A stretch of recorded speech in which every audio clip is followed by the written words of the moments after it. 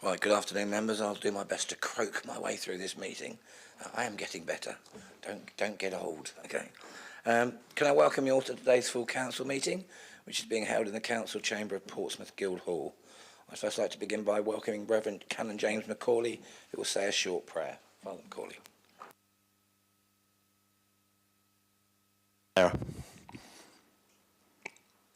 Let us ask the blessing of Almighty God on our city of Portsmouth and on all its people. We pray for our councillors, for our Lord Mayor and Deputy Lord Mayor, and all those who support them, that they may be endowed with the gifts of grace, wisdom and understanding, and may always seek the common good in all that they do on behalf of those who have elected them. Let's pray together in the words that Jesus taught us. Our Father, who art in heaven, hallowed be thy name. Thy kingdom come, thy will be done on earth as it is in heaven. Give us this day our daily bread, and forgive us our trespasses, as we forgive those who trespass against us. And lead us not into temptation, but deliver us from evil. For thine is the kingdom, the power and the glory, forever and ever. Amen. In the name of the Father, and of the Son, and of the Holy Spirit. Amen. Thank you very much, Canon Macaulay. You're more than welcome to stay for the rest of the meeting, but we understand if you have to leave. There is an extraordinary council meeting first of all, so you may wish to take the liberty to leave after that. Members, please be seated.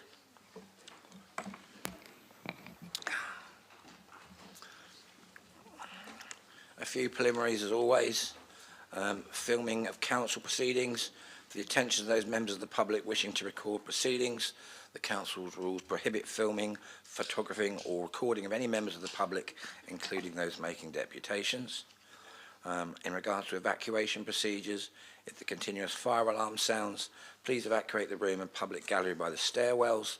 Do not attempt to use the lifts, and please assemble by Queen Victoria's statue in Guildhall Square. And in regards to the microphone system, just to remind members, if you wish to speak, you simply press the talk button on the unit in front of you, and I will activate your microphone when I call you to speak. I will also turn off your microphone once you've finished speaking. We now move on to agenda on item 1 of the extraordinary council meeting. Declarations of interest. Members, if you have any interest, disclosable pecuniary interest or personal and prejudicial interest to declare in relation to the items on the agenda before us, can you please indicate? I do not see any, so we move on to apologies for absence.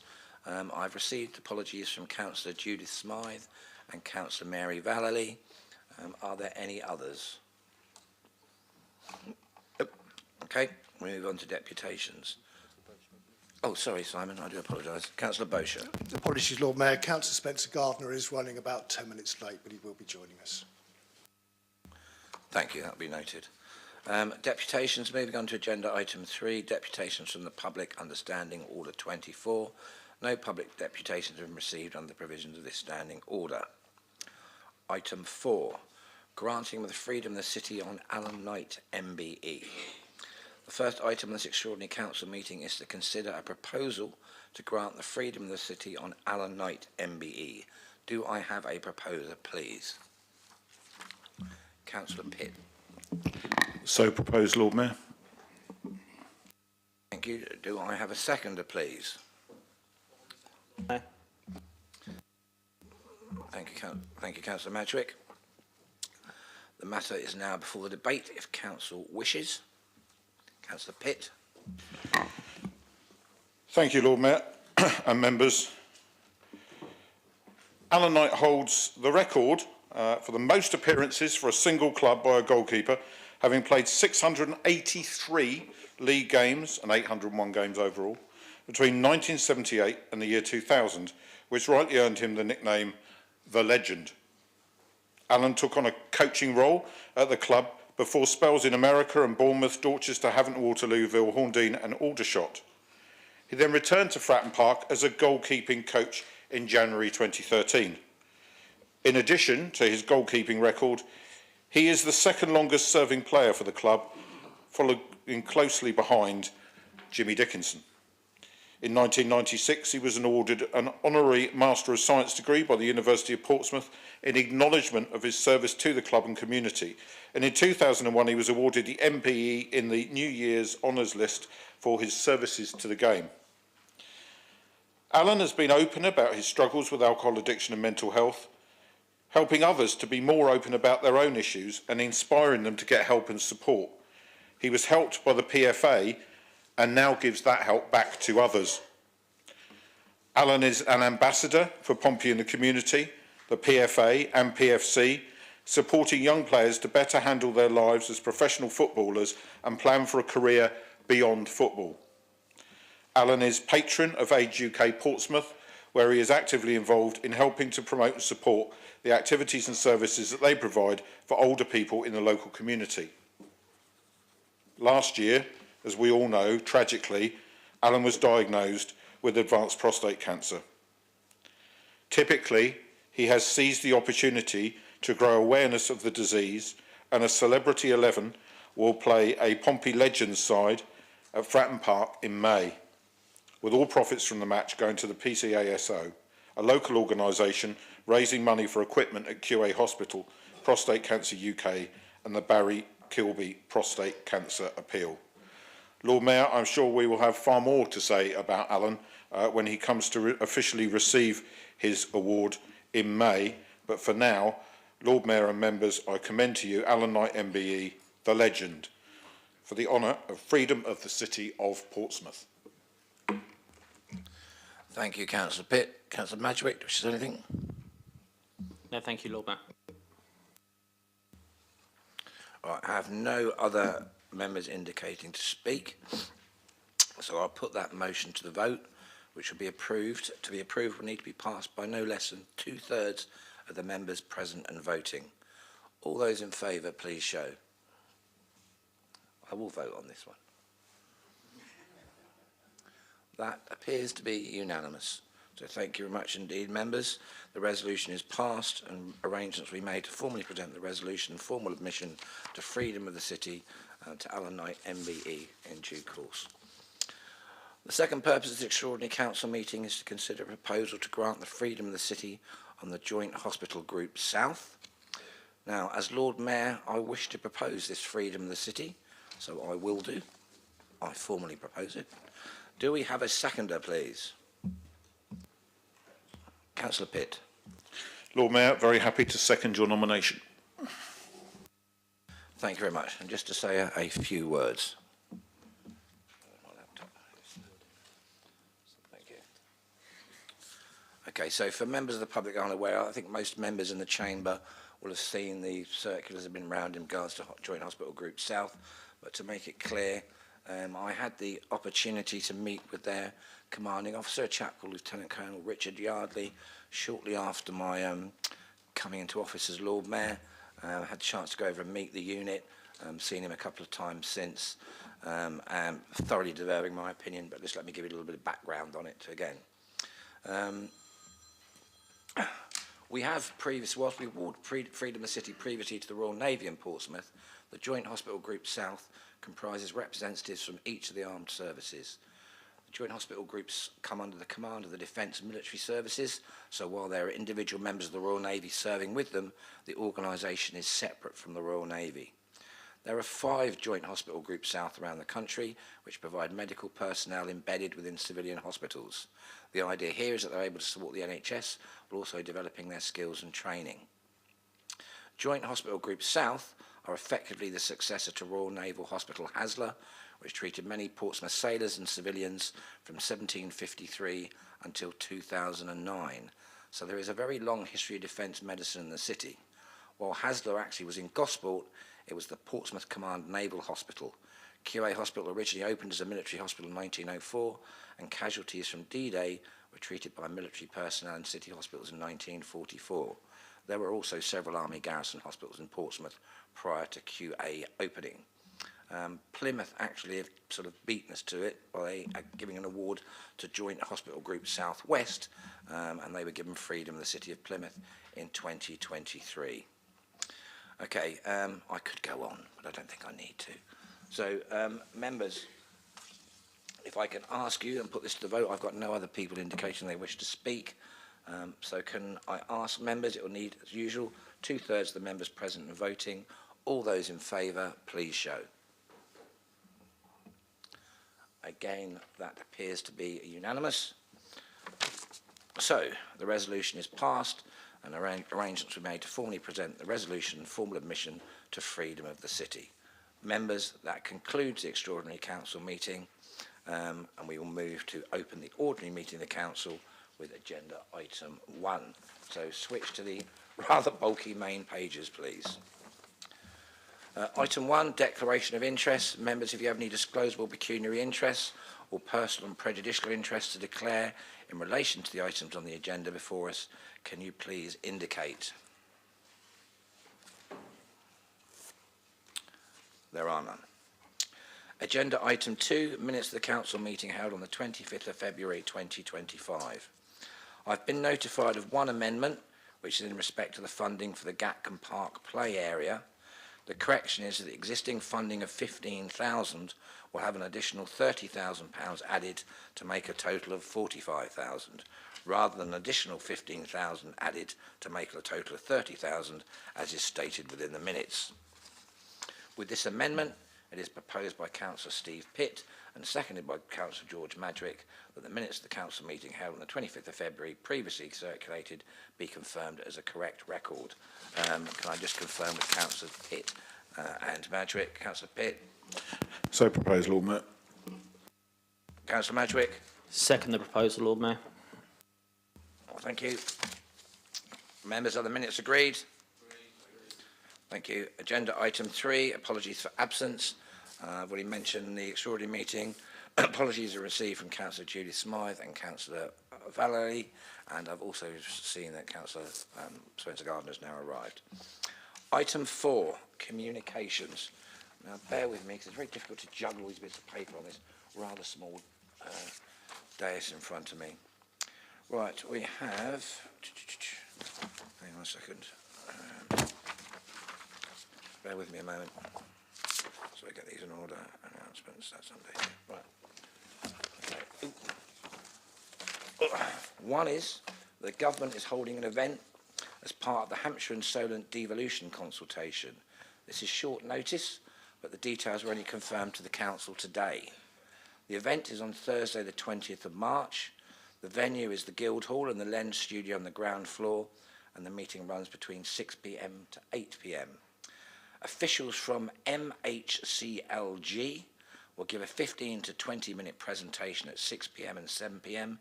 and available to discuss any queries after the presentations. So pop that in your diaries if you want to go along on Thursday the 20th of March. I have received a couple of letters myself.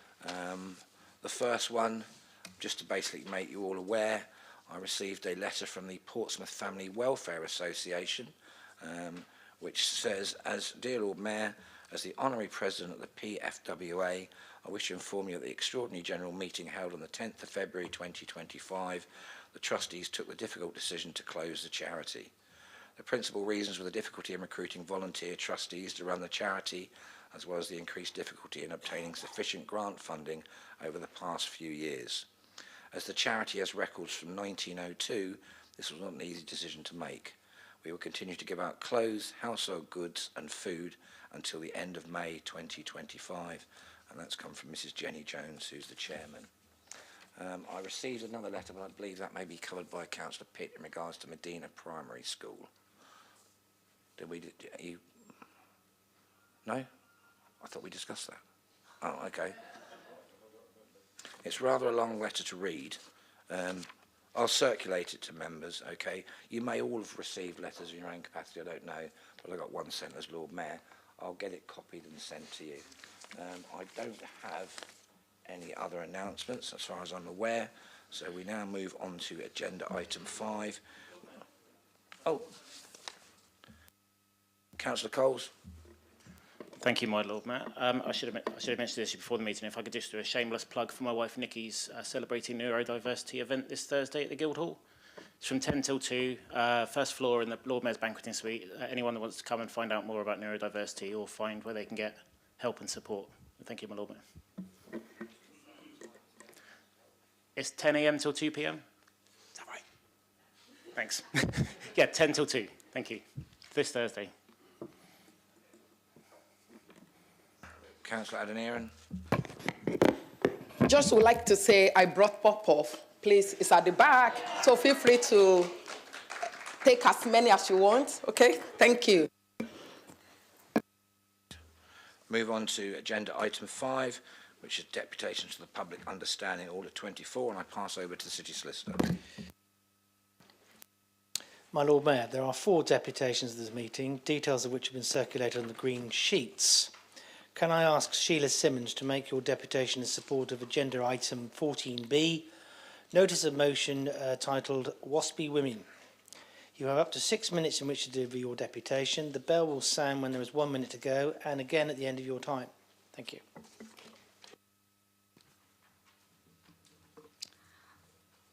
We thank Councillor Kimberly Barrett for proposing this notice of motion today. It is the 3rd time a motion supporting Portsmouth's more than 9,000 WASPy women has been tabled in this chamber. We did not expect to be here again and really wish it wasn't necessary, but we are grateful for the cross-party support we've always received from our councillors and hope that will continue today. We will not go through the history of our campaign again now. Suffice to say, we have been treated unjustly by successive governments and were vindicated by the Parliamentary and Health Service Ombudsman, who ruled that the Department for Work and Pensions had made serious mistakes in its communication to us about life-impacting state pension age changes. He found that this was maladministration. Further, that it was an injustice for which an apology should be made and compensation paid. It is a matter of great regret that the government has chosen not to abide by the recommendations of its own independent watchdog and has refused to compensate us. It has even resorted to victim shaming and blaming by using spurious statistics to justify its shocking decision, for which it was rightly criticised by the Deputy Ombudsman at a recent Work and Pensions Committee evidence session, and which are now being legally challenged. The current government accused the previous one of kicking us into the long grass, only to then kick us in the teeth. Women born in the 1950s have fought for equality without always reaping the rewards. We've been disadvantaged all our working lives in pay and pension opportunities. Indeed, there is still a huge gender pensions gap, with far more women than men reliant on the state pension for their retirement income. A common feature of many of our lives has been juggling work, often part-time and poorly paid, with raising families. Last time we were here, Councillor Gerarda spoke very powerfully about the experiences of her own mother, a WASPy woman like us. And the impacts of this state-level maladministration have been many and varied, from mental health issues and the forced sale of homes to make ends meet, to unfavourable divorce settlements based on a state pension age of 60. We have contributed to our communities here in Portsmouth in both paid and unpaid, mostly caring work, and volunteering. Some of us have our names on a plaque here in Guildhall Square in recognition of our participation in the Portsmouth Women's Community Activism Project, which documented the contributions of women activists in the city, highlighting their impact on local issues and the city's history, particularly in a male-dominated environment. We are proud to have our names alongside other local activists. We are proud of the efforts we've made to make things better for those coming after us, and we have a right to expect fair treatment over our state pension. Equalisation of state pension ages is not the problem. It was clearly the right thing to do. But the failure to properly inform us so that we could prepare for such a major change certainly is. On the 8th of March, International Women's Day, we visited the Unfurling Portsmouth Suffrage Banners exhibition at the City Museum. We owe a great debt to those who won us the vote. Over the years, nothing has been willingly given to women. From the vote to equal pay, we have had to fight for everything. Yet even our votes cannot guarantee a democratic outcome for us now, when the government, as perpetrator, has also set itself up as judge, jury and sentencer, completely bypassing Parliament and ignoring the Ombudsman's instruction for Parliament to decide what should happen. At a University of Portsmouth event a few years ago, now Chancellor of the Exchequer, Rachel Reeves, posed happily for photos with us, holding a placard declaring her support. Keep fighting, she urged us. We have, we are, and we will. It is sad that we are having to fight for fairness today. We are deeply disappointed that we must now take legal action to force the government to do the right thing. Of course, there's nothing to stop it doing that now. It could, and it should. The Treasury has saved over £181 billion through increasing our state pension age. We are asking for a fraction of that in compensation for state-level mistakes. And this goes much wider than the WASPI issue, because if a government can ride roughshod over a system meant to protect the public and provide a remedy when serious mistakes are made, then that should be a matter of concern to us all, the citizens of Portsmouth, our representatives in this chamber today, and our members of Parliament. Please consider all this, support Portsmouth WASPI women again, and vote for this motion today, because we're not going away. Thank you.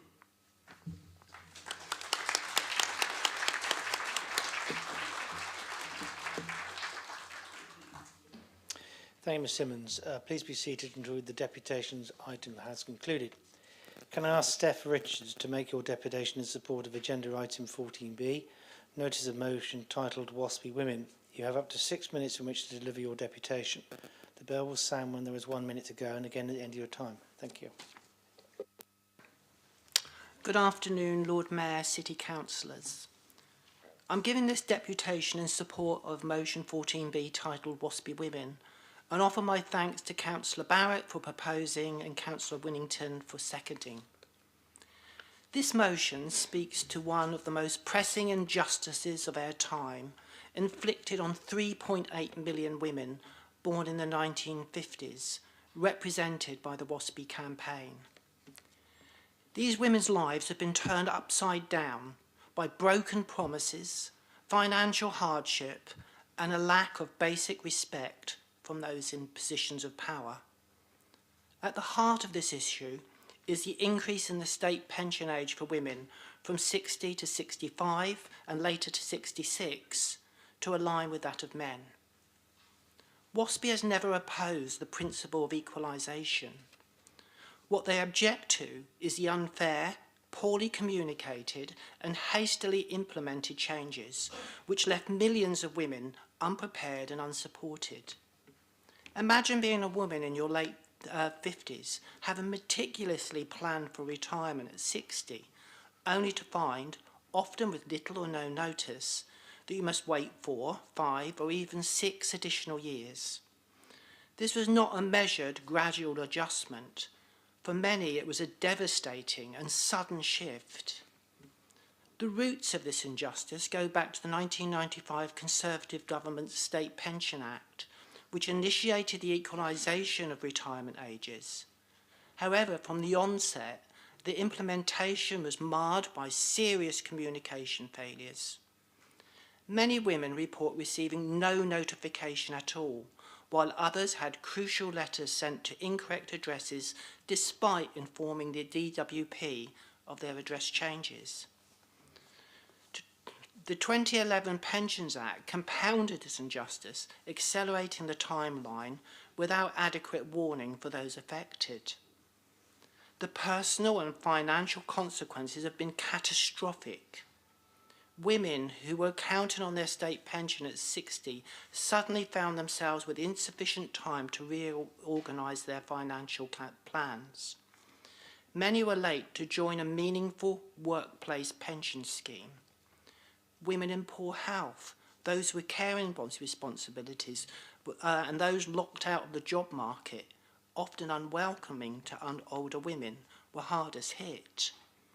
Others were forced into 0-hour contracts or low-paid work. But this injustice is about more than finances. It has irrevocably altered lives. Some have had accepted early redundancy or retirement packages, thinking they were retiring at 60, only to find that was not the case. Others had arranged to care for elderly or disabled loved ones, believing they no longer needed to work past 60, only to find they had to carry on working. Single, divorced or widowed women have often had no alternative income, resulting in loss of independence and dignity. The Parliamentary and Health Service Ombudsman, the PHSO, thoroughly investigated this issue, and in March 2024 it concluded that the DWP's communications failures constituted maladministration. From as early as 2005, the DWP knew many women were unaware of the changes but failed to act. The PHSO proposed compensation payments ranging from £1,000 to £2,950 per person at an estimated cost of £10.5 billion.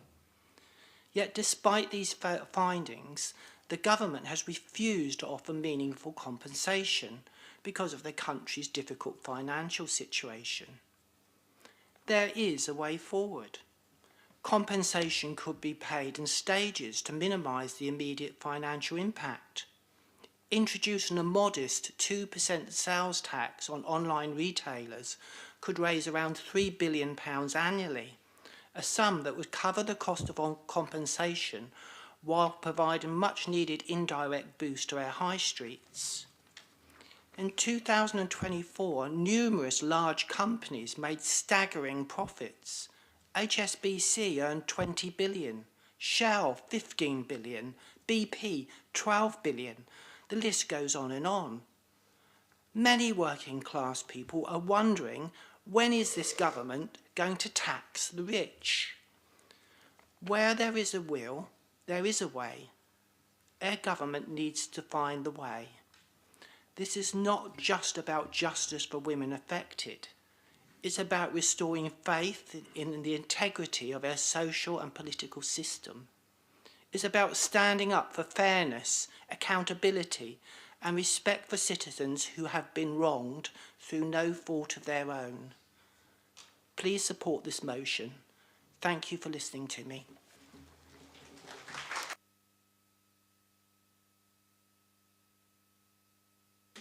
Thank you, Mr. Richards. Please be seated until the deputations item is concluded. Can I now ask Karen McQuillan to make your deputation in support of agenda item 14F, notice of motion titled Dementia Nurse in Portsmouth. You have up to 6 minutes in which to deliver your deputation. The bell will sound when there is 1 minute to go, and again at the end of your time. Thank you. Thank you for the opportunity to speak today about an issue that is profoundly affecting so many in Portsmouth: dementia. In August 2024, 2 specialist nurses practitioners for Portsmouth were made redundant, leaving the residents of Portsmouth and their families without their specialist support. We're here today to support the motion being brought before this council. The specialist nurses play a crucial role in providing care and support for those living with dementia. As our population ages, dementia is becoming an ever-present challenge in our local community. The need for specialised knowledge, compassionate care and tailored support has never been more critical.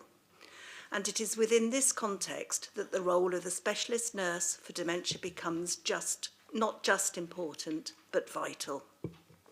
First, let's take a moment to understand the scope of the issue. According to the Alzheimer's Society, there are over 850,000 people living with dementia in the UK alone, and that number is expected to rise over 1 million by 2025. Dementia is not just a single disease, but an umbrella term for a range of conditions affecting the brain, including Alzheimer's disease, vascular dementia, and many others. These conditions can have a profound impact on the individual's memory, thinking, and ability to carry out everyday tasks. It is a complex and progressive condition, and managing it requires far more than just general healthcare knowledge provided by the GP. This brings us to why specialist nurses for dementia are so vital in our local community. These nurses were highly trained professionals who focused specifically on caring for individuals with dementia. They possess not only an in-depth clinical knowledge, but also an understanding of the psychological, emotional and social aspects of the condition.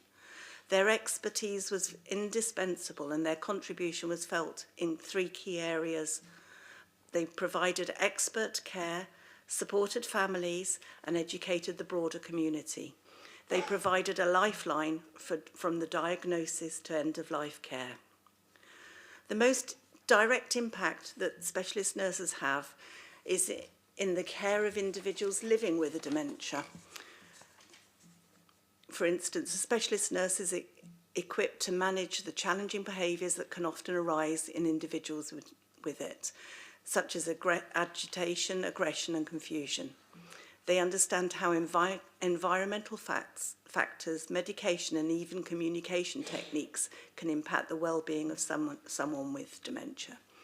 Their role extends to communicating care across multiple disciplines, including physiotherapists, occupational therapists, speech therapists, and ensuring that the holistic care plan is in place. Without their specialist knowledge, many individuals may experience unnecessary hospital admissions or worse, decline in their quality of life. Dementia doesn't only affect the individual diagnosed with the condition, it impacts their entire families and caregiving networks.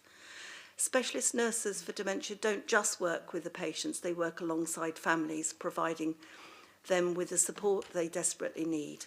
Caring for someone with a disease can be overwhelming, especially when families feel unprepared for the emotional and practical challenges ahead.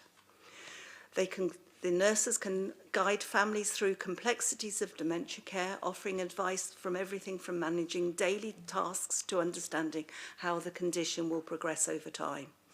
They can help families understand the changes they are seeing in their loved one and provide coping strategies for the emotional toll. Additionally, they often are key in signposting families to additional support services such as the local dementia groups or respite care, which can make all the difference in preventing caregiver burnout. In this way, specialist nurses created a vital safety net for families, giving them the tools they need to provide the best care possible whilst looking after their own well-being.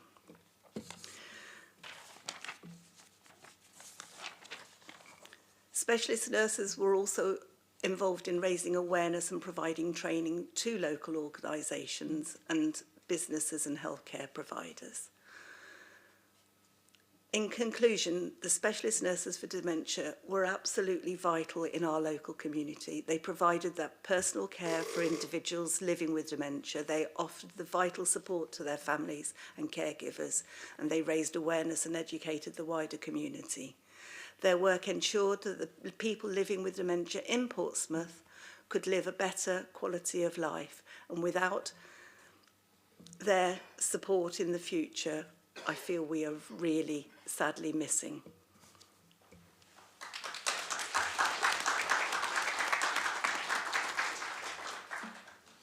Thank you, Ms McCullum. Please be seated until your deputations item have concluded. Can I ask Anne Scowen to make your deputation in support of our agenda item 14F, notice of motion titled Dementia Nurse in Portsmouth. You have up to 6 minutes in which to deliver your deputation. The bell will sound when there is 1 minute to go and at the end of your time. Thank you. I am part of a dementia community in the north of Portsmouth who feel strongly that losing the dementia nurses was for us the difference between night and day, chalk and cheese, spam and ham, broken and not broken. We had support and then we didn't. Simple as that. No equality impact assessment, no attempt to fill the gap in services, no plan for replacing this, in our opinion, essential service. In fact, we understand not even the funders knew about it until we raised it at an ICB meeting. How do you think we felt on the front line? We felt broken. This happened in August. It was the last straw and we started speaking up, and that is why I'm here today. We appreciate the opportunity to talk to you. Thank you. The reason we're speaking today, the community dementia nurses worked It proved our quality of life because we had confidence in knowing they were there. They knew us, we knew them. Metaphorically speaking, we felt held. Physically, we knew we were supported, however big, however small. In the dementia world, small often turns into big if it isn't nipped in the bud. Having community dementia nurses will empower carers to stop firefighting and start living, which improves the health and well-being of carers and dementia sufferers. What's in it for the stakeholders?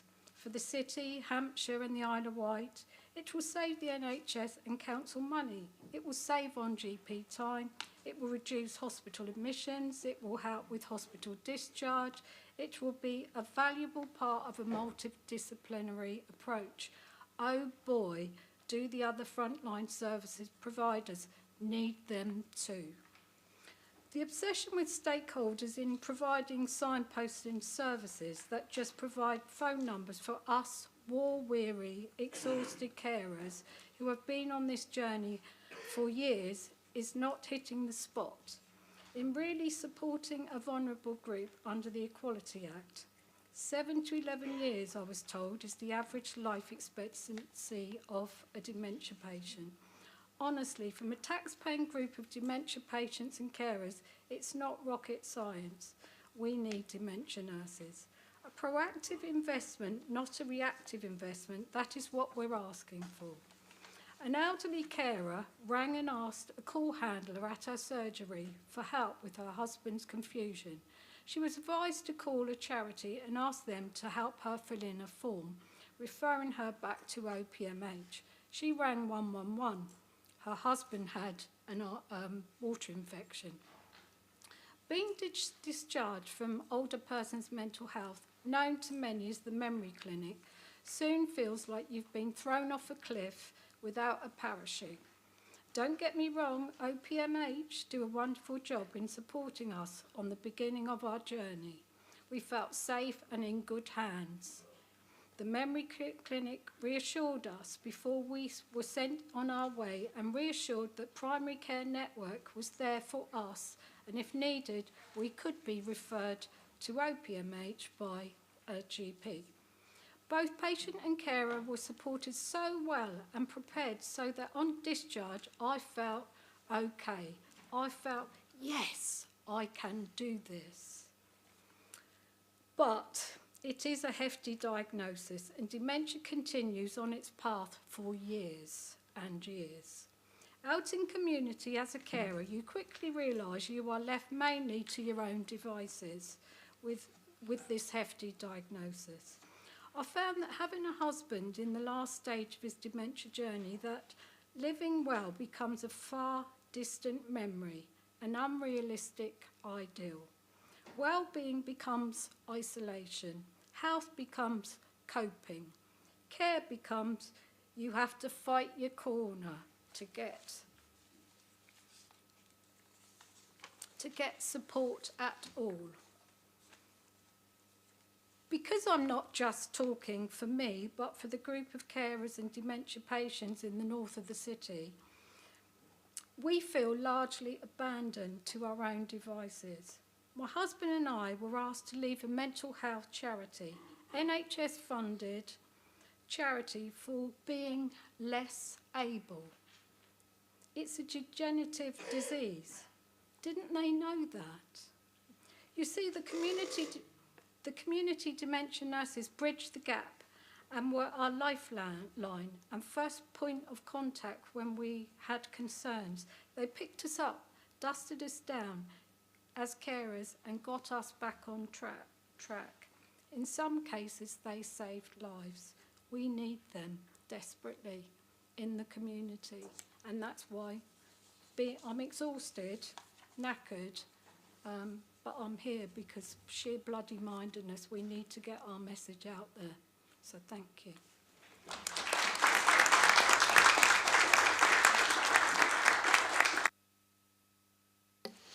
Thank you, Ms. Gam. Please be seated until a deputations item is concluded.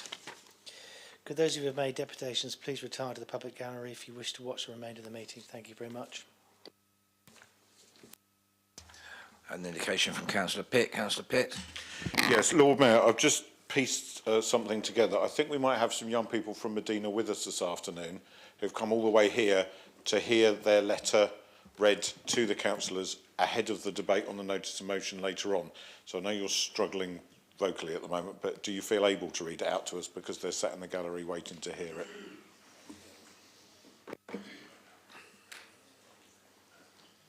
Okay, well, by the way, that ended public deputations, and there is no agenda item 6 about questions from the public. Let me just try and find that letter from Medina. Hang on.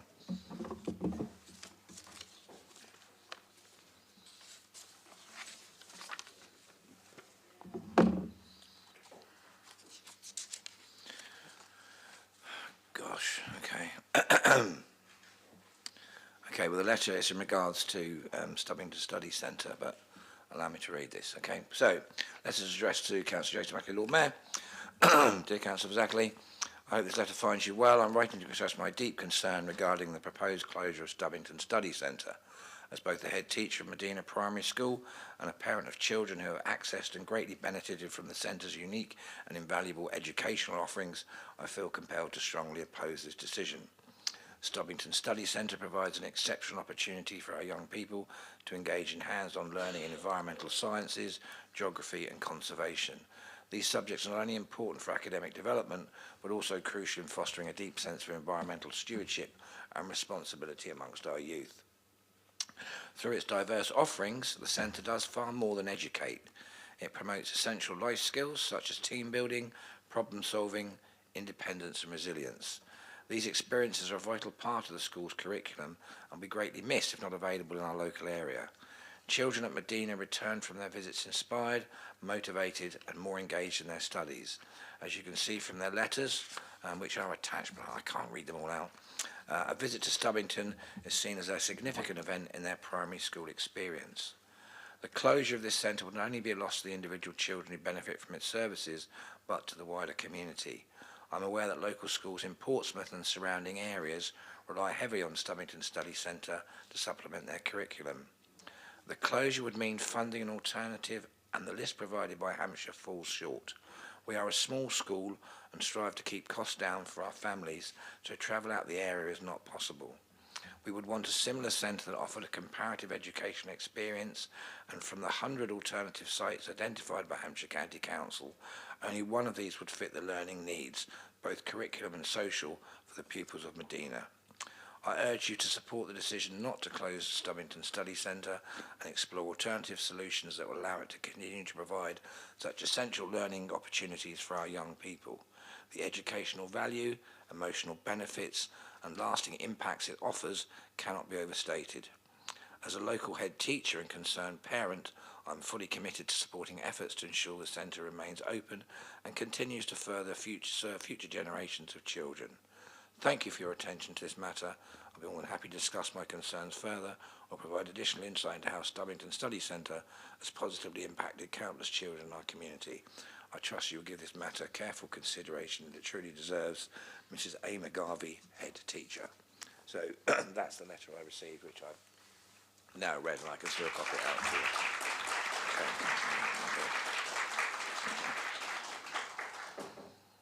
Okay. We now move on to agenda item 7, which is appointments. Members, it's recommended that the following appointments to the Liberal Democrat group vacancies resulting from the appointment of Councillor Nicholas Dorrington to the Cabinet be agreed. And they are Scrutiny Management Panel, Councillor Susie Horton, Housing and Social Care Scrutiny Panel, Councillor Ian Holder, Traffic, Environment and Community Safety Scrutiny Panel, Councillor Mark Jeffrey, and Economic Development, Culture and Leisure Scrutiny Panel, Councillor Susie Horton. Do I have a proposer? Happy to propose, Lord Mayor. I think the fourth one of those was as a standing deputy. Correct? I'll take your word for it. It doesn't say it on my piece of paper, but I'll take your word for it. Yeah, okay. It's confirmed that is standing deputy then, okay. Do we have a seconder? Happy to second, my Lord Mayor.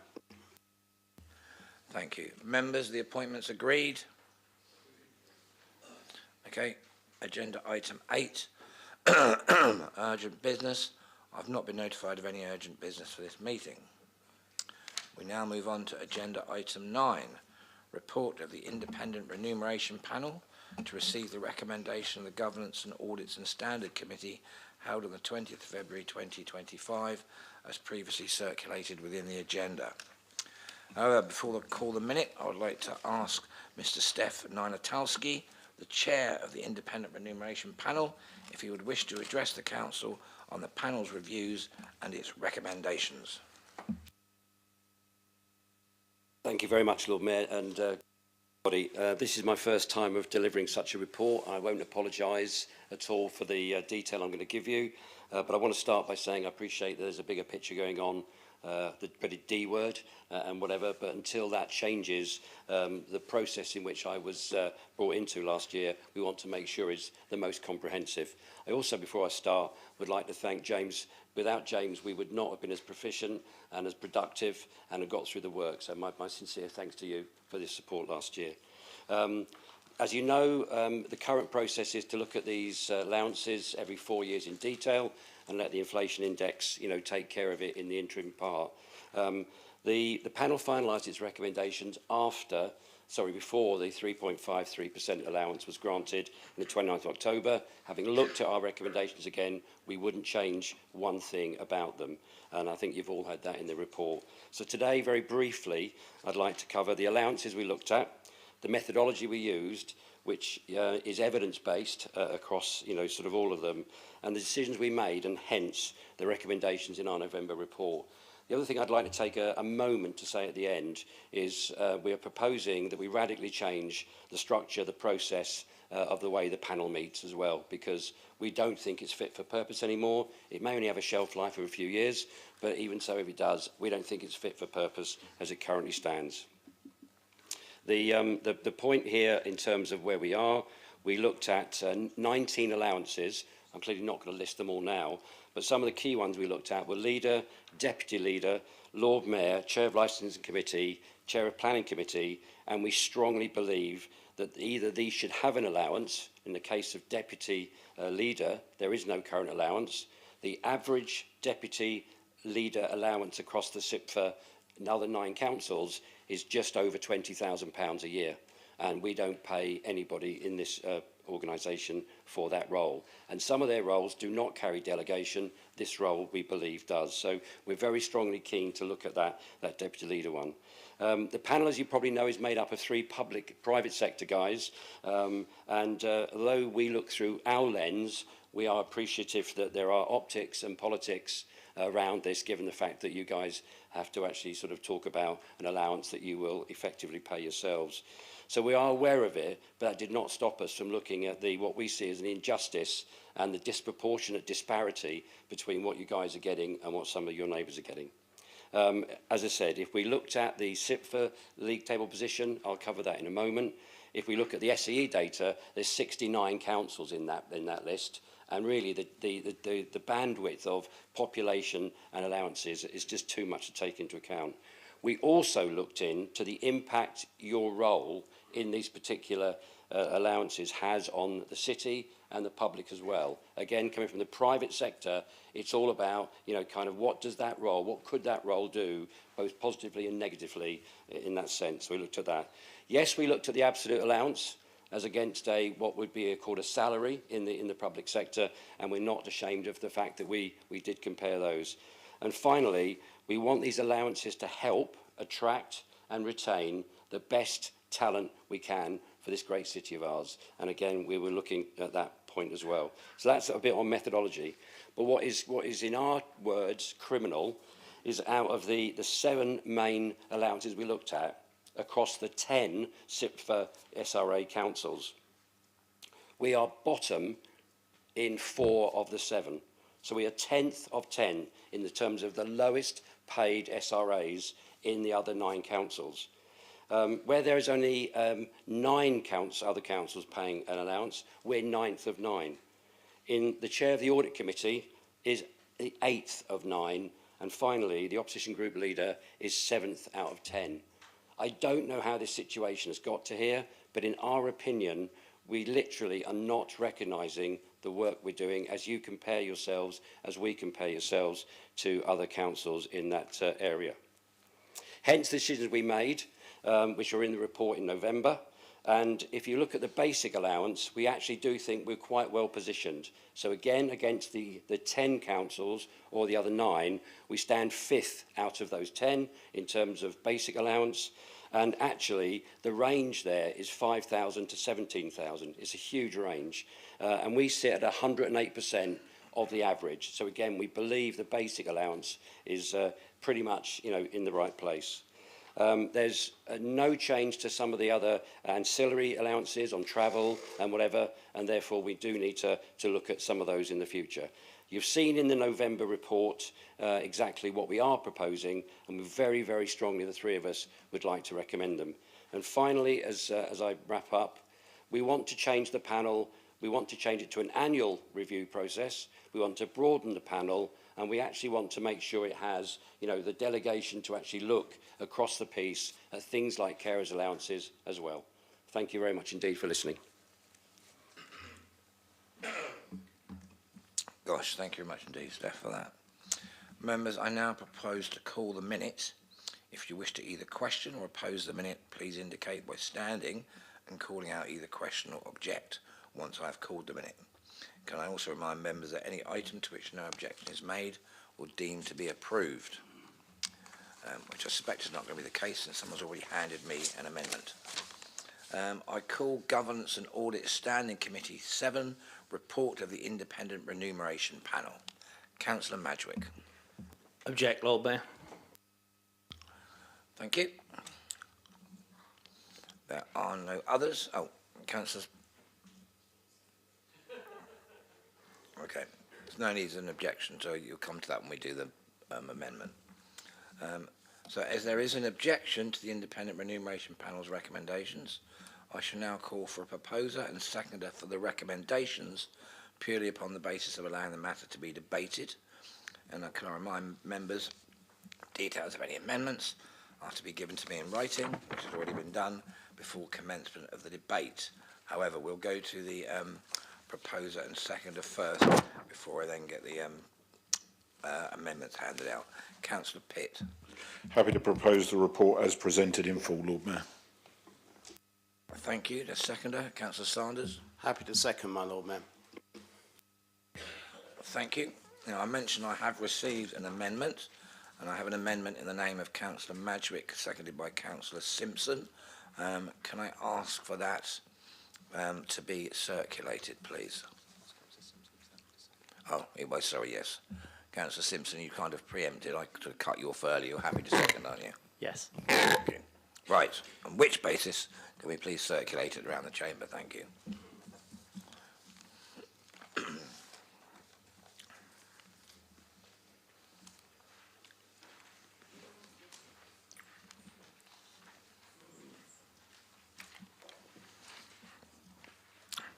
While that's being circulated, Councillor Madgwick, if you wish to prepare yourself to speak to your amendment, be ready to do so.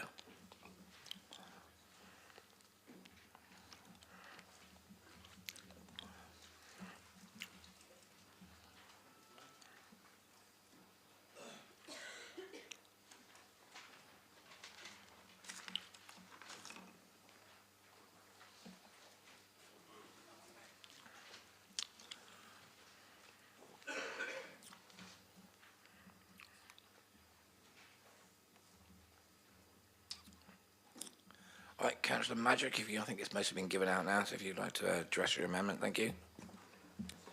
Thank you, Lord Mayor, and thank you for the Chair for attending today. I really appreciate it. You've actually cut my speech down by about 80%, which I'm sure everyone's happy about, because I was going to the people that didn't watch the gas meeting, I was going to explain some of the points that you raised, so I do thank you for raising them.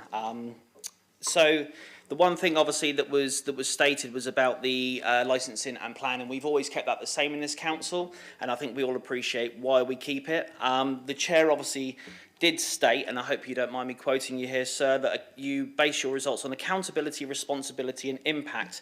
And the Chair said that the panel felt strongly that the planning chair had a much greater level of responsibility and impact than the role has on the city is much greater. I don't blame you at all, Chair, for what I'm about to say, because you can only go by the information you were given, but I think that's an insult to the licensing department entirely. And let me explain why. I mean, planning, we all know what planning does, and hopefully all the members here know what licensing does. And I'm actually quite sad that Councillor Smythe isn't here today, because I know that she fully supports and actually brought this up at a previous meeting as well. The planning, yes, looks after properties. Planning policy is slightly different, which is a cabinet thing, and those two shouldn't be confused. Planning chair, as Councillor Vernon Jackson might help us by stating, adjudicates and oversees a body that decide planning applications, which obviously is of great importance.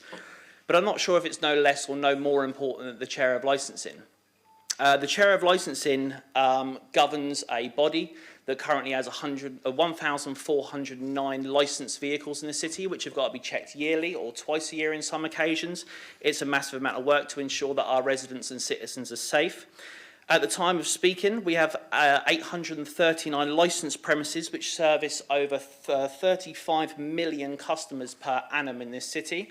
And they range from sex establishments to gambling establishments, pubs, clubs, etc., etc. Also, we have 1,600 licensed drivers, which account for millions of licensed journeys per year. And as part of that as well, the licensing chair, I know there's a few ex-licensing chairs in the room, including yourself, Lord Mayor. You'll know that obviously the licensing chair helps direct and govern local legislation in regards to the Gambling Act, Licensing Act, what drivers are paid, how they operate, what security procedures are in place. I mean, we only look back a few years from another party's chair who was looking after the department, where they introduced CCTV, which a lot of our neighbours don't. And since the introduction of CCTV locally by a chair, the amount of reports of sexual violence and antisocial behaviour and crimes within taxis has dramatically dropped. And I'm not talking by 10%, I'm talking huge amounts. And that's the kind of decision-making body that the licensing chair has. I think also it's worth noting as well that the licensing chair sometimes has to attend court, whether that's county, district or high court, to talk on any appeal notices or decisions, and sometimes they're questioned by judges. They also have to sometimes make an executive decision of whether, when there's appeal comes forward, whether the council will fight an appeal notice, and there's a lot of delegation. If there's, for example, a knife crime or a stabbing in a premises, which we've had recently, unfortunately, the licensing chair will be consulted within hours to decide whether to put temporary provisions in place.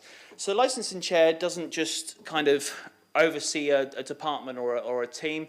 They actually make effective day-to-day decisions. And I know, Chair, as you said when you governed the thing, you weren't provided all the information that you would have liked to have been provided. And I think they say, so this is not your fault in any capacity, because I have spoke to a few officers who said they were not afforded the opportunity which they would have liked to have done to presented information to your panel on what the chair position does. And I think that's why it's important that us as members here recognise that the chairs for the last, well, I don't know, I mean, Councillor Bosch has been here a lot longer than I, so have a few of you, but I don't think there's been a disparity between licensing and planning in this city for a long time, and I don't think there should be.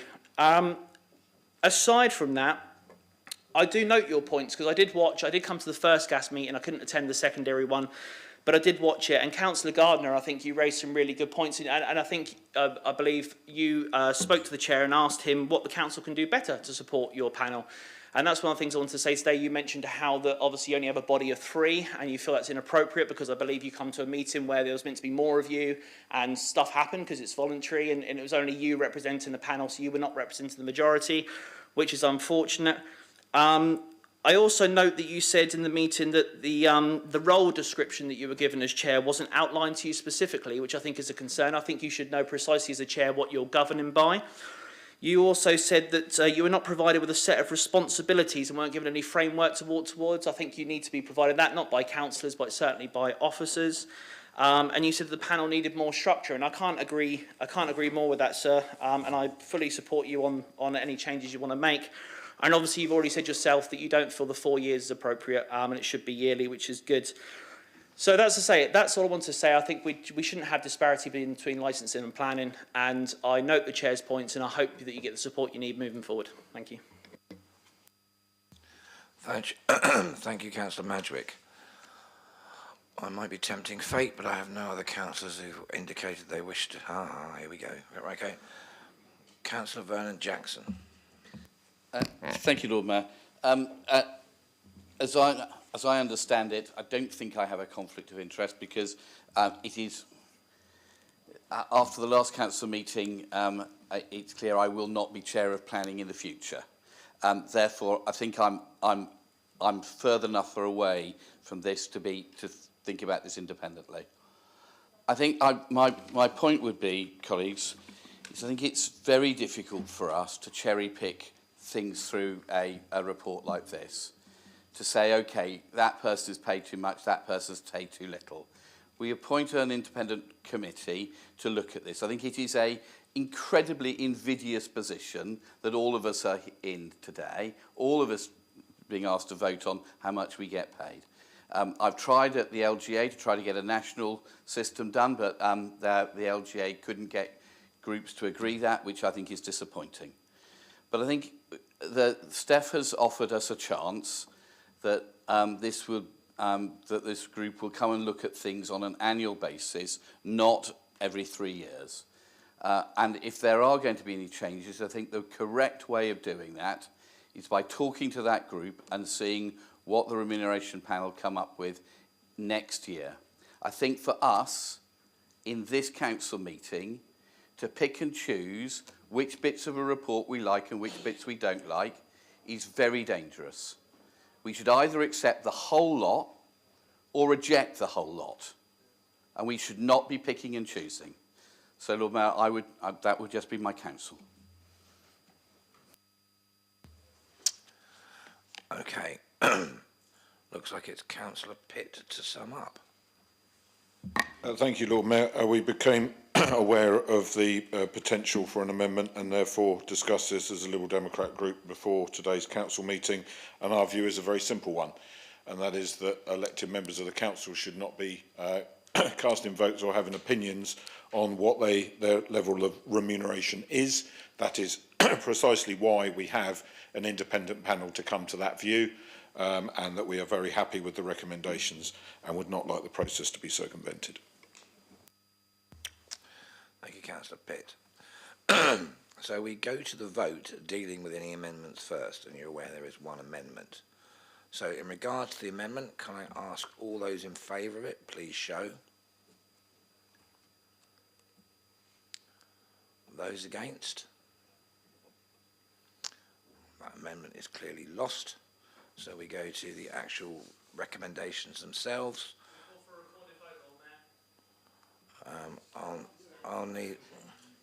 I'll need sufficient members to stand up, so we have that.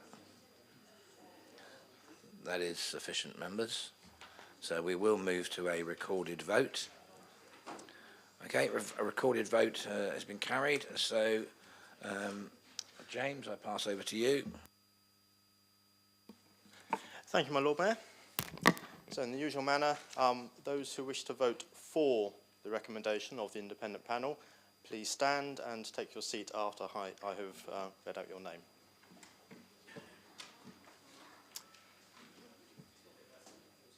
So, Councillor Adeniran, Councillor Ghosh,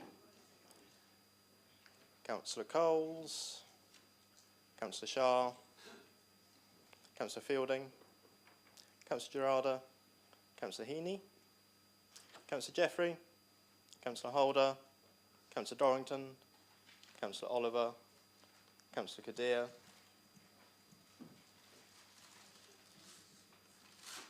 Councillor Atwell, Councillor Barrett, Councillor Ashmore, Councillor Adair, oh, sorry,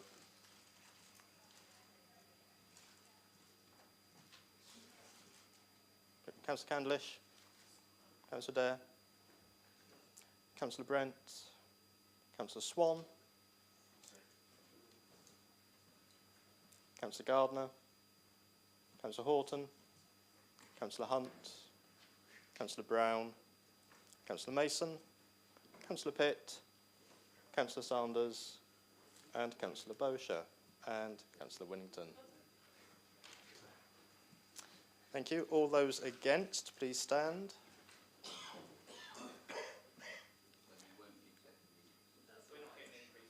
So, Councillor Brian Madgwick, Councillor Cordy, Councillor Simpson, Councillor George Badgwick, Councillor Strudwick, Councillor North, Councillor Tyndall, Councillor Dent, Councillor Dyke.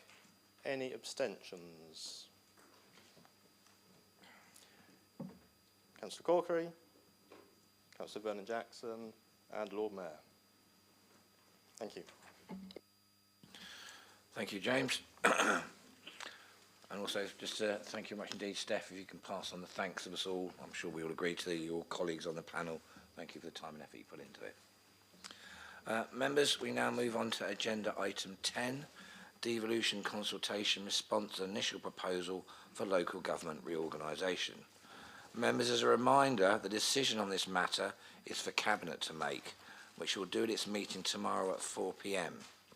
The Cabinet report is before Council to enable the matter to be debated by all councillors prior to the decision being made by Cabinet. In making its decision, the Cabinet will have heard the debate today and pay regard to the comments made. The matter is now before members for debate. As a noting item for Council, there are no amendments. So, open for debate, members. Councillor Pitt, are you wishing to kick the ball off? Oh, that's what I was waiting for, to be honest. It's a minute, isn't it? Is it? I will formally oppose the minute. It's a difficult one, son. There actually is nothing formally to oppose yet because the meeting hasn't actually taken place. This is just open to debate, so you don't actually have to object to it. You can make your comments, which the Cabinet will no doubt take heed of. Not wishing to get into a standing orders debate, Lord Mayor, but we have to oppose something to be able to speak to it. That is the convention in standing orders. It's fine. Okay. Yeah. It's fine. Look, okay. I sit corrected then, maybe. I'll just go with you, okay? So, okay, it's sort of opposed then, okay? So, Councillor Pitt, back to you. Thank you, Lord Mayor. And for the record, I agree with Councillor Bosher on this one. This is the correct way to do it, and which is why I hadn't indicated, because I was waiting for Simon to object to the minute. Anyway, papers are before you. There's a lot of detail in there today, and I do hope people have had the time to absorb it and consider it properly. I was clear when I stood up to talk to this under urgent business last month that I wanted to have multiple opportunities for members to consider some of the issues that are at stake here and how important this is for the Council, and therefore create more than one opportunity for a debate in this room before we are submitting the initial response on the 21st. Obviously, Cabinet makes the final decision tomorrow in accordance with our governance process, but it is very important. And actually, we are, as far as I'm aware, the only council of the 15 that has debated this at full council twice. So that we are the only one where they've had that opportunity. And also worth noting that some councils haven't taken it to a full council meeting at all. They are just doing it through a cabinet meeting. So I've tried very hard, because we're not a majority administration, to make sure that there are opportunities through this process, and will continue to look for opportunities throughout this process to make sure that all members of this council are engaged, because this is something that affects everyone. So I'm not going to say an awful lot in an opening remarks today, other than to draw your attention to the section in the report that refers to the next steps around a letter that needs to be written. I'm very grateful to a number of my fellow council leaders across the county who've been supportive of Portsmouth's need to be able to do that, because we are in a very different situation to other councils. So in the areas where there are two-tier government, county council and district or borough, when you come to do reorganisation, there is an initial process that you can follow which is fairly straightforward.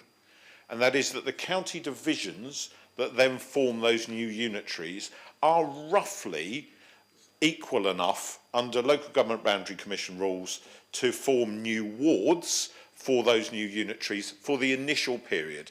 And then what often happens, what we've seen it in the past, is during that period there will be a reorganisation that happens from the Boundary Commission to make sure that the wards are equal and that there is effective local government representation. But it's different when you roll in a unitary with districts and boroughs. So the building blocks of the wards, of the districts, will be on county divisions, or in all likelihood, and Portsmouth, of course, is divided along wards based on a different level of representation. So we're between about 10 and 11,500, but a lot of the county divisions are 13,000 plus. Some of them are two-member as well, which also causes confusion. But even if we said we were going to put 3 members up in the Portsmouth wards and 3 members up in the county divisions, it still wouldn't be remotely egalitarian in terms of the democracy process. So that's just one of the additional things that needs to happen as part of this process, and one of the reasons why Portsmouth needs to make a special case around it. We also, of course, understand that regardless of our view that we are a perfectly stable and financially sound local authority, that our view may be disregarded by the government. That doesn't mean we shouldn't continue to make our view heard, because with the existential threat of the financial debt, not cumulative debt, but annual revenue gap, so structural budget gap, that Hampshire County Council has, which is now at £216 million per year, it doesn't take a genius to work out, as Councillor Corkery so eloquently described it last time we discussed this, that a big chunk of that debt being assigned to a new unitary that involved Portsmouth is a huge threat to our financial security. And the residents of Portsmouth do not deserve that to happen to them when we've had stable and reliable local government in this city since 1997, which has kept the books balanced, and we are not in Section 114 territory. So we shouldn't be placed there just because of a government policy that's fundamentally unjust. So accepting that that might then therefore nevertheless get forced through, because government have been very clear they can use a ministerial instrument to do this if they wish, and they've said they do wish. So if that happens, we may be forced into a new arrangement, or a shotgun wedding, as it's been quite appropriately referred to, I think. That would mean that that portion of debt would pass over to us and we would have no choice. So it is important that we continue to talk to our neighbours in Fareham, Gosport and Havant, because we may be in that position with them. But it's also extremely important that we do make it clear to the government that existing districts and boroughs cannot be exclusively used as the building blocks for these new unitaries, because there are communities that clearly face Portsmouth that would otherwise be facing somewhere else in the county that they have little relationship with. So our key ask is that those communities are consulted and asked what they think. I am particularly interested to know what the wards in Fareham to the west of the River Meon think, because they have SO postcodes, and I'd like to know whether they feel they should be with Southampton or Portsmouth. That should be something that they have a right to be consulted on. And similarly with Southwick and Wickham and Rollins Castle and those other areas, what do they actually think? But it's also important because if we don't have any other neighbouring areas included with us, we will be the poorest of the 4 unitaries. So those are the things we'll consider in the letter that we are taking to government next week, which our colleagues across other councils are aware of, and work is ongoing between a number of the other local authorities around an agreed position. We're not there yet. So you have what you have in front of you. That's the common position of all 15 councils, but it is what gets us through the gate of the 21st of March. So it is perhaps the beginning of the end of the beginning, but it's certainly not the end. Councillor Bosher. Thank you very much, Lord Mayor. I had previously indicated to the leader I intended to oppose this. In that curio that we have with standing orders, it's not because I essentially disagree with it, but this is one of those things that I really don't think should just get nodded through to Cabinet at this particular council meeting. We don't have too many reports like this that need opposing, shall we say, but in order to open a debate, and I can see, or at least one other person's indicated, I hope it's a little bit more robust than that. But I think this is, sadly, is going to be a complete and utter mess going forward. And I agree with the leader. We need to get through that gate and show that collective with the letter that we're doing. And I'm not going to go into it. We drilled into it in the last meeting and a lot of things. And I'm sure if we sat here for another couple of hours, we could come up with 1,000 other what-if problems that are going to be associated with this government diktat.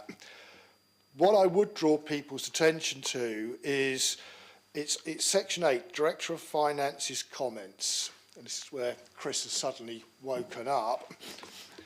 At this time, the direct financial impact on Portsmouth City Council cannot be determined. Worrying. But the work the government are asking for will involve a significant resource commitment. So it's going to cost us money to actually do this that we're being told to do anyway. And the other one that I would draw members' attention to is 8.4.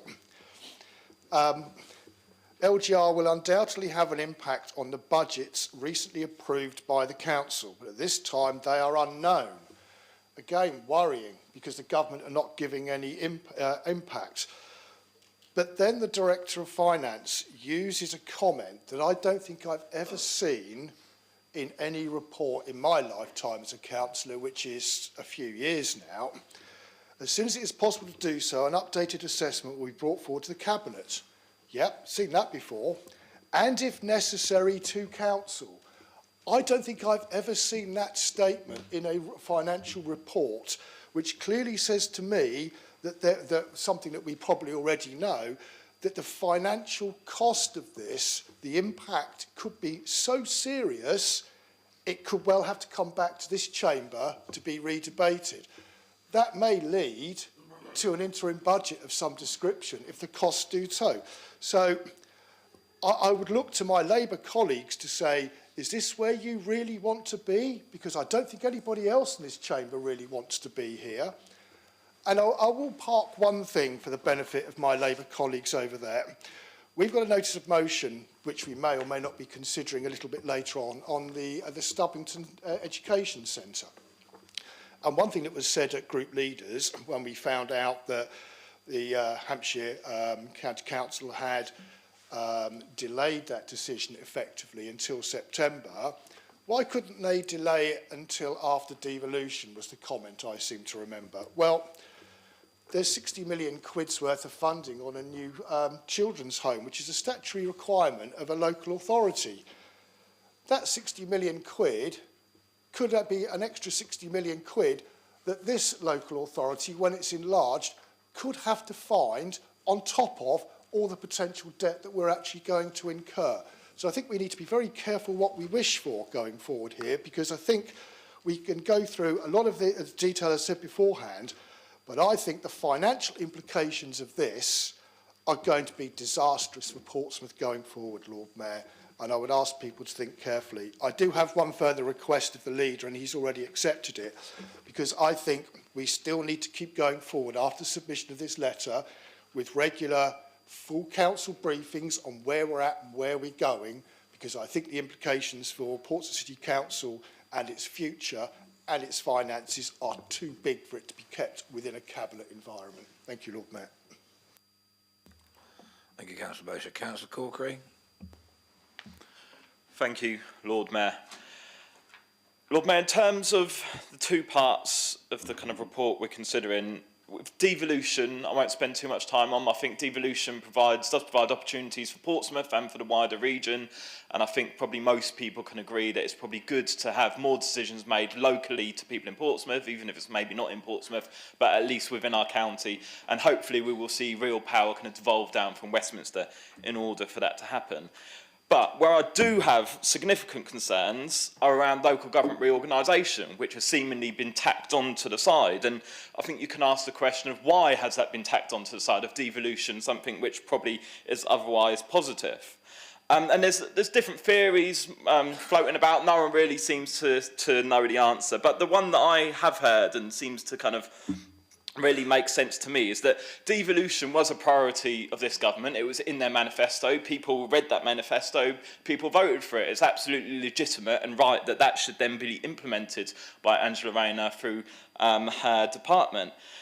However, local government reorganisation, where does that come from? And the story I've heard, which again seems credible to me, is that this is something that the Treasury have come up with and tagged onto the side of devolution because they see it as a way to save money from local government, to help those authorities which all are falling over, like Hampshire. Suddenly we get rid of Hampshire County Council. Hampshire County Council will no longer go bankrupt because it no longer exists. Its debts and its deficits may still exist, but it doesn't exist. So it's quite a convenient political trick. And we know Hampshire County Council's deficit, I think it's gone up again even since we last spoke, now over £200 million. £200 million a year, that is. So that's not £200 million overall, it's £200 million this year, £200 million next year, and the year after, and it soon adds up. We know, as we've discussed before, the area that the new council Portsmouth becomes part of is likely to be something like Portsmouth, Fareham, Gosport, maybe other bits around there as well. And we know that those existing areas, Fareham, Gosport and Havant, make up around 23% of Hampshire County Council's area population-wise. So it's reasonable to expect at least 23% of the deficit. But actually, if you look at the data that's been compiled alongside the report today, we know that actually those areas contain a significantly disproportionate amount of Hampshire County Council's overall share of vulnerable and disadvantaged communities. In fact, they're almost all down this end of the county. So I think the other parts of Hampshire are probably laughing that they get to keep all their nice parts of rural Hampshire and get rid of all the kind of debts and deficits they may otherwise be liable for. Unless existing budgets are rebalanced, the new council that Portsmouth becomes part of will have a structural deficit in the tens of millions.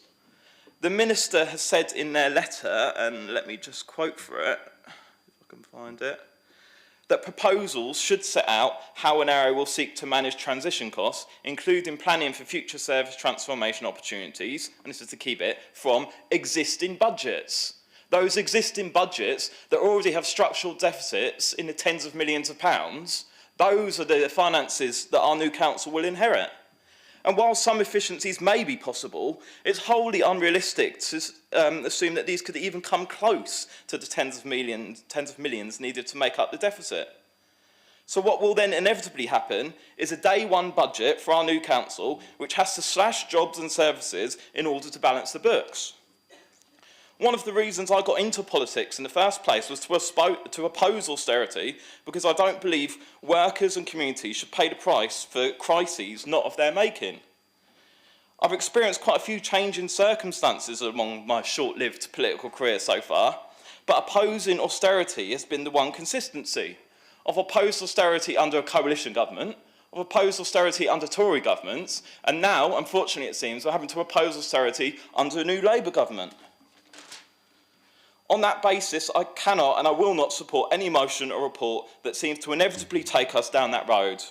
While we're not given the opportunity to vote on this today, after discussion with Democratic Services, I would like to place on record my formal objection to this report on the basis of the unacceptable financial risk it poses to the jobs and services of the people I was elected to represent, and I would ask that's recorded in the minutes. Thank you. Thank you, Cal. Councillor Vernon Jackson. Thank you, my Lord Mayor. I've been through local government reorganisation once before, and I don't really want to have to go through it again, but this government has decided that that's what's going to happen. They've decided that they want to get rid of this city council, and we're having to work within the rules that are set. And I'd like to place on record my thanks to Steve as leader of the council for the immense amount of work he and Natalie and others have had to put into this. It must be mind-numbing in terms of the battles we have to go through. I think one of the things we need to look at is what would be lost if the government plans do come forward and we are forced into a bigger council. I think both Emily as Chair of Licensing and myself as Chair of Planning, we have the advantage when things come to us in the committees, people know where we're talking about. We know the roads, the individual roads that we're talking about, the individual premises we're talking about.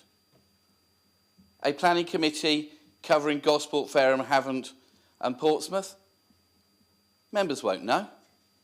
Licensing committee doing the same, members won't know. We will lose that bit that says local, and that I think is an enormous problem for us.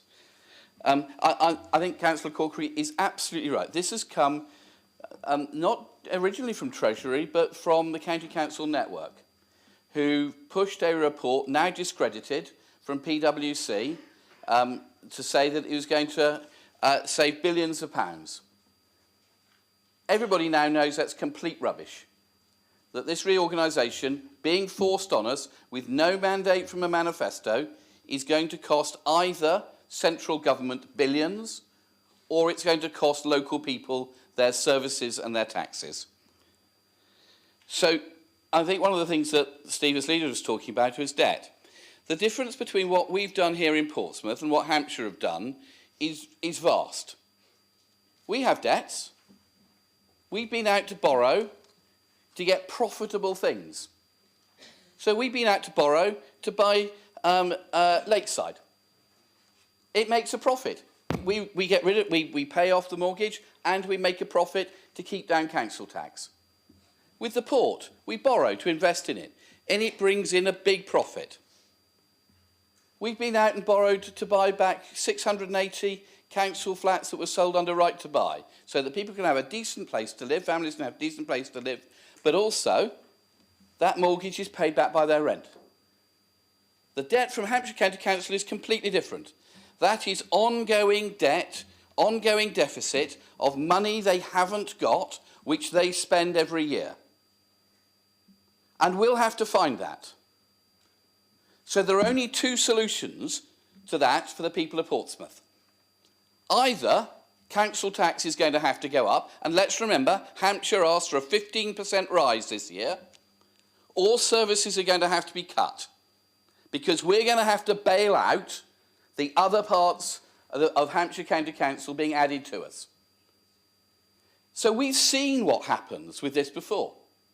We've seen us being forced into an ICB across the whole of Hampshire, which took over from something financially sustainable in Portsmouth, providing really good connection between health and social care that got people out of QA quicker.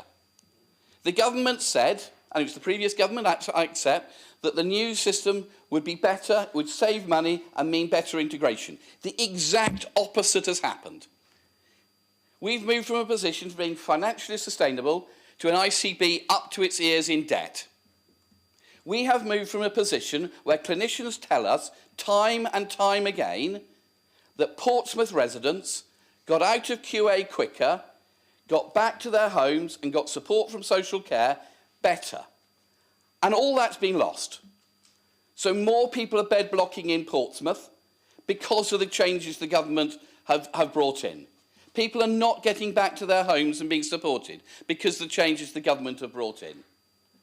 And without an absolute guarantee from this government of at least additional £60 million a year in the budget for this new council, this government will have been forcing us to choose between putting the council tax up too high or cutting services. This is a really bad thing that this government is forcing on us. It has no mandate to do so, and we should be resisting. I think we have to support this report because this is the way the government are expecting us to work, and we cannot just sit back and say, do to us what you're going to do. I think it's terrible. I think it should be hands off Portsmouth, and I'm sure Steve's letter will be saying that. But we have to work within the system the government has set.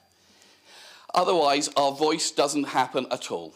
So, my Lord Mayor, I think we need to be really, really clear that the outcome of the government's decision will mean worse services for people in Portsmouth, more job cuts, and higher taxes.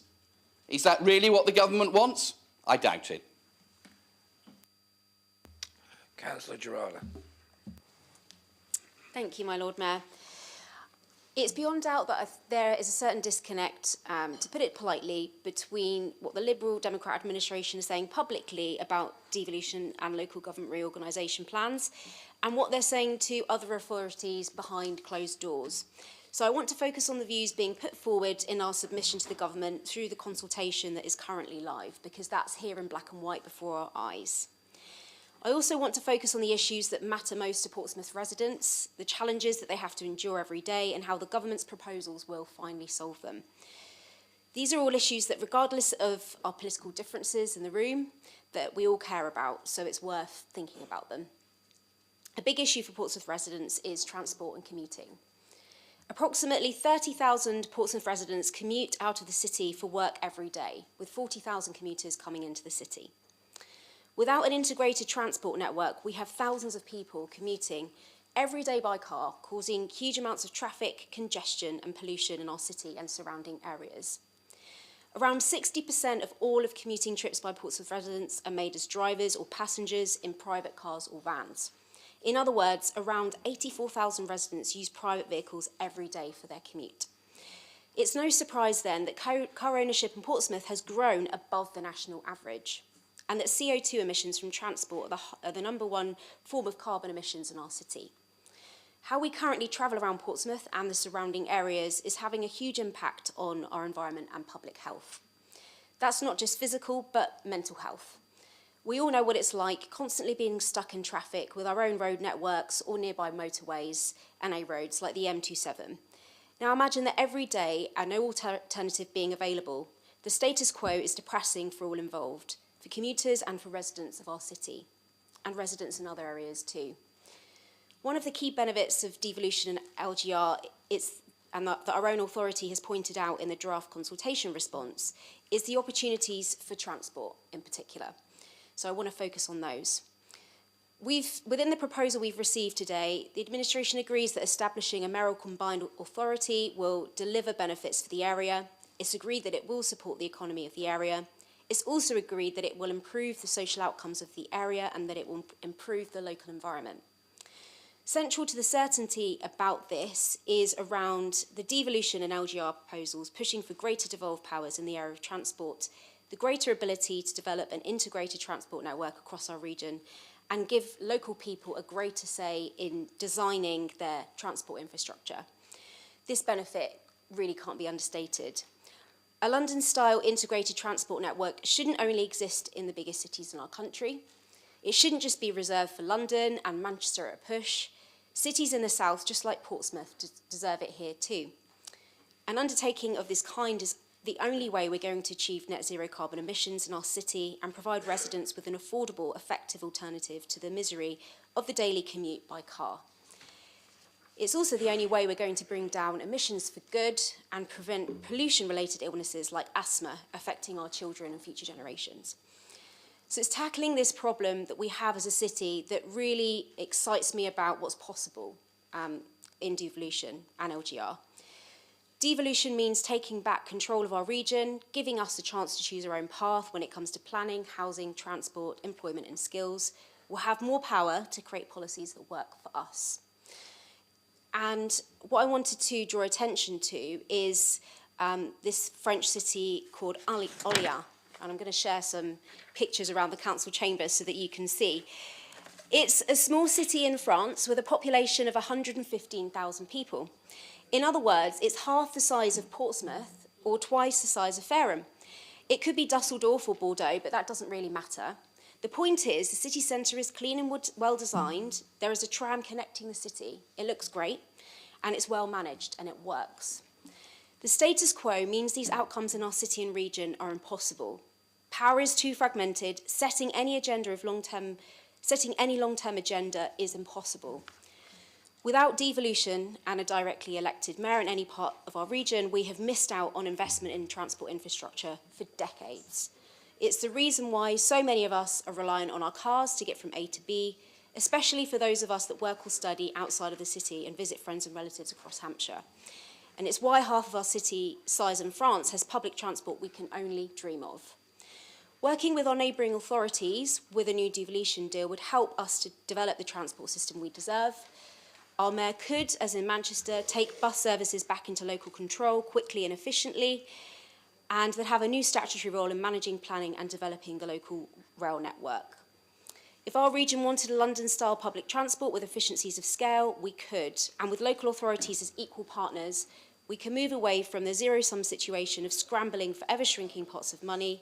We can tackle common problems, collaborate and find solutions that will bring benefits for us all.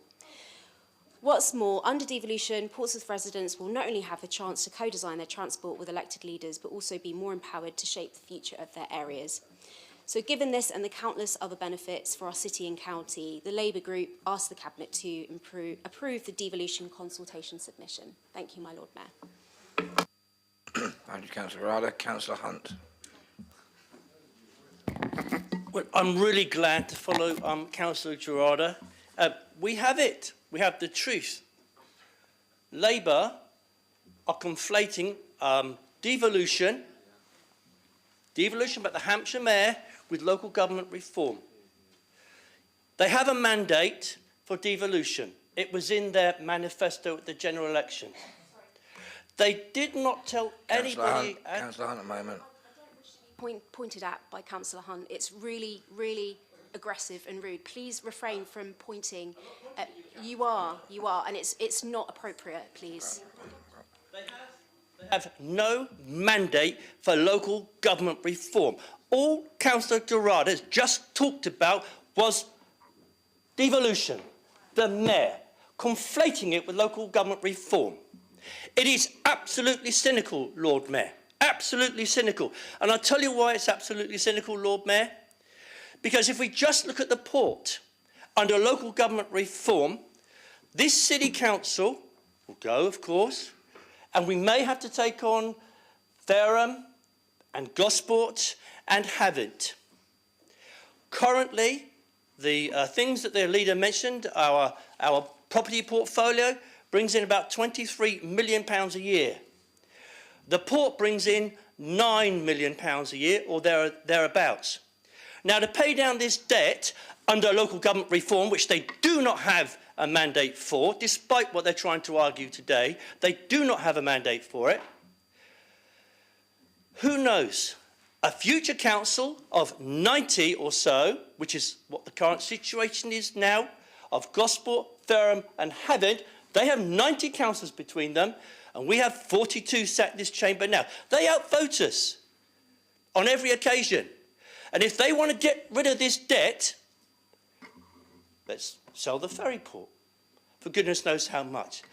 And we talked about this at Gas a couple of weeks back. But even if they didn't want to sell off the ferry port, because it would probably be a majority of Conservatives and a big Lib Dem opposition, or hopefully the other way, who knows? But Labour will be out of it. And even if they didn't want to sell the ferry port off because they would be sensible and say, we need that £9 million every year, what would happen is that £9 million, which is currently invested in the sorts of things that this group complain about every single council meeting, from voluntary work to charities, all those other things that we support in this council. That £8 or £9 million goes to look after those discretionary services that we provide. The things that they go on about, CCTV, wardens, and how they want to protect them. What they're doing is selling them down the river, and they're selling the people of Portsmouth down the river. I tell you that now, Portsmouth needs to wake up. They need to understand what is going on. They need to get, this Labour government needs to get its hands off of Portsmouth. If that £8 or £9 million, or the £23 million, which we benefit from through our property investment, say the property is all sold off to pay down the debt because the new council doesn't want to be bust on day one, that will all go. The play parks, the very things that Councillor Gerarda goes on social media to highlight that are being underinvested in. The money for that kind of stuff will go out the window. It just won't be there.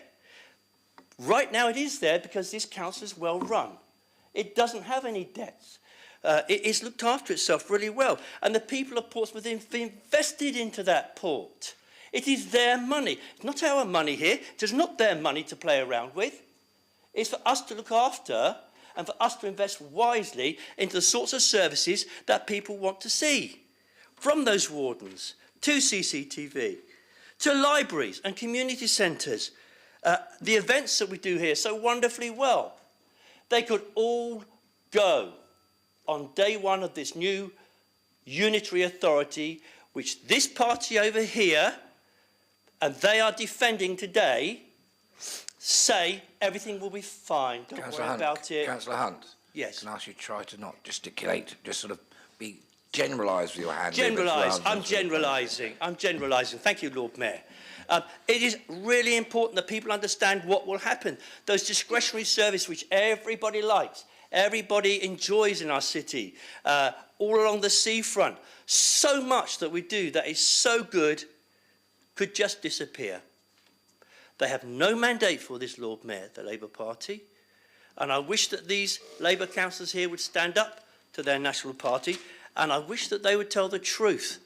It is not a disconnect, it is they that are conflating devolution, which we have been made clear has to happen, with local government reform, which is entirely different. And for them to sit here today and try and intertwine the two is cynical. Hands off Portsmouth, Labour Party. There it is. Get your hands off Portsmouth and let us be ourselves. Let us be ourselves. Let Portsmouth people look after their own affairs. Tell your government, tell your MPs to get their arse into gear and get up to Parliament and start, Lord Mayor, through you, Lord Mayor, to lobby on behalf of Portsmouth. Put Portsmouth first. Councillor Lee Tyndall. Thank you, Mayor. I just want to put it onto the record that when we're talking about the devolution, and I'm going to keep my speech relatively short because people are picking up on that. I pick up on Councillor Corker's comments about devolution. It's probably going to be a good thing. We've been trying as a city to sort it out for the last few years, and we're almost there. If it is done correctly and not rushed across the line. And other people hopefully will pick up on some of those points. But going to this local government reform, we've seen it. And as Councillor Vernon Jackson said about the ICB, Portsmouth is worse off for being in that situation. We are going to be worse off if we go into the LGR with regards to things that have already been said, the financial implications, the debt, looking at the schools and about how we are starting to protect our SEN and increasing the budget. Where's that going to come from? It's going to be cut. Our residents, our children are going to be impacted if we do this wrong. And it's going down that way. Picking up on Councillor Beauchamp's comments about the Director of Finance, I had it highlighted. It's like when you see that a Director of Finance is worried about money, then we need to be concerned, massive concerns. And the unknown part of it is we're literally going into a black hole and we do not know where we're going to come out with regards to that. So we need to make sure that we have the correct things in place. Devolution on the whole is hopefully going to be good, and with the powers that we will get if done correctly and with the consultation.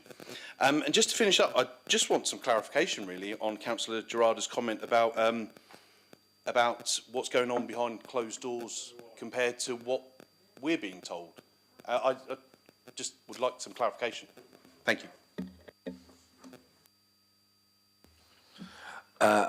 Okay, we now have Councillor Heaney, who may wish to clarify that, but I'll leave it down to you. Okay. Councillor Heaney. Yeah, thank you, Lord Mayor.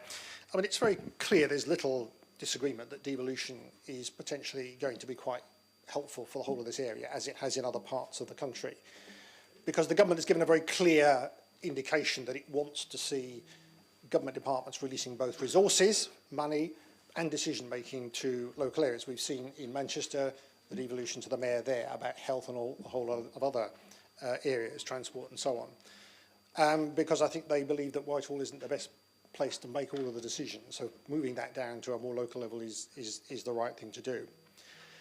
But I think when we come to local government reorganisation, it is a separate issue. But we have to remember that the whole issue of local government reorganisation has been moving at a very slow pace since the mid-1990s. The beginning of the reverse of the decisions made in 72 to 74 to take the councils like Portsmouth, taking their services away and giving them to the counties, that has been undone in 1996. And subsequently, through each government, whether it be Conservative or Labour or Coalition or Conservative, we have moved slowly but surely towards more unitary councils. And that's in line with the way in which many independent reports have looked at local government, have said actually that is the model we should follow, going right back to the Royal Commission in 1966. So there is a direction of travel, but it has been very, very slow. We've had reorganisation of the Conservatives, obviously the creation of a whole council for Cornwall. We've had a single unitary in Wales and Scotland since the mid-1990s. So the direction of travel is very clear. The question is, when are we going to get there? Now, the other issue, it seems to me, for the government is the question of how we make sure that transition goes as well as possible. The big issue is how we deal with local government funding and the crisis. The crisis in local government funding really kicked off from 2010 onwards with the first of the programmes of austerity, where local government was targeted as the main source for saving money, and it has been the main source by which government have sought to save money. So we've been through rounds and rounds of austerity with some changes as we came through to the period just before the Conservatives lost office, with some money being returned. But clearly, local government has been absolutely hammered for 14 years, and they haven't been given the resources to keep up with the demand for services. That crisis is now pretty self-evident around the country, and this government is going to have to deal with that crisis because it isn't going to go away. If we stay as we are, the situation will just continue to get worse. There are two elements that I think the government needs to focus on. One is the fair funding review, making sure that we get the distribution of funding within local authorities right, make sure we get the formula right so that the worst off authorities get the money they need, and maybe those better off authorities maybe don't quite get as much money as they currently are at the moment. The other thing is the spending review, because there is no way that the current problems of local government finance are going to be solved by just reorganising. There's got to be more money put into local government. But the move to new councils, new unitaries is a good idea. Many people in the area, as I've said before, work and live within the community area of Portsmouth, Havant, Fareham, Gosport. The councillors who currently sit in those areas will have the opportunity to make strategic decisions about transport, about social care, which they don't at the moment, education. The argument that Councillor Vernon-Jackson made about, well, we can't make local decisions. Well, you can, because with a bigger unitary authority, we could set up a model of a unitary authority which devolves power to its communities. What a wonderful idea. I thought the Liberal Democrats were in favour of devolving power to their communities. Why do all planning decisions have to be made in Portsmouth City Council's offices here? Why couldn't they be made in other places? Why couldn't people in Gosport make decisions for local councils in their area to make decisions on planning? You know, what's wrong with licensing decisions being made more locally? I mean, this surely is the way to go forward. It's quite interesting that we have a constitution which doesn't allow us to make a decision today about our future as a council. We've got a highly centralised, executive-dominated system where effectively 9 cabinet members make all the decisions for us. We get very little chance to make decisions on things. So if we're going to have a new unitary authority, why don't we have an ambition to make it a more democratic unitary authority by giving powers away from the centre, albeit there's still going to have to be decisions made at the centre, but there are plenty of decisions we can make on transport and on planning that we could actually devolve to local communities where the people who live there could make those decisions themselves. So I certainly recognise there are huge challenges, and the government has got to get these right. They've got to get the formula right on fair funding, and they've got to recognise that more money will be needed for local government if we're not to set up a situation where local authorities fail. Now, they would be crazy to allow a situation where the newly created unitaries across the country all fall into debt on day one. That would be a total disaster for the government. And I'm just hoping, I can't believe that they would actually allow that to happen, because I'm sure they're sensible enough to realise that.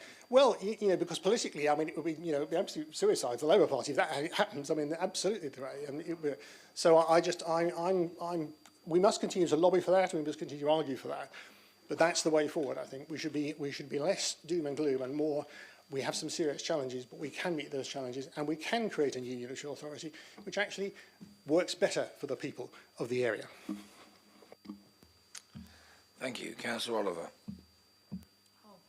Hi. Just a bit of clarification. This is lovely. But if we're taking on £200 million worth of debt a year that Cal's pointed out from Hampshire, who's going to pay for our shiny trams when actually, like, the kind of bus drivers, train drivers go on strike so much because of pay? Just a bit of clarification of whether I'm a bit of a simple politician. Where is the money coming from for shiny trams in Portsmouth? Thank you. Councillor Willington. Thank you, my Lord Mayor. That's a very good question, Leonie. I think that's something that, and actually, I'm just on a bit of an aside. I thought Councillor Gerardo made an absolutely fantastic case for Portsmouth staying on its own. 115,000 people in France. Fantastic.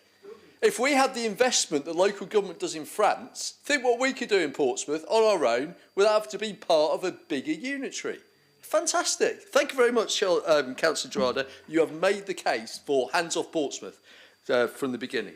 But I'm not going to. I wasn't going to dwell on that. I was actually going to say that just a bit of context, just for people just to think about where we are with all of this going on at the moment and what the government is doing. So it's just to consider that this is not on its own. This is not devolution that's just being done on its own, because we know it isn't, because they're also doing local government reorganisation as well, which is interesting. You would have thought that one would be a big enough job and the other would be another very big job. But what you've got to also remember is there are other massive things going on for local government and things that are going to be devolved down to a combined authority or strategic authority. And one of those is about the stuff going on with the NHS. So the NHS, as most of you are probably aware, is undergoing a 10-year plan. So they're doing a massive amount of consultation and work on this. And that was put up by the last government and is being continued. It was started by this government, right at the beginning, right back in the summer. And that's underway and will report in 10 years' time, in 2034. But it will also do things in the meantime. And of course, there's loads of stuff going on. There's loads of consultation events. There's loads of engagement with local authorities, with local people, with charities, with all that kind of stuff. I had a presentation on a conference in November. It's really good. But that's a really big bit of work as well. Alongside that, there's a review of social care, which of course is our responsibility as local authorities. And whatever, if we stay on our own, fantastic. If we don't, whichever local authority we end up with will also be having to deal with social care. So that's also ongoing, and that will report in 2028. Another huge bit of work. And you would think that would be enough for the government to be concentrating on, because, and actually, if they did it properly, they'd be able to do it in 18 months, because there's been huge amounts of work done by the Local Government Association and others as well in that time. But this week, in the last week, at the end of last week, we had NHS England is being abolished. No real tears shed for the NHS England. I am sorry for the people who are going to lose their jobs in NHS England who don't get transferred to the Department of Health and Social Care. But just think of this. At the end of last week, after that, they said integrated care boards will have to cut their administration costs by 50%. These are the people who are responsible, in Hampshire Isle of Wight, in our case, for administering and supporting the NHS. They've already had to cut 30% of their running costs. They're now going to have to cut 50% on top of that. They haven't had any detail on this. Now, some of this could be in devolution combined with the new strategic authority. So if they've got 50% less staff, 50% less administration, that might have to happen. But let's just think about that strategic authority. If they're going to have to take on some of those responsibilities, they're going to have to pay for it. And how are they going to pay for it? Because the strategic authority fundamentally gets its funding, it gets it from what it gets devolved down from government, but it will rely on a lot of its infrastructure from local governments, from its strategic authority partners. So if a strategic authority has to take on extra staff and extra work from an integrated care board, the NHS, who can't do it, who can't do some of their functions because the government say, well, that you don't want to duplicate it, can just move to a strategic authority, you're going to have to pay for it. So for all that money we've already heard of what the deficit is going ahead, this could also add to the deficit as well. So I agree with this report. It is the best we can do to meet the requirements of what the government says without actually giving away the whole shebang by basically going, we agree with this and we want to become part of a bigger unitary, which I think is the wrong thing to do because it's hands off Portsmouth. But what this is in the context, and at every point for all of us in this chamber, is scrutinise this to the nth degree, because if we don't, things will run away and this city will end up incredibly poor, incredibly quickly, and we will really be doing a disservice to our residents. So commend the report, but really am so concerned about all the things that are around it that have been said by others and what I've just mentioned, especially around things like the NHS and social care. Thank you, my Lord Mayor. Councillor Gardner. Thank you, my Lord Mayor. If Councillors Gerarda and Heaney set up to convince us that Labour's plans were cogent and well-reasoned, I'm afraid they've not done a very good job, and at least I'm not convinced. Councillor Gerarda fails to distinguish between local government reorganisation and devolution. Local government is absolutely not a necessary condition for devolution. It will be any new mayor that will have additional devolved strategic transport powers and not a new mega council. Councillor Heaney seemingly wants to remove a tier of local government by doing away with district councils and forming larger unitary councils, so that those new unitary councils can then devolve powers to new district councils and add that tier of local government back in. At least that was my understanding of what he was said. Can our local Labour MPs and local Labour councillors give us the true reason they are so keen to expand our city council's borders? Thank you, Lord Mayor. Councillor Madgwick, George Madgwick. Thank you, Lord Mayor. Just firstly, I don't know the history of it, but what I will say is that I remember trams coming up in the general election campaign. I believe it was the Liberal Democrats that actually suggested it. The MP candidate, Charlie Murphy, was on record saying that I don't know. Do you know what, Leonie? I don't think we got that far. Do you know what? I don't know, but based on budget, probably rusty. But they won't be as bad as Malta's old buses and trams, if anyone's been out to... You'll know what I mean. They're good now, are they? Members, please. Look, I've only got 5.5 minutes left. I've only got 5.5 minutes left. Yeah, I just want to note a few things a little less controversial than before. Devolution, I think, is good on the whole. I think we should stop saying the mayor, the future mayor, and we may as well just call her Donna Jones. But I think that one of the purposes of devolution is that it's meant to bring powers down from centralised office down to a regional level. The one thing that we have overseen a few times now is that there is a few things being taken away from the local level up to that regional level, and that is fire and police, in a sense of scrutinising the authority. And it's something I feel really passionate about. Most of you probably don't know, but I actually sit on the National Fire Committee, Management Committee for the LGA. And it's a real concern of ours, because when the mayor gets elected, obviously you'll all know anyway, but just for the people listening, that they will hire somebody to become deputy mayor of fire and police. And that person basically isn't held accountable by any of us here. So our local fire services and our local police services won't be scrutinised by members sitting in this chamber. And as noted, I think, by Councillor Hunt in the last Cabinet meeting, it's really important that members here can come back and report on there. And Richard, I'm sure yourself, you go to I don't know what you do at the police, but I'm sure you do have an active role and you hold the Commissioner to account, and that's important. And the only person that's going to be holding the new Deputy Mayor of Fire and Police to account is the Mayor. And I think that's a real concern, and I think that really should be highlighted. Obviously, as mentioned, we as oppositions don't get a chance to really amend this report, but I would implore the Cabinet, if you do have any opportunity, just to highlight this concern. And one of the things that we're suggesting through the LGA, and it will become the LGA's position, is that the new unitary authorities, once local government reorganisation happens, have the ability to nominate a member like we do now, but to sit on a combined authority scrutiny panel, a little like the scrutiny panels that we have in this council that hold cabinet members to account or look at the departments. We have a similar thing for fire and police, and that way we can still have a little bit of control locally, at least to hold the feet of the fire to the new deputy mayors. And I think that's really important.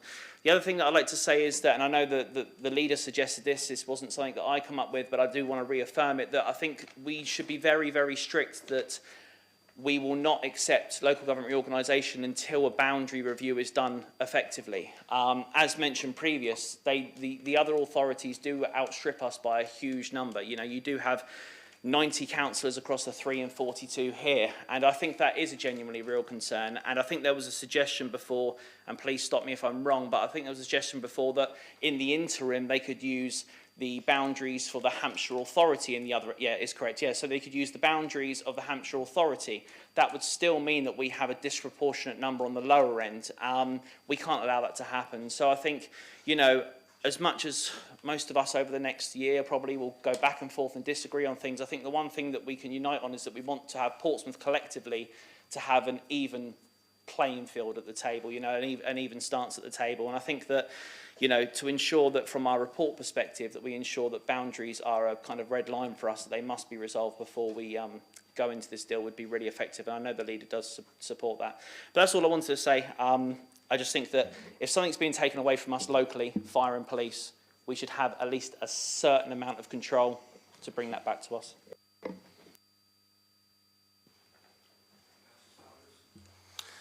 Thank you very much indeed, my Lord Mayor. I'm delighted to see that Donna's campaign manager has got his bid in early for that. I will comment more because this is primarily a listening exercise, so I'll give my views on what I think primarily tomorrow. But I just want to correct a few factual points that have emerged in the debate. Firstly, what others know as the tram, I remember as the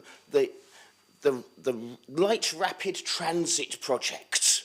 The bit that was going to connect Gosport, Fareham, Paulsgrove, Uncle Tom Cobley and everywhere else, which is really, really good idea, which could have done the transformative work that we hope that the new mayor will do.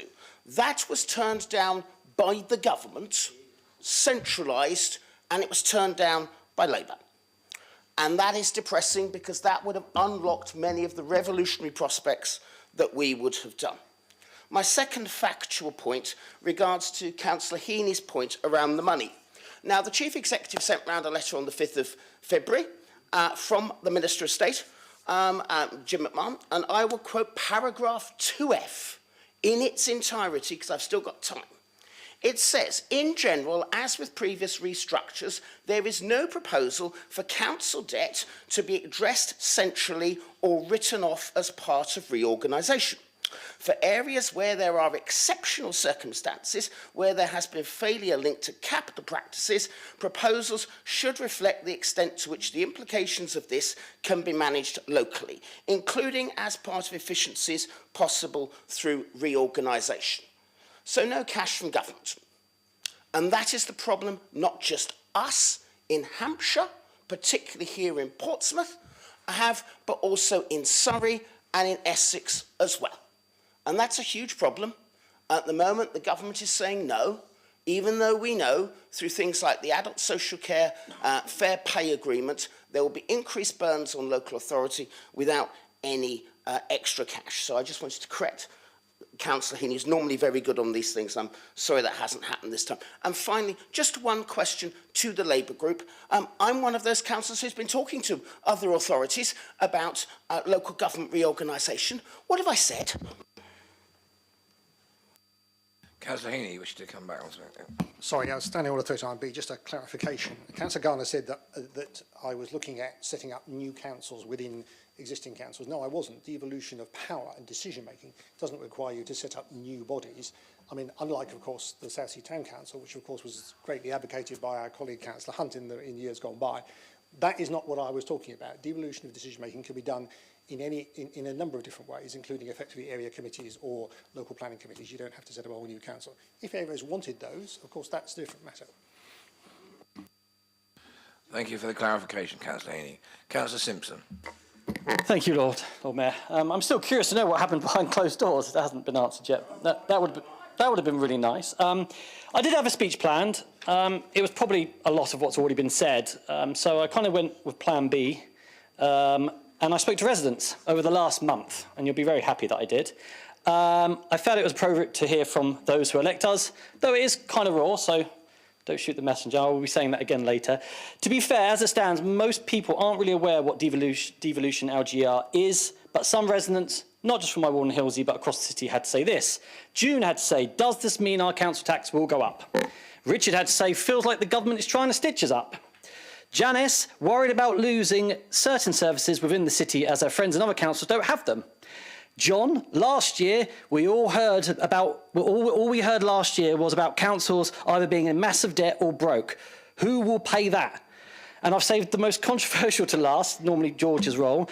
And you've got to love Pompey residents, so please, once again, don't shoot the messenger. Peter, I've seen the hands-off lead line, but I don't buy it.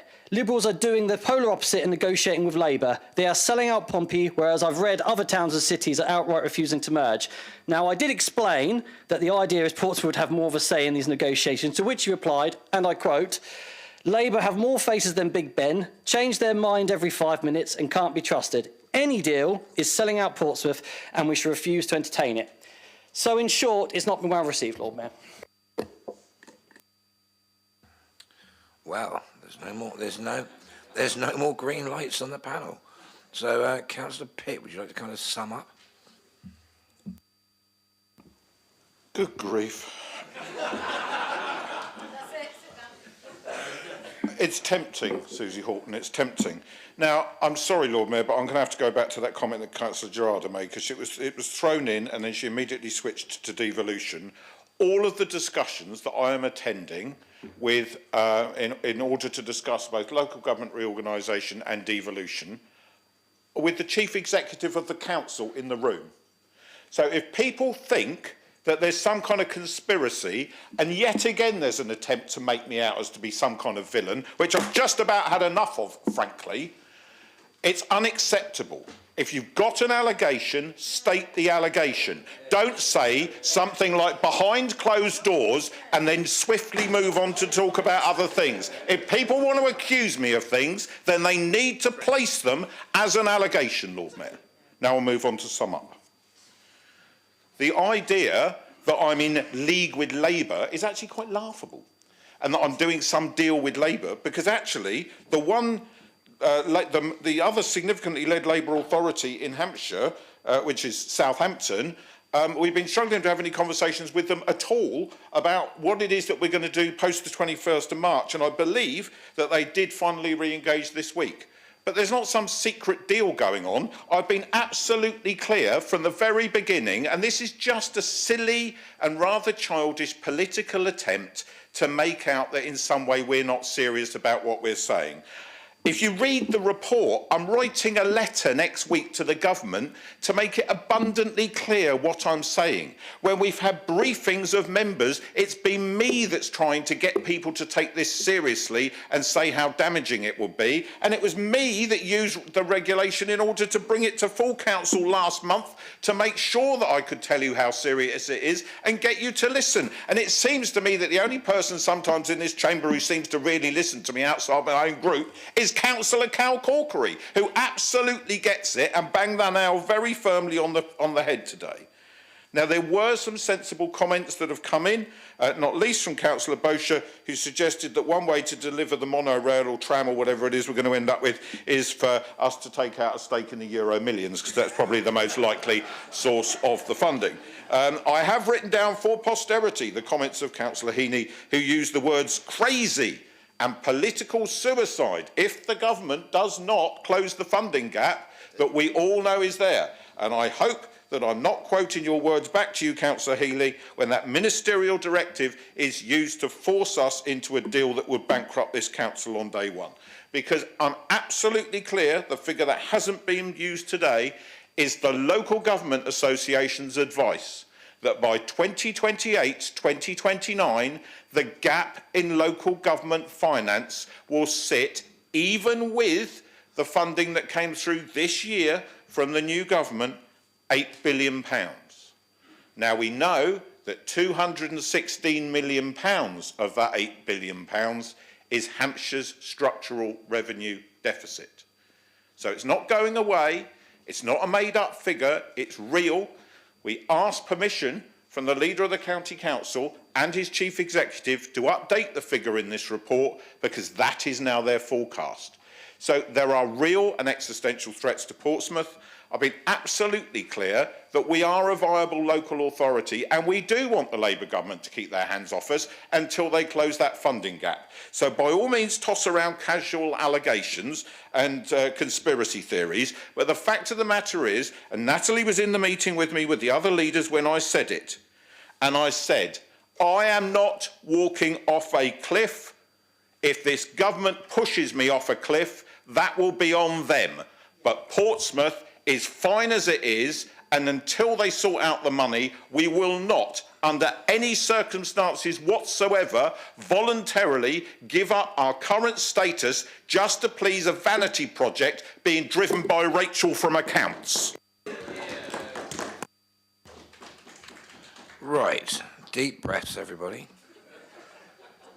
Now, the report's merely for noting, so we don't actually need any voting. So, is the report noted? Thank you. Right, okay, I'll take it that it is. We now move on to agenda item 11, which is Treasury Management Policy 2526. Hopefully not quite so lengthy. To receive the recommendation of the Cabinet held on March the 4th, 2025, as previously circulated within the agenda. I now propose to call the minute. If you wish to either question or oppose the minute, please indicate by standing or pressing your button and calling out either question or object once I have called it. I can also remind members that any item to which no objection is made will be deemed to be approved.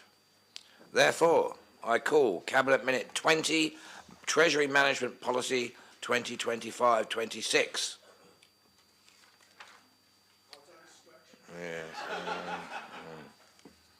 It doesn't say hallelujah here on the paper, but there is no objection or question to it, so the recommendations have been approved, and we move on to the next item of business, which is item 12, Procurement Act 2023 and Contract Procedure Rules, to receive and consider the recommendation from the Governance and Audits and Standards Committee held on the 5th of March 2025, as previously circulated. Again, I now propose to call the minute. If you wish to either question or oppose the minute, please indicate by standing and calling out either question or object, but I'll accept a press button. Can I remind you again that any item to which no objection is made will be deemed to have been approved. I call Governance and Audit and Standards Committee, Minute 19, Procurement Act 2023 and Contract Procedure Rules. And like a hawk, I scan the chamber. Force of habit, sorry, okay. Well, thank you very much. There appears to be no question or objection, so the recommendation has been approved, and we move to the next item of business, which is, unsurprisingly, agenda item 13, Pay Policy Statement 2526, to receive and consider the recommendation from the Employment Committee held on the 4th of March 2025, as previously circulated.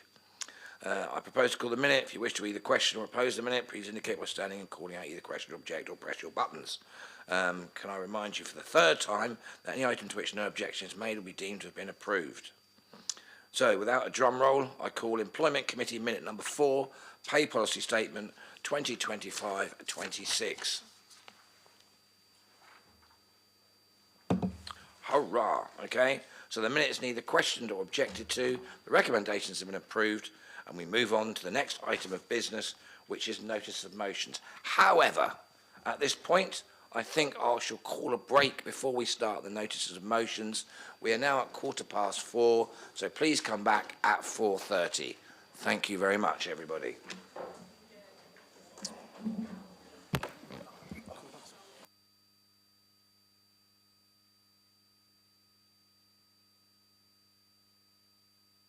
Sorry, to clarify, I did say we're called 15 minutes, so come back at 4:30. Thank you.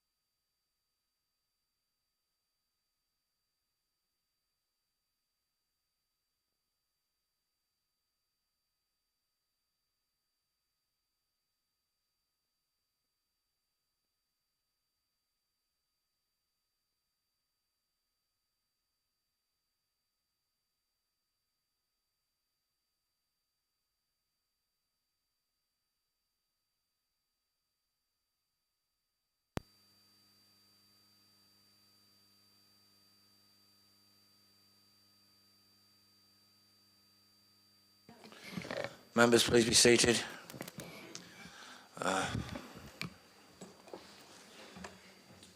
Sorry, I overran by a couple of minutes. Had to do my hair. Right. Sorry. Right. We are now on item 14, which is notices of motion. We have 6 notices of motion before us today. As you're aware, all notices of motion on the agenda will automatically be dealt with at this meeting if duly proposed and seconded. So we turn to motion A, changes to inheritance tax and survival of family farms, proposed by Councillor Benedict Swan and seconded by Councillor Simon Bosher. Councillor Swan and Bosher, are you happy to confirm that you are proposing and seconding? Happy, Lord Mayor. Formally seconded, Lord Mayor. Sorry, thank you. Okay, I will now call upon the proposer, Councillor Benedict Swan, to present and speak to his motion. Councillor Swan. Thank you, Lord Mayor. The point of bringing this motion before the Council is to highlight the impact of the inheritance tax and subsequent loss of family farms will have on food security and on the hospitality sector that plays a huge role in the economy of our city. None of us will ever pick up a menu in a pub or restaurant that proudly highlights the produce it buys from big agriculture. However, the possibility of locally produced meat and produce from small family farms who have produced phenomenally good quality foods that are available for us to enjoy locally is certainly going to draw customers back time and time again, and I'm sure that many will agree with me that you can taste the difference between mass-produced and food produced on a much smaller scale. The vast majority, if not all farms within the vicinity of Portsmouth, are small family-run farms, some of whom cannot even afford the machinery to work their fields, so have to rely on subcontracting this work to other farmers with the requisite equipment. The inheritance tax change will have the knock-on effect to businesses in the city, making it more difficult to source the amazing produce they currently have access to. It will also make it much more likely that more food miles will be travelled to bring in food from further afield or abroad, increasing the carbon footprint and cost of our food and making us more reliant on imported foods when we should have food independence ourselves and be championing an industry that has been the backbone of this country for millennia. The National Farmers Union has called into question the claim by the Treasury that the changes will only affect 500 farms per year.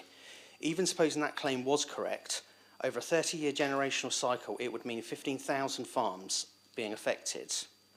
Having cast doubt on the Treasury calculations from the offset, the NFU subsequently published analysis that supported its position, and I quote, "The government's initial claim that 27% of farms will be affected by the new inheritance tax policy materially underestimates the true proportion.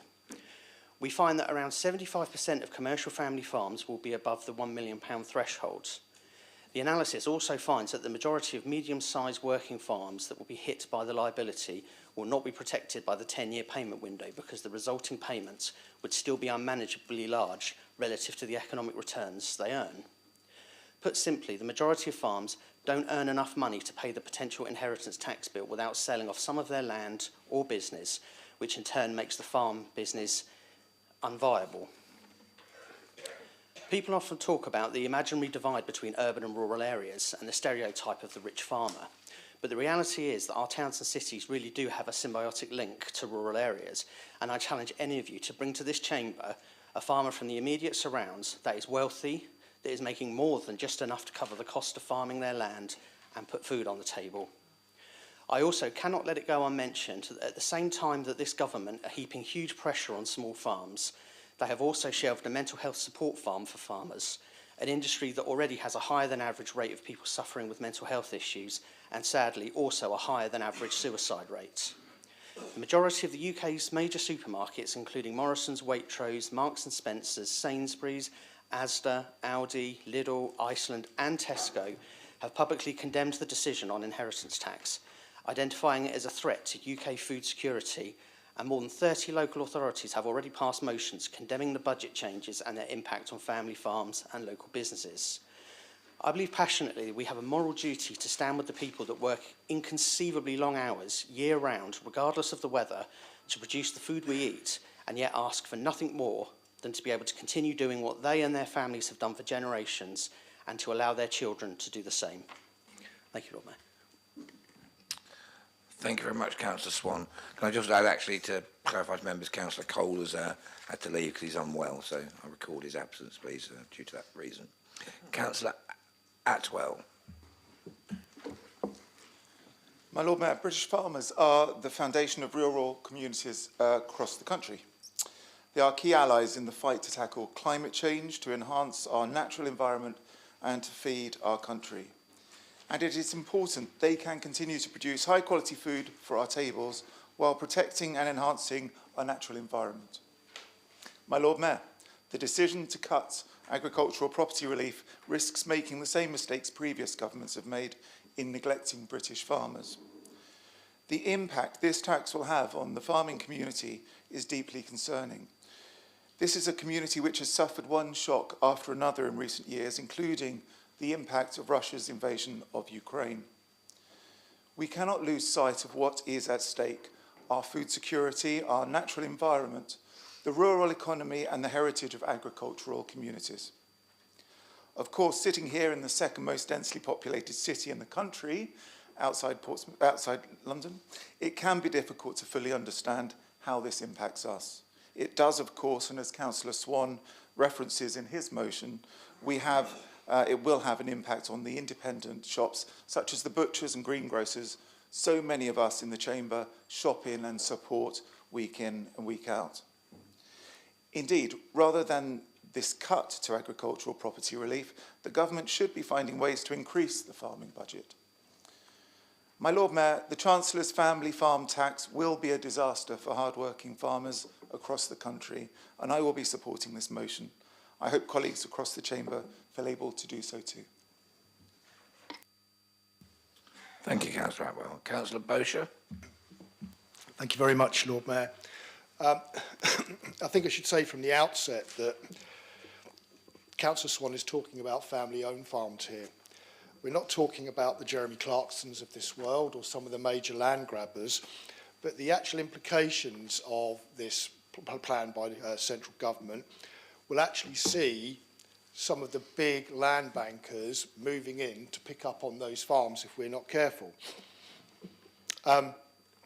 It did remind me a little bit, actually, of the PIP amendment, the first PIP amendment, not the second PIP amendment we had at the budget meeting, where we were talking about locally grown produce being presented when civic dignitaries came over. Now, notwithstanding EU regulations, which we touched on in the last meeting, and I won't go down that line again, Councillor Madgwick, but we won't have that in the first place to even get to the EU regulations if we have no farms in and around our local area.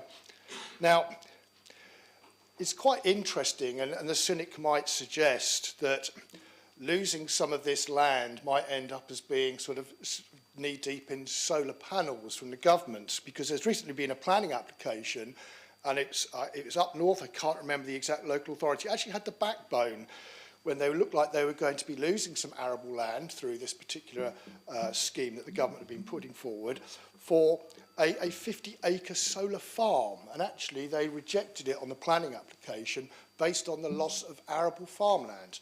The problem is that when the land gets hoovered up, and I have a little bit of farming experience, I've had farmers in my family that were more cattle farmers than arable farmers in that respect. But you lose the quality of the land, and I've got allotment in my back garden. We all know you have to feed the garden to actually make sure you're getting the growth. But if you actually lose the quality of that land, you lose that land for good. Now, touching on some of the other things that Councillor Swan actually pointed out, they may well be land rich in certain circumstances, but most of the farmers are probably on below minimum wage for the amount of work that they actually put in. That was certainly the case with my family, in so much that my cousin, great cousin if you like, he eventually passed away at just over 90, but he was still farming even then, basically, to make ends meet, and actually they lost their farm when he died because they couldn't pay. I'm also minded in the fact that, and we're going into the Councillor Heaney history lessons here, probably not for the first time this afternoon, that this council has had a lot of notice of motion over the years come forward about sourcing locally sourced produce with the city council. We've had notice of motion about fair trade and a lot of that sort of good stuff, which is generally, I have to say, come from the Labour Party, generally speaking, and it's usually ended up with cross-party support, unanimous support across the council.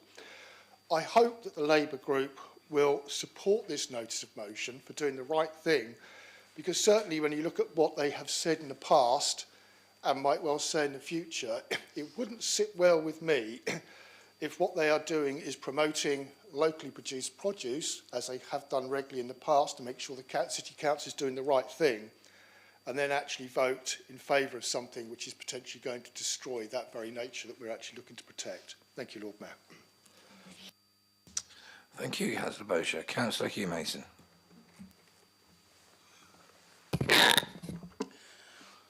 Lord Mayor, this motion puts me on the horns of a dilemma. On the one hand, there is a matter of principle. I am an old Liberal, capital L, and it was always Liberal Party policy that land constitutes wealth and very large land holdings constitute excessive wealth. And so land itself could be a suitable source for taxation. As Councillor Heaney may recall from his history lessons, Lloyd George laid this out very clearly in his famed 1910 budget speech. And I hold to that principle of land value taxation.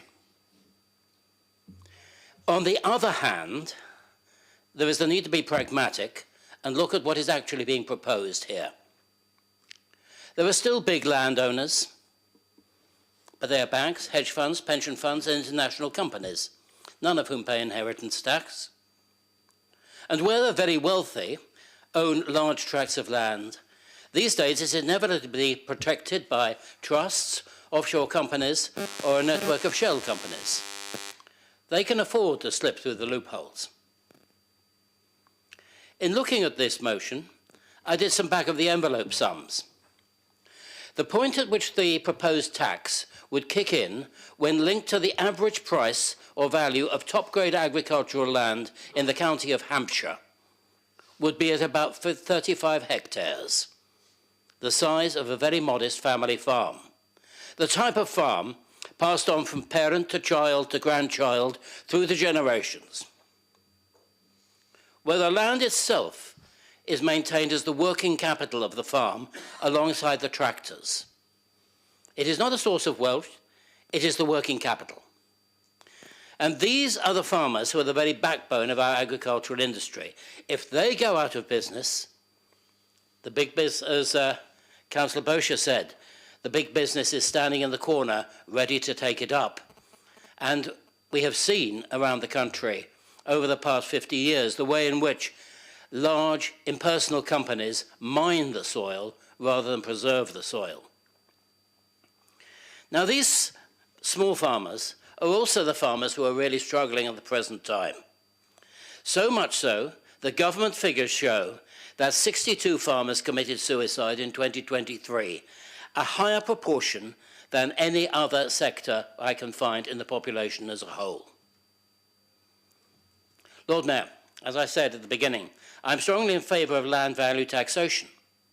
But in this case, the government has got both the structure and the entry point of taxation very wrong. And on pragmatic grounds, I will be voting in favour of this motion. Thank you. Thank you, Councillor Heaney. And who on earth can forget Lloyd George's 1910 budget speech, eh? I only finished reading it again last week. Right, Councillor Heaney. Thank you, Lord. Well, I'm very grateful to Councillor Mason for providing the history lesson. That means I don't have to, because the Liberals have traditionally been in favour of land taxation.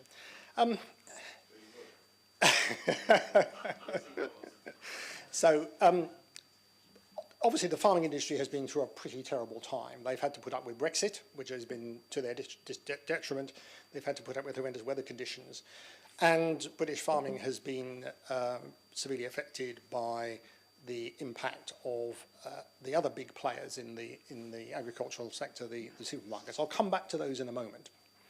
Because whilst I think this motion is very much well-intentioned, and clearly quite a bit of work had to be put in to make it relevant to Portsmouth, because I don't see any farms in Portsmouth, but there's been a good try, I think, in terms of linking the businesses. But the trouble with the motion is it takes too many assumptions too far forward to be really credible about the nature of the threats. I think we're talking about if this happens, this could happen, and this could happen, and this could happen, and this could happen. And I don't think that's necessarily the case.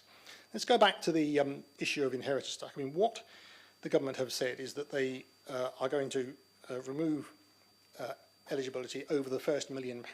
But that's not all of the story, because there is still an additional nil rate ban, which allows £325,000 of assets to be passed on free of inheritance tax.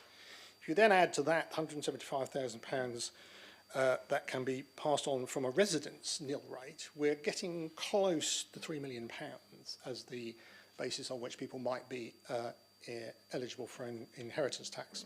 So I think there's been a bit of overestimation of the figures here. The second thing that the NFU has done, which I think is probably a mistake, they've just lumped all the farms together and said, well, these are the number of farms, this is the ones there, then these are the ones going to be affected. But of course the problem is all of these farmers are not going to suddenly die in the next 7 years. I mean, you know, but also they are going to plan for the changes, and they can plan for the changes, because if you gift land within 7 years, it is not eligible for inheritance tax. Now, it will require a bit of planning, but farmers have always done this. You know, there's always been issues around planning. What the inheritance tax measure will also do is will create a huge disincentive to those who want to use it as a tax dodge, basically. We know that this has now become quite an important way in which people avoid taxes by putting their money into funds. This pushes land prices up, which means that young farmers find it very difficult to get an entry into buying land. One of the consequences of this will hopefully be to bring some land prices down. It won't happen overnight, but it will certainly mean it less likely that people will be outbidding farmers for investment land in the way in which they've currently been doing. I mean, it's rather unfortunate that one of the first out of the blocks to argue that this was a terrible injustice to family farmers was Sir James Dyson, who apparently owns 50 farms. And of course, he's going to be liable for quite a lot of inheritance tax. But of course, his inheritance tax will go on the whole estate, not just on individual farms. I mean, this is someone who basically argued for Brexit and then took his manufacturing out of the country. You know, so I do think there was an element of self-interest in his argument about, well, this is terrible for family farms. I think he was rather worried about his own position on that. I think the NFU have also made a mistake in terms of making this a big public demonstration campaign, because to be honest, the NFU is very good at lobbying. They know how to lobby. They're very effective. They're a very effective lobby group. We often call them an insider group in political science, because they know how to get what they want. And they often lobby on things like getting the emergency use of neonicotinoids for certain crops, which has been going on for years, despite the fact that the EU has tended to say these are not good things. But they've been able to sway the Department the Ministry of Agriculture to do that. And they also lobbied quite carefully for the issue of badger culling. You know, they didn't go on big demonstrations saying we want to go and kill badgers. They actually did the lobbying behind the scenes. Now, interesting, I didn't realise this, but when I had checked one of the parliamentary briefing papers, apparently the finance bill, this is not in the finance bill, this proposal, it's now being looked at, and there are some technical consultations taking place, which says the government will now consult in detail on this. And I think this is the point where the NFU really need to work. There are some tweaks that could be done to modify it, but I don't think the principle is wrong. And the bigger problem is that the farming industry is suffering because of the monopoly powers of the big food manufacturers, the food processors, and the supermarkets. There's a report been done by an academic from Portsmouth University in 2022, which looked at the proportion of the extra value that the farmers get out of their produce, and they get the lowest value out of the produce that is created by the producers and the supermarkets. Last year, I remember a meeting, I think Councillor Brian Madge was at this meeting, we were chatting about vegetables, and we were saying, you can buy vegetables in Tesco's for 10p a bag.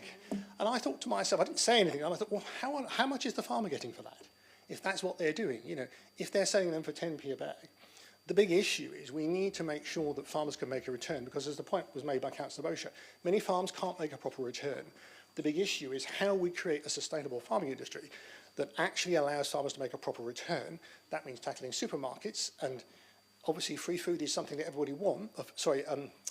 Cheap food is something that everybody wants.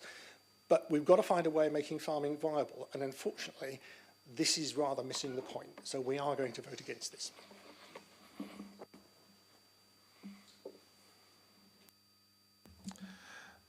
Thank you. Councillor Swan, to sum up.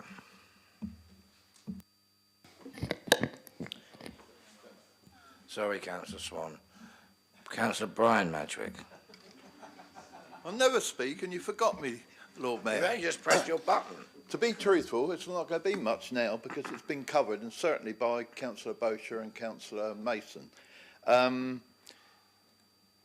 Farmers work their entire lives on farms. That's from when they're children to when they die.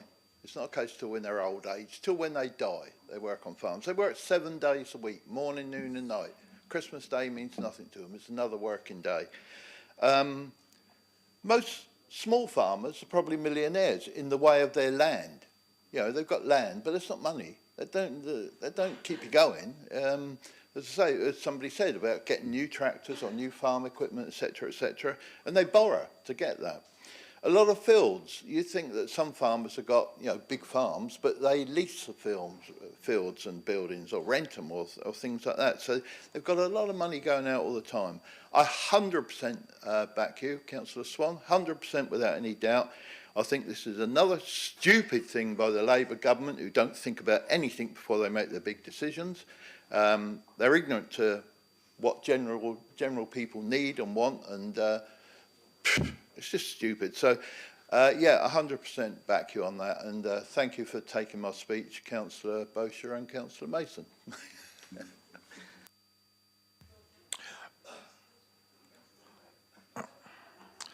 Right.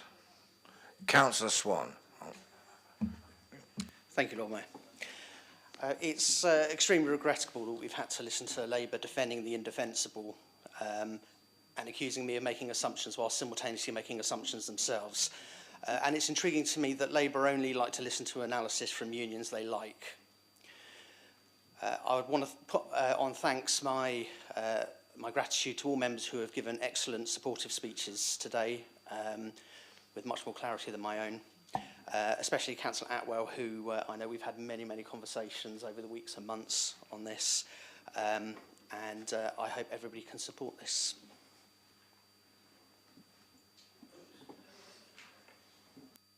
Thank you. So we then move to the vote, members. All those in favour, please show.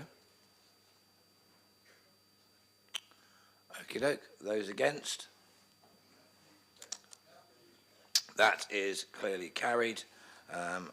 So thank you. We were about to move on. We were almost about to move on to motion B, but I believe Councillor Willington wishes to address the floor or the chamber. Councillor Willington. Thank you, my Lord Mayor. Standing Order 40E, please.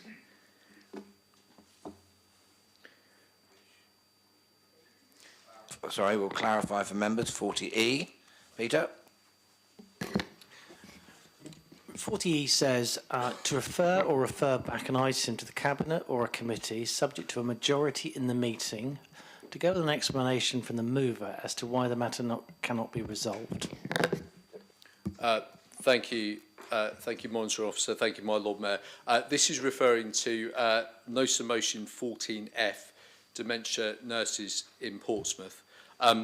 This is on the nature of this not being able to be resolved today due to the fact that we are currently awaiting what is hopefully pretty imminent reports for the Integrated Care Board about the way forward for support for people with dementia and their carers in the Hampshire and the Isle of Wight, which would obviously include Portsmouth, coming very soon.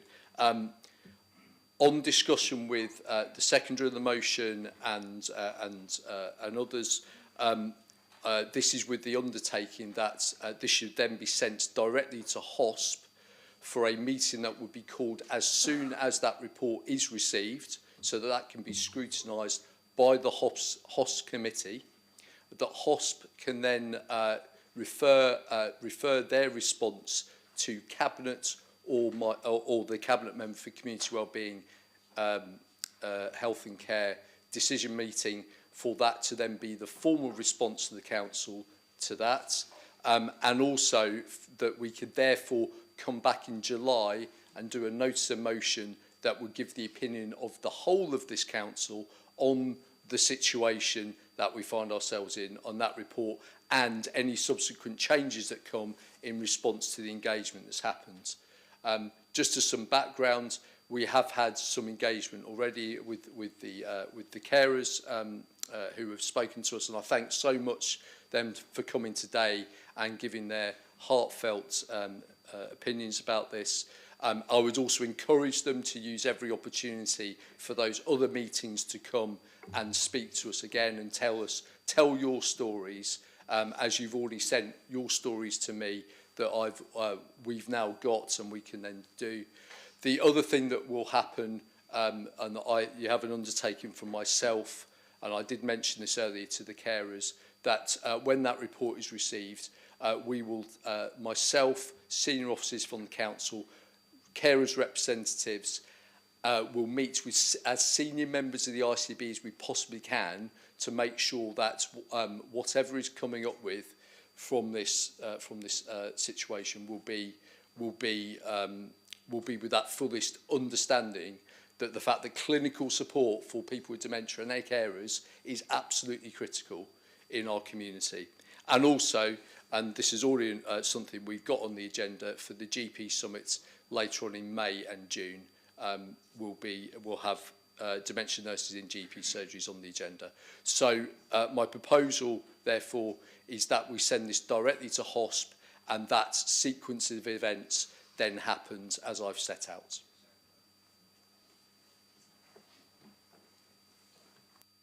Right, Matt.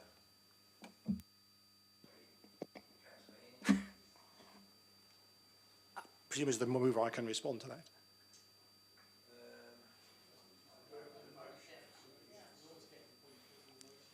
I'm not putting a motion, I'm responding to the request. Yes. Apparently that's okay. Okay, Right. okay. Thank you, Peter. Thank you. So, yes, go ahead. I have had a discussion with Councillor Whittington about this, and I have briefly had a chance with my colleague, Councillor Gerarda. I also haven't had a brief chance to have a conversation with the deputation members. I mean, I see the difficulty he's talking about, because clearly if we debate the matter today in full, effectively it excludes it from being discussed for 6 months. And of course, there may be some developments that come forward that could cause a problem.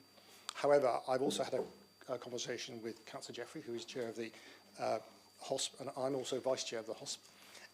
And he's given me an assurance that as soon as we have the relevant information that we can present to members, he will call a special meeting of the HOSP to consider what the ICB is saying, which will then allow us to formulate a response at that time. And because we don't have any PERDA today, because there's no elections, there isn't any block on it happening. So it could happen in April or May or soon after May as whatever. And given, I mean, I fully understand that Councillor Whittington is trying to seek a positive way forward, and I thank him for his responses that he's given to me in writing.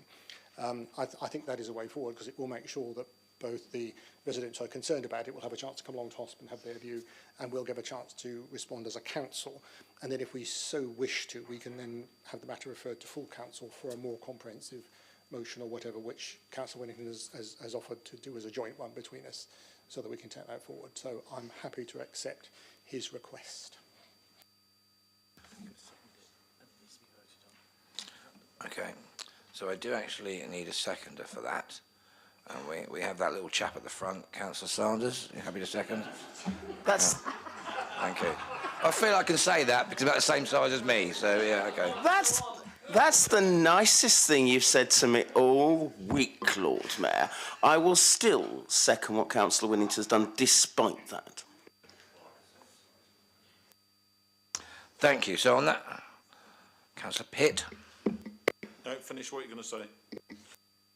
What I was going to say was, now we need to move to the vote. So can I have those all in favour of being sent to HOSP? Please show. We need a majority. We clearly have one. So motion F is being referred to HOSP, so we won't be debating that today. Now, Councillor Pitt. Apologies, Lord Mayor, but could somebody open a window, please, because it's extremely warm in here. I didn't want to add that. Right. So I'm sure someone's attending to the window. So we now move on to our second notice of motion, which is notice of motion B. This is in Waspy Women, proposed by Councillor Kimberly Barrett and seconded by Councillor Matthew Winnington. Councillor Barrett and Councillor Winnington, are you happy to confirm that you're proposing and seconding? Happy to confirm, Lord Mayor.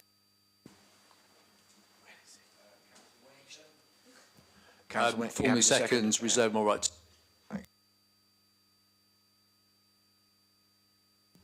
In that case, can I ask Councillor Barrett to present and speak to her motion? Councillor Barrett. Thank you very much, my Lord Mayor. Firstly, before I do anything, I want to take time to thank both the deputies who came along. You've done very eloquent and fantastic deputations. I know they were nervous, so I think they've done really well on behalf of the Waspy cause, so thank you. Colleagues, I was sat with you all in this chamber on the 17th of December when the news broke that Liz Kendall had made that shock announcement that Labour would be ignoring the findings of the Ombudsman and declining to give any compensation to the Waspy women. Within 5 minutes of that announcement, my phone was buzzing with residents trying to contact me, devastated and upset and worried. I, in fact, did have to leave the chamber, and I'm not ashamed to say that I did have to go out, and there were a few tears, and I'm very grateful to the councillor who did come out to comfort me in that time. I was so upset because I've stood shoulder to shoulder with these fantastic women over the last 9 years. I've seen the hardship they've all gone through. I've seen the strength they've had to find to push through, and I've seen the support they give to each other in the hard times. I've spoken with Waspy women who were part of the good fight, but unfortunately have since died. Still waiting for their compensation, but recently with the hopes that they would be getting that with the new government coming in. All these women have been given promises and hope which now feel like they're in tatters. These women are absolutely incredible, and they should absolutely be recognised for what they have done and what they are doing to fight against such an injustice.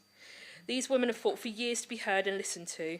They fought for this to go to the Ombudsman and for a swift result. They got that, although perhaps not quite the swift result they wanted. The Ombudsman then found in their favour, quite rightly, when maladministration, I'm sure you'll all agree with me, is found or someone is wronged, that quite rightly needs to be rectified and compensated. Waspy women knew that, unfortunately, they probably wouldn't be able to reclaim all they lost, which is tens of thousands of pounds for people. But at least an amount would surely vindicate and even take a small amount of financial pressure off of them. But this government ignored the Ombudsman, ignored their previous promises and kicked the Waspies to the ground. Even Martin Lewis has said that the judgment made by government throws up real issues about ombudsman decisions. He said, what is the point of an ombudsman when its judgments aren't enforceable? Too few ombudsmen have full statutory powers to enforce decisions. Surely, colleagues, this is a slippery slope when it seemingly appears that a government can cherry-pick what maladministrations they will decide to compensate.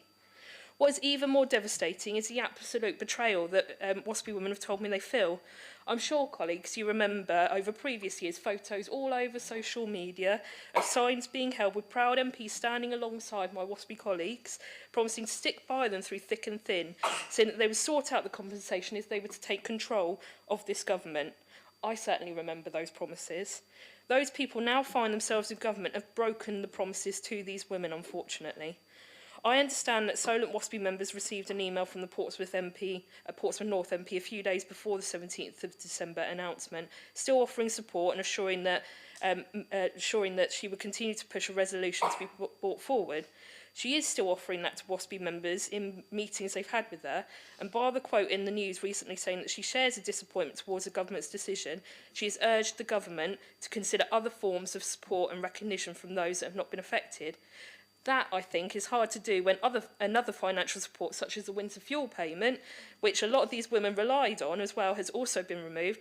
And as we've seen today, that PIP and disability payments are being changed as well. These women are quite rightly scared. Stephen Morgan has been well known in the past to support these women. A quick social media check I'd done yesterday showed at least 40 posts on social media for his support around Waspy, events he attended to support them, photos, quotes, letters, videos, One quote in the news back in 2018 stated, "Since my election, I've worked closely with WASPI women in Portsmouth in their fight for fair treatment. They've paid in, they've worked hard, now the government has pulled the rug from under them." Sound familiar? I'm afraid the Secretary of State remains stubborn, but Pompey women don't give up easily. And as their MP and as the son of a WASPI woman, I won't stop fighting for them. I understand that Mr Morgan also met with representatives from WASPI recently and that he understands why people are so appalled with the decision made. And he also did mention that he does not know what the 90% awareness line was also used by Liz, or why it was used by Liz Kendall.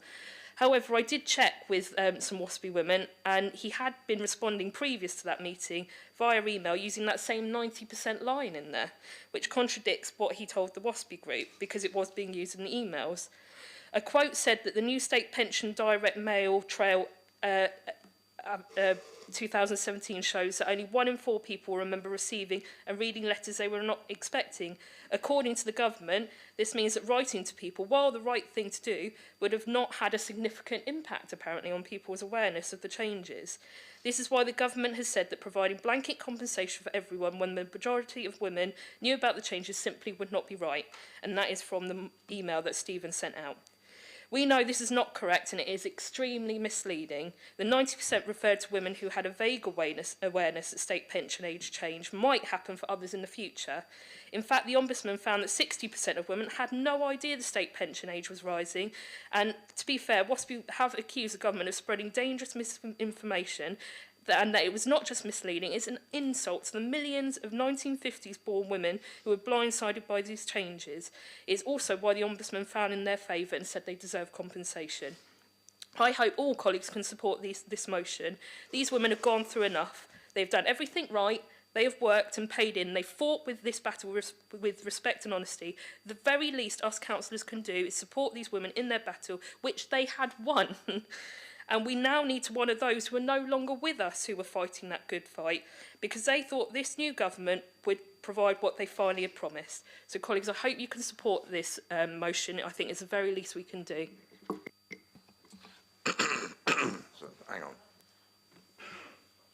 on. Thank you, Councillor Barrett. Colleagues, are there any amendments to this motion? I'm not aware of any. Nope, so there are not.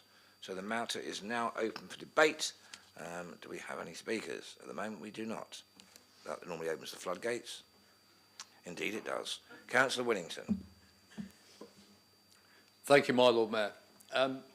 Well, here we are again. I've been on this council, apart from my year outs, since 2012. And I've been involved in every debate this council has had on WASPI. So I'm going to start by quoting myself from a meeting of the Scrutiny Management Panel on the 5th of December 2016. The 5th of December 2016, so over 8 years ago.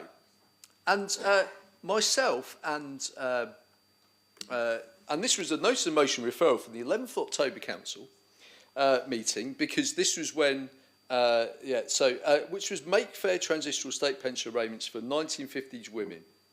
And that was proposed and seconded by former, Honorary Alderman Lynn Stagg and myself. And we had various bits and pieces there. And my deputation, it's in writing here, so Councillor Matthew Whittington was then invited to give his deputation, which he did, including the following points. On fairness, when the 1995 Act was passed, so that was the the one that's moved, was the movement from women from 60 to 65, as no notice was formally given by the government to those affected. A 6-month difference in date of birth can in some cases increase the date when the state pension is received by 3 years, which I felt was neither sensible nor reasonable. I regretted that the notice of the motion was not dealt with at the council meeting at the time, because at that time we didn't have anything where we were sort of like anything going forwards like we've done with this last motion to make sure that things are correct and done in the right order. It was just sent, and my view, it's sent back to council with a recommendation from the Scrutiny Management Panel to support it. So that was over 8 years ago, and I think since then we've had 3 motions that have come back as well. So we had that one that never went to council where it had to be reported back, and then we've had 3 motions since, and this is the 3rd one. And I was involved in, I think, this is my 3rd one now that I've done this. So this has been going on for an enormously long amount of time, and I am, as I've said from the start, my mum is one of the very earliest WASPI women, as she was born in September 1950, so she caught right at the beginning. And so from this, and I was working for the Department for Work and Pensions at the time, and I had and my mum contacted me. She said, Matthew, said, I've just got my pension statement, which was in September 2009.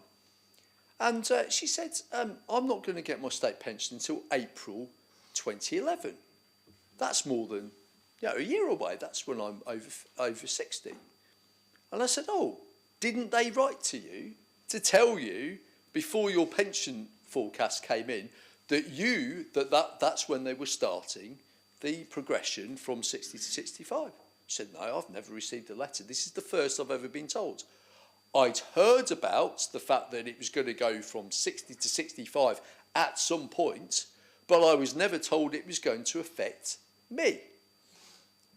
Now, the government recently, in part of their thing, and what I don't like about this is the gaslighting. It's the gaslighting, isn't it? It's oh, well, everyone knew. Well, obviously everyone didn't know because, no, some people did. Some people will have read a news article at the time, back in 1995, read a news article and said, oh, that includes me. But an awful lot of people don't. They wouldn't have read it. And the responsibility of government is to inform people of stuff. And how do I know that? Because I used to be a civil servant. And not only did I used to be a civil servant, I used to work for the Department for Work and Pensions, and my last job in the Department for Work and Pensions was as a complaints officer. And I know that if you do maladministration as a complaints officer, then you should award compensation. You should consider it, unless it's a very minor thing. If it's, say, something that is taking a month to sort out, well, that's not reasonable. Bear in mind, this has taken years and years and years, and now we're 30 years on from the act that they should have written out to every single woman who was affected by this 30 years ago, and they never did. That's the reason why the Ombudsman's decision is very appropriate. That's why that should happen. So compensation should happen. A government ignoring its Ombudsman's ruling is outrageous. And it's double standards. They don't do it for people who are maladministered for relatively small amounts for benefits. You get compensation. It's not the thousands of pounds because, of course, the maladministration isn't as entrenched as bad.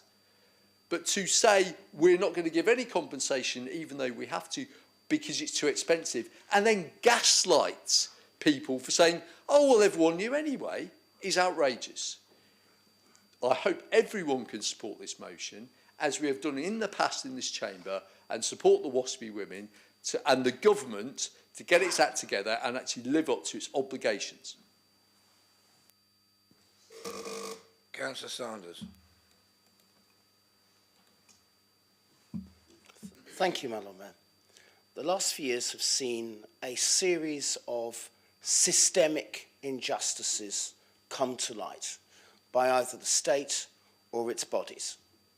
Grenfell, Hillsborough, the sub-postmasters, the contaminated blood scandal, all have shown systemic failures within state or state-coordinated bodies. And the WASPI Women is among one of those. And in many ways, it's the worst because it's lasted the longest. In the ways it's affected even more lives than many of the others that I've mentioned. Hundreds, thousands, millions. And one of the things you learn when you see these systemic injustices is that the people lose faith in the system. They lose faith in the state. They lose faith in their own bodies. And the Ombudsman is one of the ways in which you can actually try and be the little person and actually fight back against the state and say, yes, I can actually deal with this. I can handle this. I know anyone who's run a portfolio either at local or central government level will know that they will get cases from the Ombudsman from time to time. And they will know that the attitude is just to say, well, if it means compensation, you pay. Because if you don't, everyone loses trust in the system. And the little man and the little woman won't be able to fight back. So when I read the Ombudsman's report into WASPI, I was delighted in one respect because they finally got some justice. Disappointed it wasn't as much money as they deserve, but delighted. It's important to know what the Ombudsman actually said. So I'm going to quote. He said that they found maladministration in DWP's communication about the 1995 Pensions Act, resulted in complainants losing opportunities to make informed decisions about some things. That's called planning for your retirement.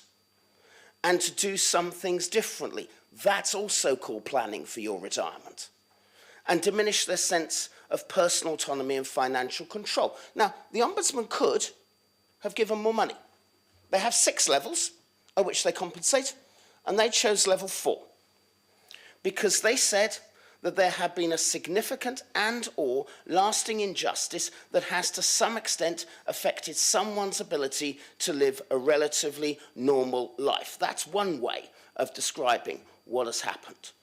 But it's only level 4, and it was proportionate, they felt, to the injustice that had been suffered. If that were me, I'd have stumped up the cash. And if that meant other people going without, then that's the right thing to do so a system can understand that they do not, must not, betray people in this way.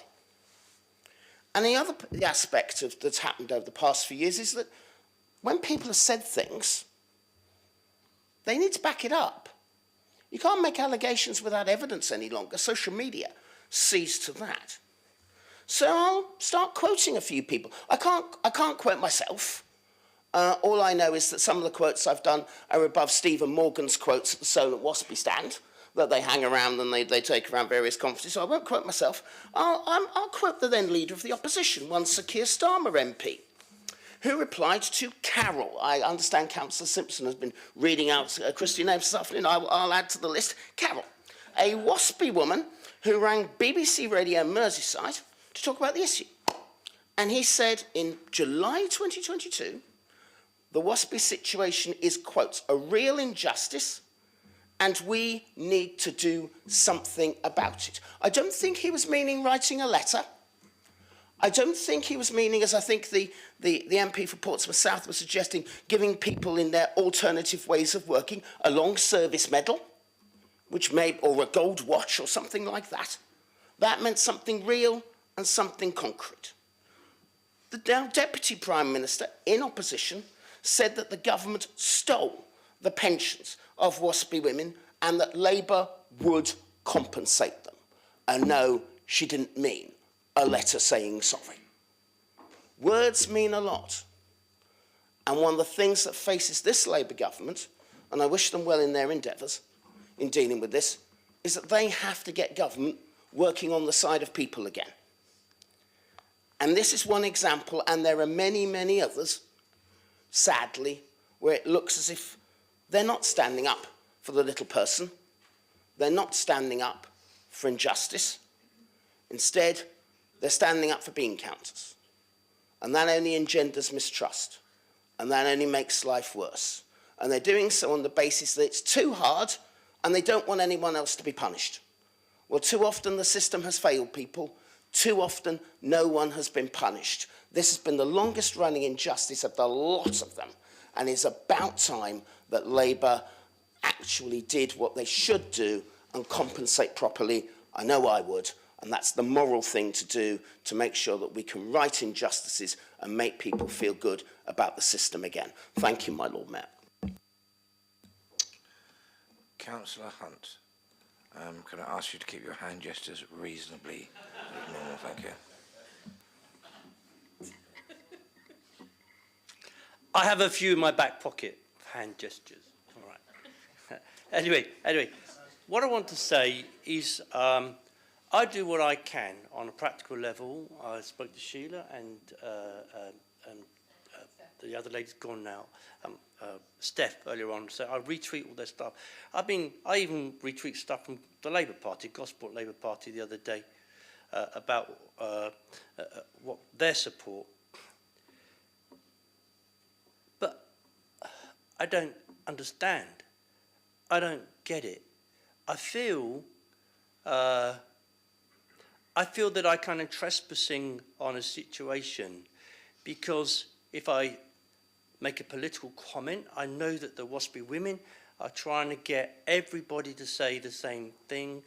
They want Labour on their side. They want reform on their side. They want everybody to look at this injustice and find justice. So we see our Labour colleagues here today. They're going to support this notice of motion. Of course they are. Same as, and that's great. I mean, that's great. And they say the same with the local Labour Party over at Gosport and everywhere else. We'll all say it, and we're saying it because we know it's wrong. But if we're all so right, you know, I think they're beguiled. I think there's beguile and blarney and obfuscation going on. Because they all say this. The MP for Portsmouth North says she's on side. The MP for Portsmouth South says he's a minister in the government. He says he's on their side. Everybody says they're on their side. So why are they still here, waiting? It doesn't add up to me. Everybody knows that these people have suffered an injustice. The cost of living is going up. Food costs so much more. And we know now that there are people, women, born in the 1950s, who are struggling to make ends meet, not least because of what's happened here, but other things that the Labour government have done. Distinguish between the Labour Party and the Labour government. And there is a disconnect here, isn't there? There's a real disconnect, to use Councillor Garada's word earlier on. There's a real disconnect between what the Labour Party says and their, I beg your pardon, platitudes, and what the Labour government does. Now that must be massively frustrating for WASPI women, because they know they've got all these people on their side, but nothing is happening. Not that we're aware of anyway. So we can have all of these notices of motions, all of these promises perhaps, and all these statements from Stephen Morgan and Amanda Martin. But like I said earlier on, it's about time they got their backsides into gear and went up to Parliament and spoke up for those 9,000 WASPI women in Portsmouth. Goodness knows they really matter. They will decide whether Amanda Martin keeps her seat next time or not. There's only 750 votes in it. And at this rate, I don't see Amanda Martin being re-elected at all because of the most crazy decisions being made by the Labour government, upsetting traditional Labour voters. Now, this is why I don't get it. What is their game? You know, I don't know what's happened around disability benefits. Today I've been looking at that. I hope they would have done some decent things. But they've cut the winter fuel allowance.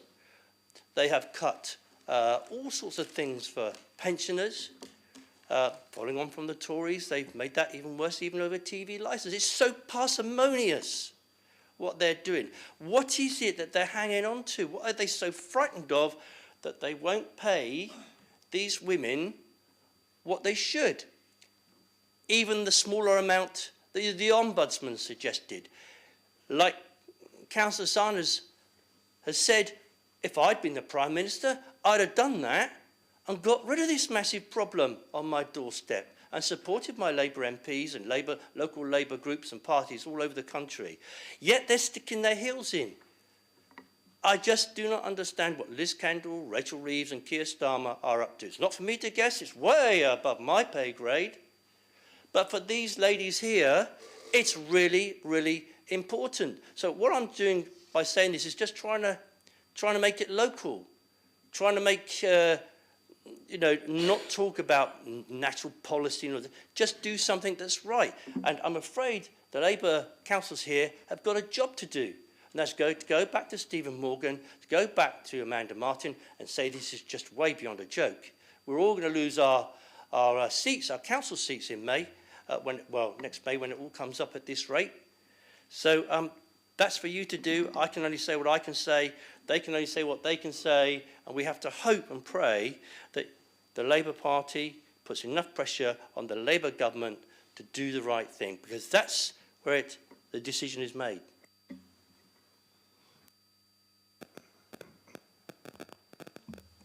Councillor Bosher. Thank you very much, Lord Mayor. And in answer to Councillor Hunt's question, I doubt very much whether Stephen Morgan MP will go up there and contradict his government. I mean, after all, it would be his career on the line as a minister if he did. I've sort of followed Councillor Winnington. He beat me to the history lesson, but I will go through it again. This is subsequent to 2010, so it'll be within Councillor Heaney's scope of history. But I too remember the full council meeting in October 2016. I've even written them down here in my order paper before I hand. And of course, we had a WASPI notice of motion back then. And that actually went to scrutiny management panel, and as you said, in November of that year. I remember that scrutiny panel very well, Lord Mayor, and I've sat on thousands of committee meetings in my time. Some of them become a blur, particularly things like governance and audit and standards. But I do remember this one very well, because we were considering that notice of motion, and I was the chair of scrutiny management at that time. And I remember sat in one of the conference rooms over in the civic offices, and we had probably at least 30 WASPI women, I think, actually turn up to that particular scrutiny management committee. And in reality, it's one of those, scrutiny management is one of those where you don't get anybody turn up to it. And what we did, because in theory, they were only allowed 1 or 2 deputations, and they were only allowed the 6 minutes, and it was working out who they were actually using, that I suspended standing orders for the meeting, and actually it was Darren Sanders who actually seconded the suspension of standing orders. And what we did, we invited all the WASPI women to come and sit around a table with us, and it became 2.5 hour open conversation. So it wasn't a structured committee meeting at all. I'm sure Councillor Winnington will remember that too.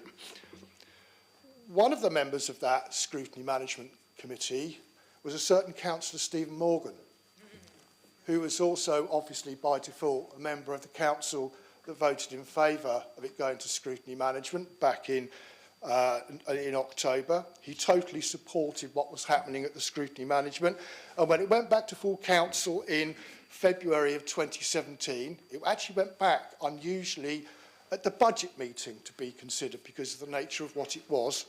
He voted in favour of it then. So he clearly has been recognising the injustice all the way through. And I will keep it local because, and I will quote Stephen Morgan, no government should have treated women born in the 1950s way in the way that they did. They obviously being Conservative. But I've always been consistent in my support for WASPI women all the way through. I'm really pleased that UK Labour will compensate women affected in Portsmouth and will finally end this historical wrong. Good news for Solent WASPI and good news for 9,000 women in our city. Did he? I'm looking at council. Did he do that? No, he didn't. It's all well and good turning up looking for votes by making statements like that or holding placards and standing on the steps of 10 Downing Street delivering petitions. But when push comes to shove, the 2 Labour MPs in Portsmouth would not support WASPI women. Quite clearly, Lord Mayor, their careers were significantly important than the WASPI women and the injustices done around the pensions. I've listened to the deputations very closely. Both of them were very powerful, and certainly the one from Steph Richard, talk about lack of basic respect and integrity in politics. I don't think Stephen Morgan in particular has done either. He's had no respect for the WASPI women that he's been purporting to support, and clearly his integrity in this matter is say one thing, do something else, which quite frankly I think is absolutely dreadful. Could be worse, but I notice that we're here there. You could look at it and say, and I'll give you one example perhaps, David Lammy's about to give away the Chagos Islands and also give them £10 billion at the same time as giving something away. Well, to Rachel from Accounts, there's your solution, because the amount is exactly the same. Cancel that deal and give that money to the WASPI women. Job done. But actually, that's not what this government is all about. We've seen it. We've heard it mentioned about winter fuel allowance. We've heard it mentioned about WASPI women. I don't know what they're doing with regards to disability payments, but certainly if you look at the first two, this is nothing more than an assault on the old age by the Labour government. I don't know what they are seeking to achieve, and I don't know what they're doing it for. This motion, Lord Mayor, is mainly here because of a Labour government decision to refuse compensation and to ignore a government ombudsman. It would have been nice to have heard from the Labour councillors trying to defend this, but I can see from the screen in front of me that they are all sitting on their hands and they're being totally silent on the matter because they know that they cannot defend the indefensible. And I hope they take this back to Stephen Morgan, because Councillor Hunt's right. You're all going to lose your seats on this. Make no mistake about it. Councillor Madgwick Senior. Thank you, my Lord Mayor. One thing in all my years on stage, I never used to like going on after great acts. And you put me on after Simon Bosher and Lee Hunt, so thank you very much. I'm after your vote. Listen, shut up. I'm also going to shock you now because I'm directing it to our Labour councillors over there. We know what way this vote's going to go, but Labour councillors, I want you, I was annoyed that you voted down Dominic's motion, but I want you to support your government. I want you to show total support to your government. We're not actually the government now, but the prospective government 6 months ago, when all your leaders and all your MPs, sorry, I'm poking my finger, all your leaders and all your MPs were telling everybody who would listen that they will sort the WASPI out, right? So I want you to back your pre-election promises, your pre-election leaders, and I want you to show us that you've got the courage to stand up for what is right and what is wrong, no matter what your party thinks. Stand up for what is right. Thank you, my Lord Mayor. Thank you. Councillor Barrett to sum up. Thank you, my Lord Mayor. Firstly, thank you to everyone who's taken part in this debate. I know it's an emotive subject for me, let alone everyone in the gallery, because what we're discussing is something that's affecting them every single day. Darren did say that, you know, words are important. Yeah, words are important. Do you know what's even better? Action. So, you know, we need to be, the government need to be providing what they said they would do if they were in government. We need action, not words. So, once again, Lord Mayor, I hope you don't mind, but through you, I wanted to take time to thank these women for their strength and their sheer determination. Many others would have given up some years ago, but you've all held strong. You've persevered to your credit, and I hope you don't mind that I use your campaign as an example when I visit groups or schools or groups of young women to show that it's always worth standing up for and speaking up for your rights and to fight injustices. I brought a prop with me. I've been reading a lovely book, which I advise everybody to read, titled The Women Who Shape Politics. It's by Sophie Ridge, who used to be a Sky News reporter.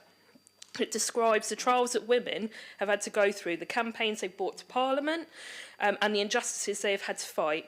It is an absolute shame that once again women have to fight for something they rightfully should have. However, I hope that in years to come we will see in the history books or books like this discussions about the WASPI women who fought the injustice that they had to fight. They won, had to fight again, but won again. That's what I hope to see. I have every hope that we will win this, and I am so proud that WASPI have raised the money and are continuing to raise money for the judicial review, and I look forward to being out with you in front of Westminster whenever you need me. I will be there for you. It's why we hope for this to be debated with a vote in Parliament. There was a debate yesterday brought forward by one of my colleagues, wonderful Dr Ros Savage, who's a Lib Dem MP, but unfortunately there was no vote from that.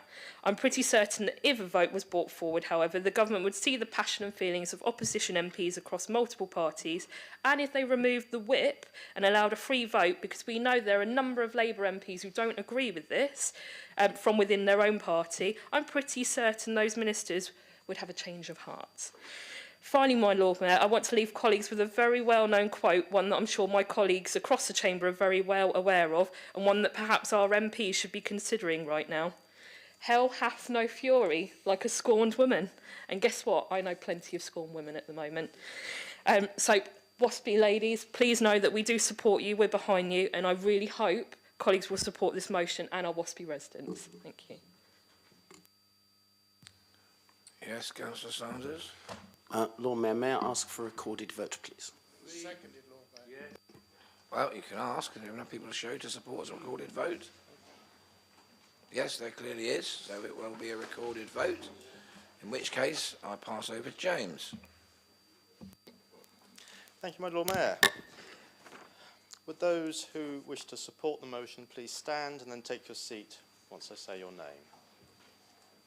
Thank you. So those in support, Councillor Ghosh, Councillor Corkery, Councillor Jeffrey, Councillor Holder, Councillor Dorrington, Councillor Oliver, Councillor Kadir, Councillor Winnington, Councillor Vernon Jackson, Councillor Brian Madgwick, Councillor Cordy, Councillor Simpson, Councillor George Madgwick, Councillor Atwell, Councillor Barrett, Councillor Ashmore, Councillor Candlish, Councillor Adair, Councillor Brent, Councillor Swan, Councillor North, Councillor Strudwick, Councillor Mason, Councillor Brown, Councillor Hunt, Councillor Horton, Councillor Gardner, Councillor Tyndall, Councillor Dent, Councillor Pitt, Councillor Sanders, Councillor Bosher and Councillor Dyke. All those against, please stand. None against. All those who wish to abstain from voting. Councillor Adeniran, Councillor Fielding, Councillor Gerarda and Councillor Heaney and Lord Mayor. Thank you, members. That vote is carried, but we'll go for the figures.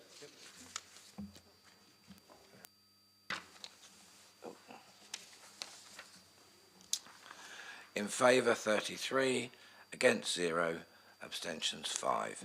So that motion is clearly carried. We now move on to notice of motion C, opposition to the closure of the last High Street Bank in Southsea and support for the creation of a Southsea banking hub, proposed by Councillor Hugh Mason and seconded by Councillor Peter Candlish. Councillor Mason and Councillor Candlish, are you happy to confirm that you're going to propose and second it? I confirm that I'm proposing it. I confirm that I'm happy to second it and Thank you, in which case I shall... There's no reference to Lloyd George in this one, is there? Okay, I'll pass across to you, Councillor Mason. Oh, okay. Councillor Mason, can you present and speak to your motion, please? I'm not asking for amendments yet. Okay. So, Councillor Mason, please carry on. My Lord Mayor, it is important, first of all, to emphasise what this motion is not. It is not an exercise in nostalgia for the good old days when bank managers wore wing collars and when you were advised to leave 4 days for your cheques to clear. This motion addresses a specific set of needs in 2025 and is asking for a 2025 solution. We all understand why banks are closing. The Lloyds branch in Palmerston Road in Southsea reported fewer than 1,000 customers in a month. When I have gone in recently, and I am a customer, there have barely been more than one person waiting ahead of me. Like most of us, I guess, I do most of my bank transactions online, even complex transactions such as sending money abroad in a different currency. Nonetheless, I would contend that there remains a need for a physical bank presence and for face-to-face consultations in a bank. Why? Many small businesses make many, if not most of their sales in cash. Some, like the excellent greengrocer in Marmion Road, prefer to deal in cash. Cafes deal in cash. Charitable and church collections are generally made in cash. If you need cash, and if you deal in cash, you need a bank where you can pay in or draw out substantial amounts of cash on a weekly or even a daily basis.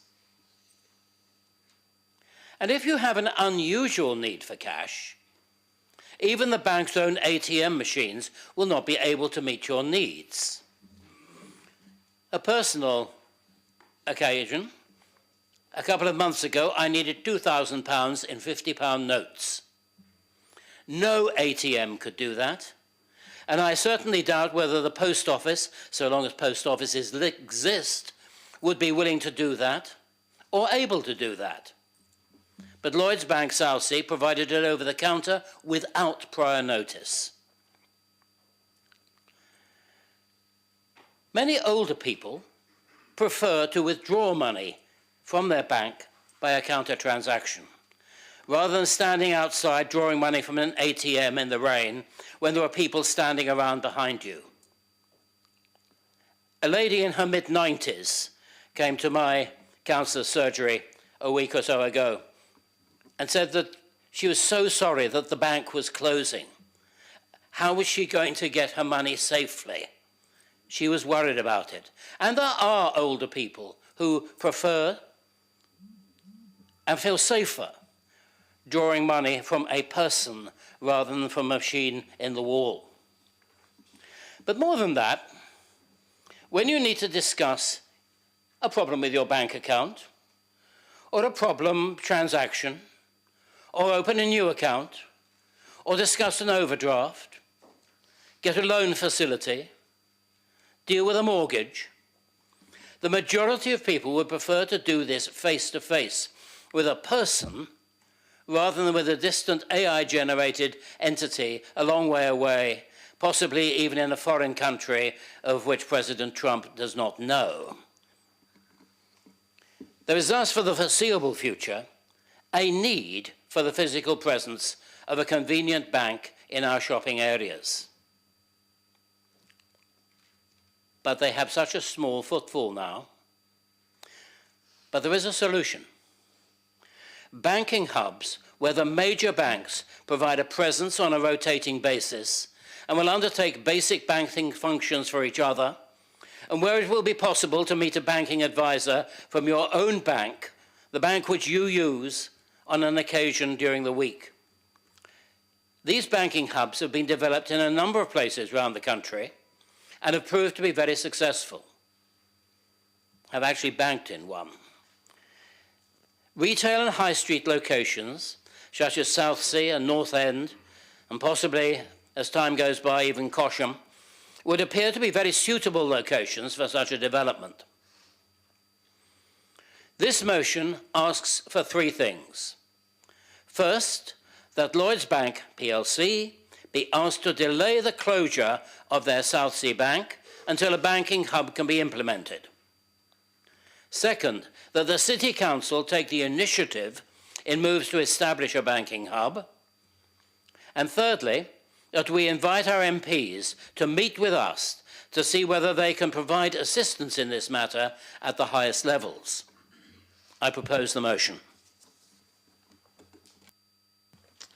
Thank you, Councillor Mason. At this point, I ask if there are any amendments. I'm aware there are two. So can I ask for, first of all, first one is in the name of Councillor Lee Hunt, seconded by Councillor Richard Adair, and the other is in the name of Councillor Graham Heaney, seconded by Councillor Charlotte Gerarda. Can I ask both of you, starting with Councillor Hunt and Councillor Adair, are you happy to propose and second those? Yeah, happy to propose, Lord Mayor. And happy to second, Lord Mayor. Thank you. Councillor Heaney, Councillor Gerarda. Yes, Lord Mayor, happy to propose. Happy to second, Lord Mayor. Okay, thank you. In which case, can I ask for both those amendments to be circulated, please?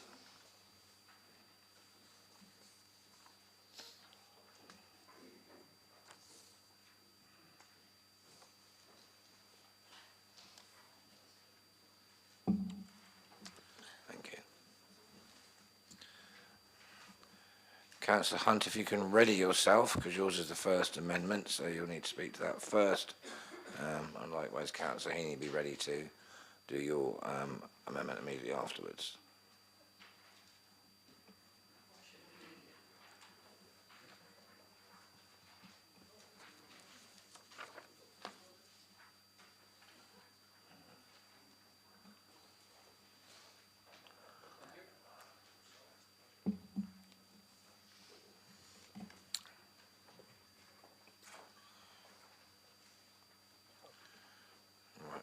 Making the way around.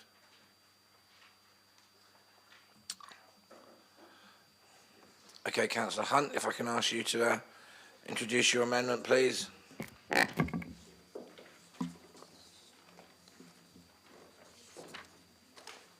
was just looking for Councillor Gerarda's one, Lord Mayor.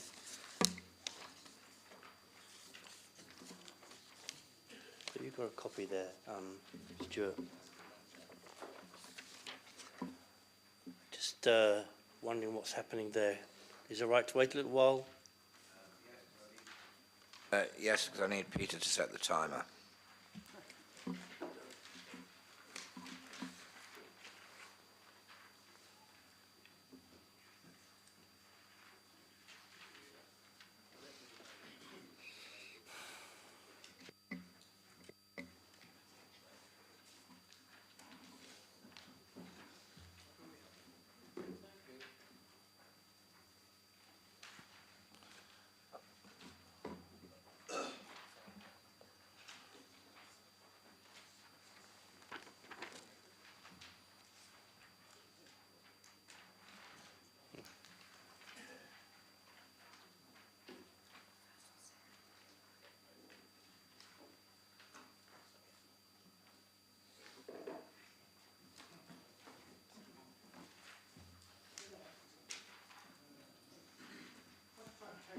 Look at the at the amendment from Councillor Hunt, and paragraph 7 appears to be missing. Is it intended to be taken out? I'm not sure I'm reading this correctly. I just want to be sure that I've read it correctly. Because if you look on the second page, you've got V1, V2, V3, 5, 6, 7, 8. Oh yes, sorry. No, I've misread it. Sorry, I'm getting my eyes mixed up. Apologies. Yes, I was. Yes.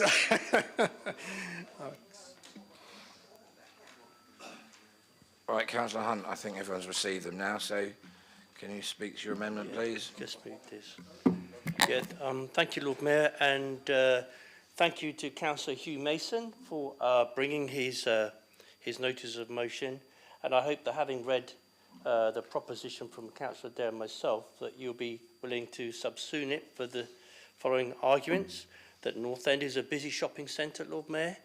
It's surrounded by a population of around about 40 or 50,000 people, and it's very different from a little while ago, where the vast majority of the shops are actually full.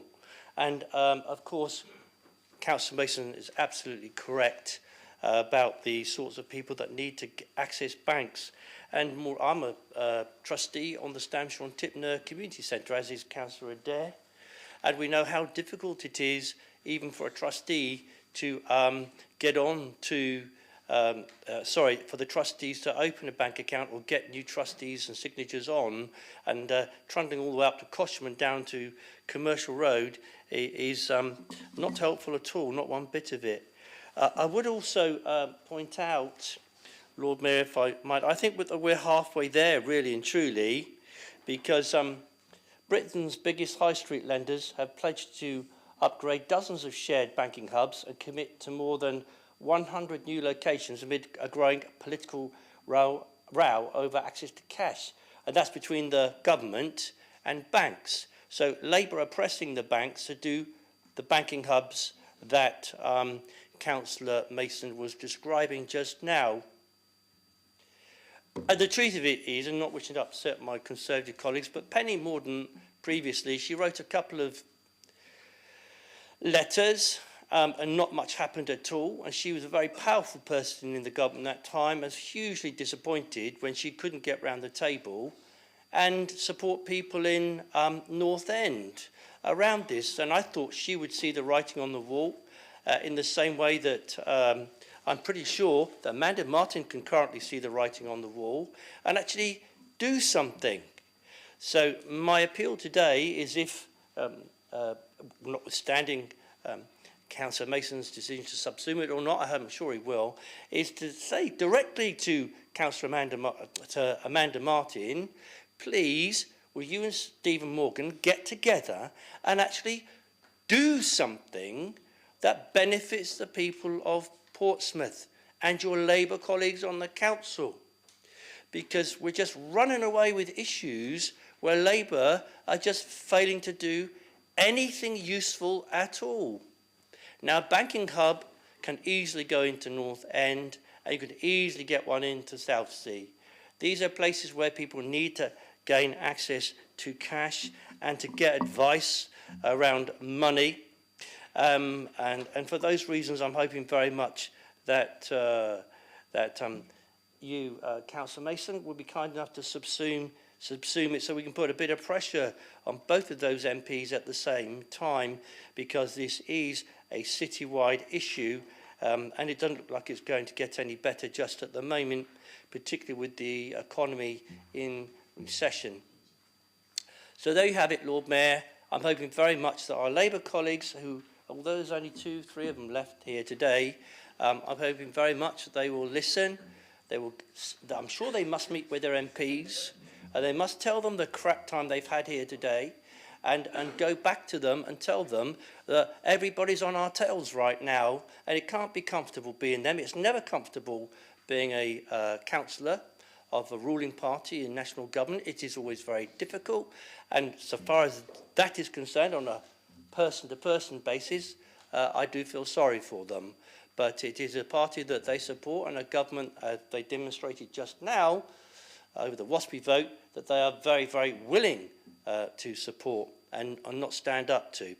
So there you are. I've made my plea to them, and I hope very much that they will take that plea to Mr. Morgan and to Miss Martin, and get a banking hub into North End, along with all these other scores of them being set up, and into Southsea as well. Thank you very much indeed for listening to me, everybody. Okay. Councillor Dare, you're second. Did you wish to speak on this? Thank you, Lord Mayor. No, I couldn't add to anything more to such an excellent speech. Thank you. Music to my ears, thank you. Okay, all right.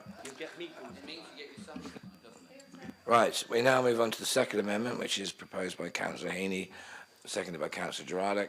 Councillor Heaney.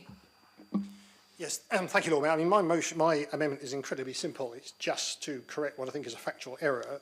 Paragraph 7 currently says, in addition to the recent closure of Crown Post Offices in the city centre, Linden Street in Cosham Market. Well, I went into Linden Street yesterday and it was open, so I've just said we add proposed closure, because no decision, I think, has yet been made. So it's just a matter of accuracy. I haven't a problem with that.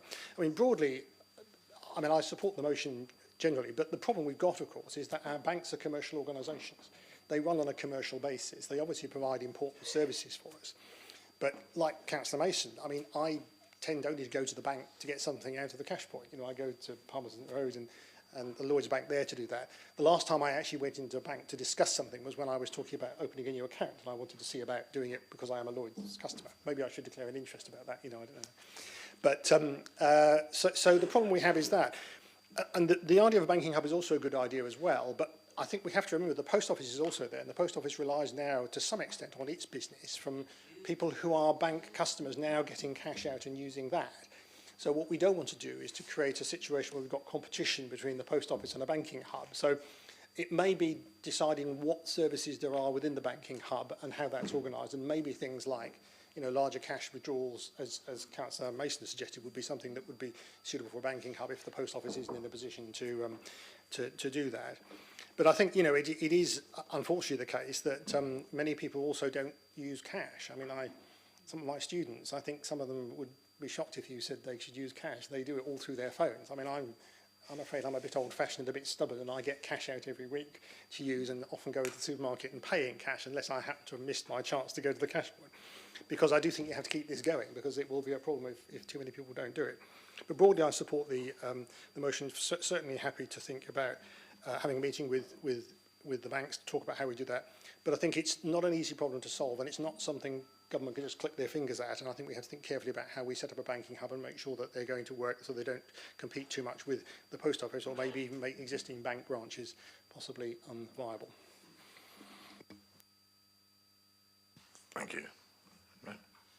Charlotte, do you want to say anything or not? Yeah, go. We don't feel pressure, but if you like, you're seconding it. No, just that I wholeheartedly support the notice of motion brought forward, and also the amendment put forward by Councillor Hunt and Councillor Adair. I think it's a really odd decision by Lloyds to have made the decision quite prematurely to leave the high street, when obviously there are developments coming online that are going to bring more, you know, residents to the area, and it feels like a real shame that they've made this decision now, and it's going to be to the detriment of all of those additional residents that, you know, will soon to be living in the vicinity. And a loss of a bank is not just about the things that have been really eloquently put forward by other councillors today about the fact that not everyone obviously uses online banking, and a lot of businesses still use cash, and older people and people without access to the internet still obviously need to use cash and have that access to their own personal bank. But also, banks are anchor institutions in our high street. They generate footfall, you know, they bring people to an area. They're another reason why you would go to that neighbourhood, and therefore spend money in the local market and visit local businesses and go to the local restaurants and cafes. And so when you know, an institution like a bank leaves a high street, it's just another nail in the coffin for that particular area. And obviously we've seen this happen across Portsmouth, but also up and down the country, and it's incredibly worrying for the impact that it has on the high street, as well as for residents and businesses involved. So I have to admit and put my hands up, I am very much an Apple Pay person, and I'm always on my, you know, online banking and internet banking, unlike Councillor Heaney here, who you can rarely get hold of on a mobile. Just to let you into a secret, we have to call him on his landline because he doesn't tend to use his mobile. So he's, you know, we're on opposite ends of the spectrum. He's not related to Gerald, is he? He could well be, yes. Yeah. Or former Lord Mayor Frank Jonas as well, which we understand never sent an email in his life, yeah. So yes, I understand that I'm part of the problem because I always use internet banking and don't often take cash out in a physical way, but the offer should be there for everyone, and the piece of the puzzle in terms of the banks on the high street and what they bring to an area just so important. So yeah, completely support the motion and the sentiments behind it. Thank you. Thank you very much. Very well put. Thank you. Right, we have Councillor Mosher. Thank you very much, Lord Mayor. I would slightly correct the record when it comes to former councillor Frank Jonas. It was actually pigeons he tended to use rather than anything else in that respect.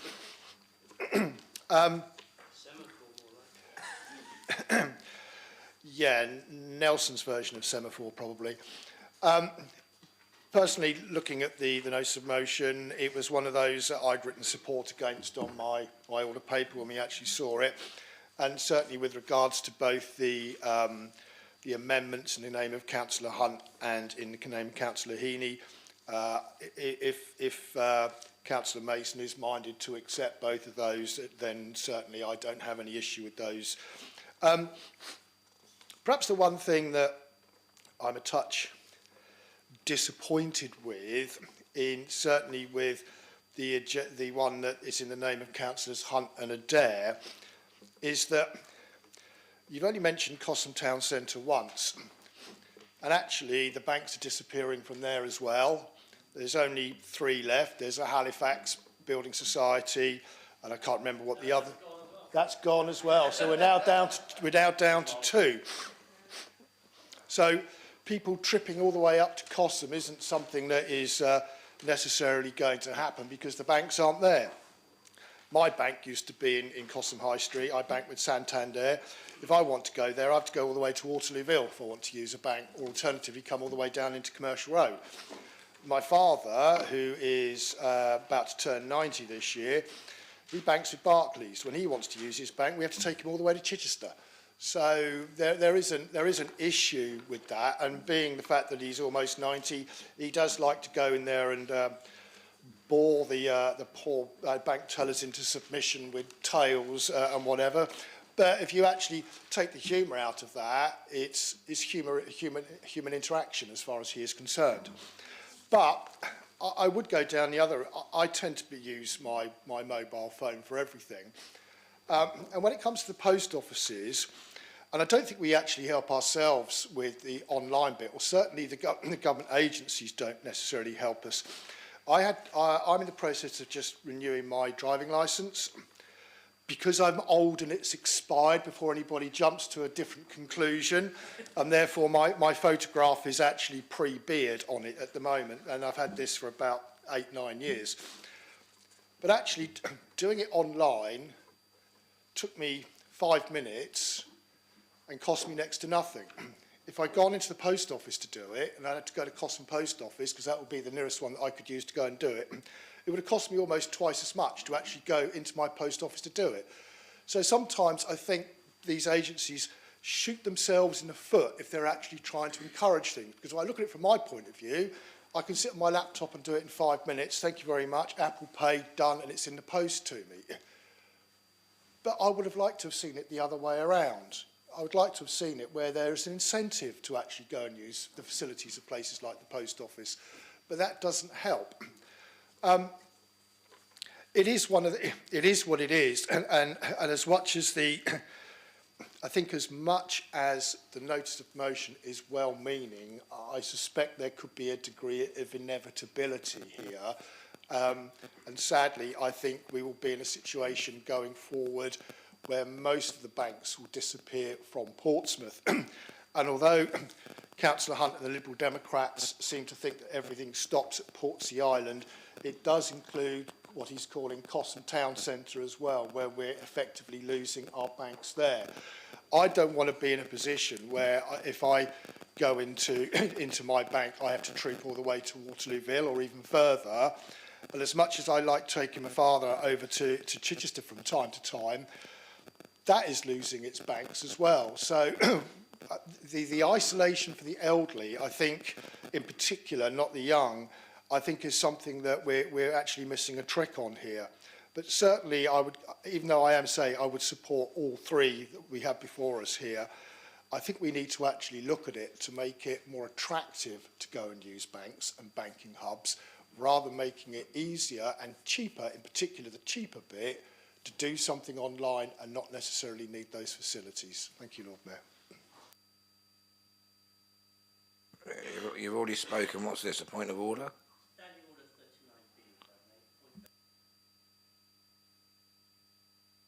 Coming on. Standing Order 39B, a point of explanation, where I have to give a brief outline of the explanation and then explain. Is that all right? I can't hear you, Lord Mayor, I'm sorry. I noticed you used the word brief there, so I'll hold you to that. Well, it will be brief. So I just would like to explain to Councillor Beauchamp that Councillor Adair will support this, that we did actually look at Cosham, and we looked at the banks in Cosham on the internet, but we didn't want to park our banks on their lawn, you see. Did you get it? No. Anyway, so yeah, no you didn't, obviously.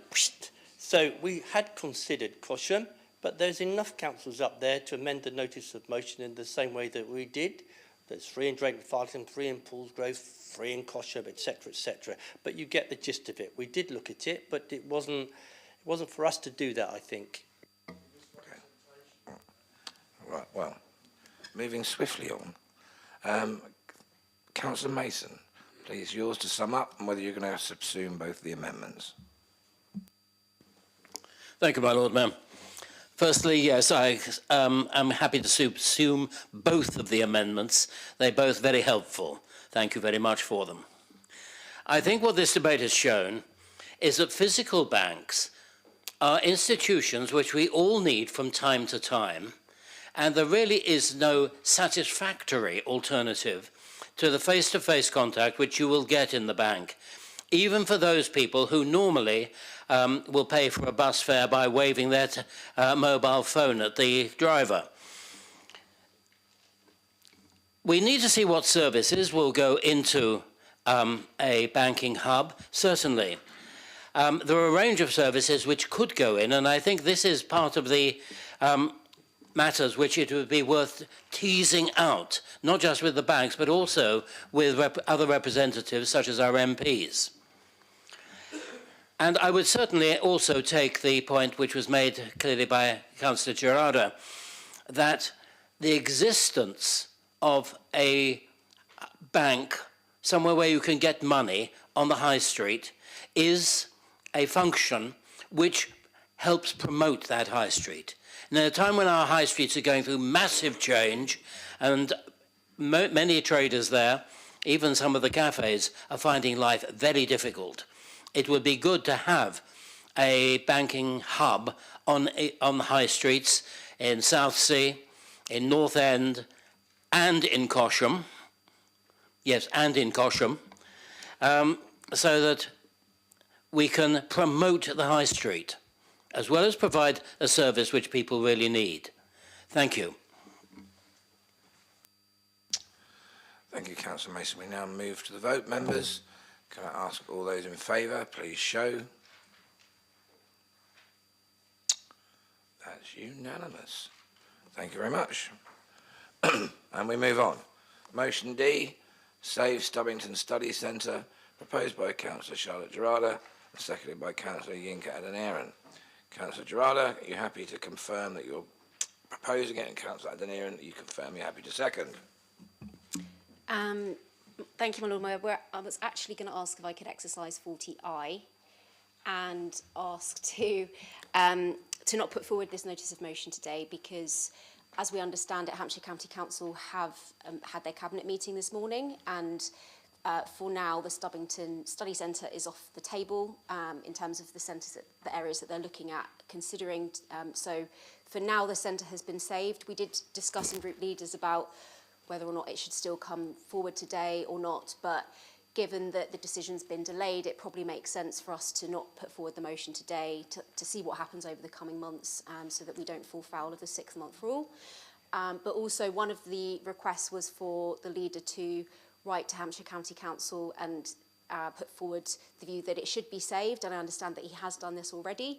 And that was going to be an amendment potentially from the Liberal Democrats, so I just wanted to place on record my thanks to the leader for doing that on behalf of Portsmouth City Council.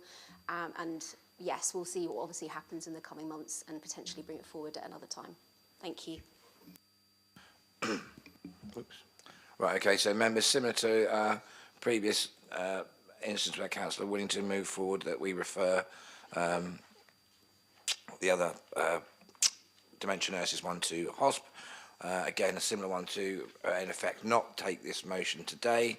Are members happy to support that? Great, fine, okay. So we now move on to the final remaining notice of motion, which is motion E, Eastleigh Pool, proposed by Councillor Lee Tyndall, seconded by Councillor Raymond Dent, sorry, to give you a proper name, sorry. Can I ask both Councillor Tyndall, Councillor Dent, are you happy to confirm that you're going to propose and second? Councillor Tyndall. I propose, Lord. Thank you. Raymond. Happy to second, Lord Mayor. Thank you.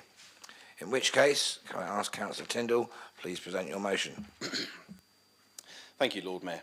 I stand here today with a sense of urgency and a deep respect for the community that we cherish. Today I address the matter close to many of our hearts, which is the future of Eastleigh Swimming Pool. You may ask why a councillor in the north of the city is bringing this motion forward today. Well, I am going to go on later in the speech, but so many of the residents in Portsmouth are affected by this, and some of our constituents in Copner, when we're out and about, have been mentioning it and have been concerned about the uncertainty and then obviously the decision that has been made on the 5th of March. As we all know, this iconic building has been closed since the onset of COVID-19. But, excuse me, but what you may not know, that in the previous years and the years after, little to no significant maintenance has been carried out, leaving this historic structure in a state of disrepair. This is nothing short of neglect from Portsmouth City Council, who now choose to use the state of the repair of the pool as one of the sole reasons it needs to be demolished. There has been a decision by a select few of the Cabinet to demolish this building, but I firmly believe this building is far important to do so. Eastleigh Swimming Pool is not just another swimming facility, it is a local historic landmark. It was built in 1904 and served as a vital hub for the community over a century. Through the decades, it has been a place of connection to health and the history of generations for the residents of Southsea, Portsmouth and around the region. So many residents have learnt to swim, trained to be athletes, belong to swimming, triathlon, synchronised swimming, water polo, octopus clubs that have all used this pool and as consistent and regularly base for their training. But this pool significantly stretches even further than this. During the Second World War, Eastleigh Swimming Pool was used by the legendary Cockleshell heroes, brave men who trained before embarking on a daring World War II mission that changed the course of history. This pool was part of this pool was part that remarkable legacy, providing them with physical training they needed to carry out one of the most audacious operations in wartime Britain. It is part of our shared heritage, and a story of those heroes should not be forgotten. If we allow ourselves the same short-sighted decision-making over maintaining our sites of our city's heritage and history, then we would potentially would no longer be enjoying and being educated on the history of the Mary Rose, the Warrior, Victory, Southsea Castle, Square Tower, the list goes on.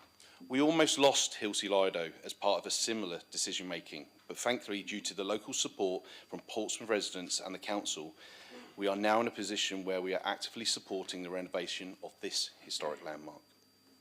The building itself is currently in need of significant attention and is a piece of Southsea and Portsmouth identity. It has stood for over a century and witnessed countless milestones in lives of local families. To erase it would be to erase part of what makes this area special.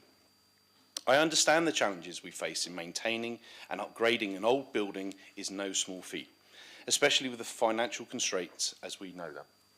However, demolishing is not the answer. The loss of Eastleigh Swimming Pool would not just be the loss of bricks and mortar, it would be the loss of a vital community resource, a piece of history, and a place that has held memories for generations.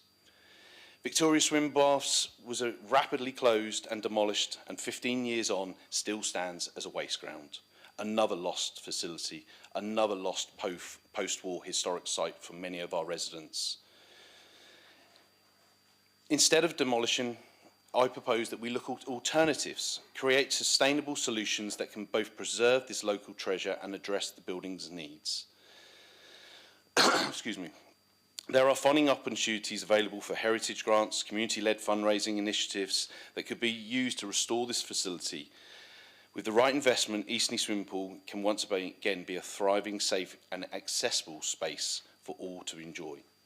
Let's not forget the value of what we stand to lose. This is not just a building, it is a symbol of our shared history and community spirit. Together we can ensure the Isney swimming pool continues to serve people and Southsea for the wider communities and generations to come. Thank you, Lord Mayor. Thank you very much, Councillor Tyndall. And at this point, I ask if there are any amendments. And once again, the efficiency of the officer corps here, I'm aware there is an amendment, which has been passed to me in the name of Councillor Hunt and seconded by Councillor Steve Pitt. So before we circulate that, can I just confirm for Councillor Hunt, Councillor Pitt, you're happy to propose and second? Yes. Lord Mayor. Thank you. In which case, can I ask for that to be circulated, please?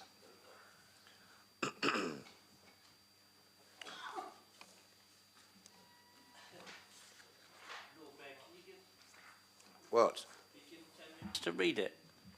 Yeah, I'd warn members it's a somewhat weighty tome, the best way to describe it. So you may need a few minutes.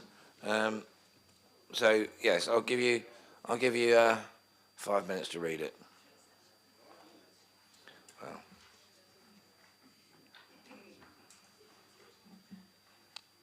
Well, at least 3 then.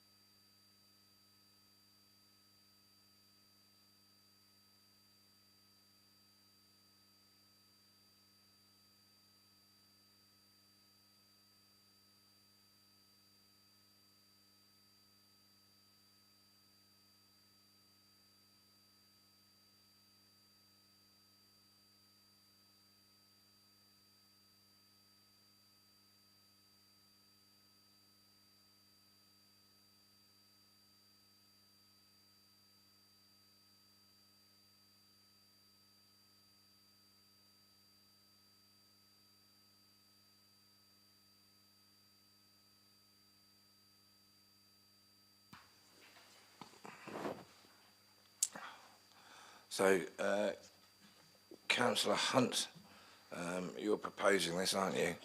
You still with me, Councillor Hunt? Yes. Can you speak to your amendment, please? Proposing it. You've already proposed it. You've already proposed it. Can you introduce it, please? All right. Lee? Yeah. Okay, Lord Mayor. Now the thing is, when you become a member of Portsmouth City Council, the best thing is to actually read the reports. And with the greatest respect to my PIP colleagues, I'm not sure everybody's actually read all the reports, quite frankly. What I've got to say is this, but it's all there for you now. What I've got to say is this. I regret very much that I'm getting older. And I regret that I can't go clubbing and pubbing like I used to. And to swim like I used to. I know Councillor Bosher was a good swimmer too, a regional athlete. But the more I get older, and more I know that the future is what matters, and the future is young people. And that is why everything that I do is to try and give more young people more things to do and deliver value for money, services for those of us paying now for that future. Lord Mayor, this is an obsolescent building, despite all the lovely things that Mr. Tyndall talks about it. It does have an history. How can anybody ignore that? But so far as the Cockleshell Heroes go, they actually trained on Canoe Lake. That's where they did most of their training. It was actually on Canoe Lake, and that's why the Cockleshell Memorial, the entrance to the Rose Gardens, is there. So, and you know, they too, I suspect, would want to fight for the future as well. So what I've got to say to you about the state of the building is that the City Council commissioned English Heritage to look at it, and English Heritage says this. It's on the amendment in front of you. I'm going to read it. The building is architecturally very modest when compared to other surviving military swimming pools. The architectural quality is the lack of architectural quality is even more apparent when considered in the overall context of indoor swimming pools of the period. That's English Heritage. They are the people who know what they're talking about. And they go on to say the building has undergone a high degree of alteration, including the eastern extension to the pool. That's a 1950s concrete type building. You know, we can wax lyrical about this building, but it's tumbled down and it's not what it really once was. It's also down in a 2-metre pit. Anything you've got to do to it, you've got to elevate it to try and preserve it or make it work in the future. So you're going to have to knock it down in the first place in order to do something with it. The English Heritage go on to say the building has undergone a high degree of alteration, including the eastern extension to the pool, loss of northern windows and replacement of others with UPVC. Later addition to the former over the entrance block, loss of the original roof covering to the pool and later intrusive ventilation accretions. And two councillors here saw that with their own eyes. It says there, they go on to say, in association with Cockleshell Heroes, which is one of the reasons I think this is calm, is also of historical interest, but does not appear to relate to the most notable aspect of the raid, its use of collapsible canoes. The training for these took place initially on the nearby Canoe Lake Gardens. And isn't it great we can do sea canoeing from this place in the future? Or we can do sea kayaking. We can do a whole bunch of water sports from this place. It has had its day. It is over and done with. So far as all those other things that Councillor Tyndall mentioned, well, we've been investing in those for years. The Square Tower was one of the first things that we did when I got in, which was to put a business in there to make that building start to look after itself and open up. The same with Southsea Castle. It was not falling down, but it was in a bad state of repair, so we put the weddings venue in there and we put the microbrewery in there, and that building now pays for itself. And the Hot Walls. The other end to someone might say later on, the other end to Eastney, that was, people used to pee in there, defecate in there, take drugs and so on. Look at it now. An absolute hive of creative industries. And do you know what? Myself and Mike Hancock did that. We got the money for it. We wrote to the Crown Estate. We did that. The Seafront Master Plan does it. All the way along, all the new eateries, the conversion of redundant city council buildings into the Southsea Beach Cafe, at the Southsea Tennis Courts, the new nursery, the new club, the new all-weather play areas, the preservation of the grass courts. Do you actually think we've been sat there for 10 years doing absolutely nothing? We have done mega loads along there. Victorious Festival, bandstand events, utilising contemporary buildings and historic buildings. This building, for all the reasons that I described in my decision meeting, is the reason that it was decided it should be demolished. I considered the obsolescence of the building, representations made, legal insurance implications, the risk to life by people going in there, and safety concerns. It had loads of money Councillor Tyndall put into it. I was in the chair when that money was being spent. But I'll tell you what, every morning I'd wake up to a phone call from somebody in culture and leisure, and they say, oh, I'm sorry, Councillor Hunt, the pool has cracked or the roof is wobbly, we've got to shut it. It was only open half the time when it was open. And now we're going to build a new pool 750 yards nearby, 75% bigger, with a children's learning pool. You haven't got that at the previous pool. A children's learning pool where kids can learn to swim and not risk their life going in the water to learn. And with a new GP surgery, and a whole bunch of other advantages like a gymnasium. None of these things, the new swimming pool that we're delivering... Councillor Hunt, can I ask you to come to an end? You're out of time. Sorry.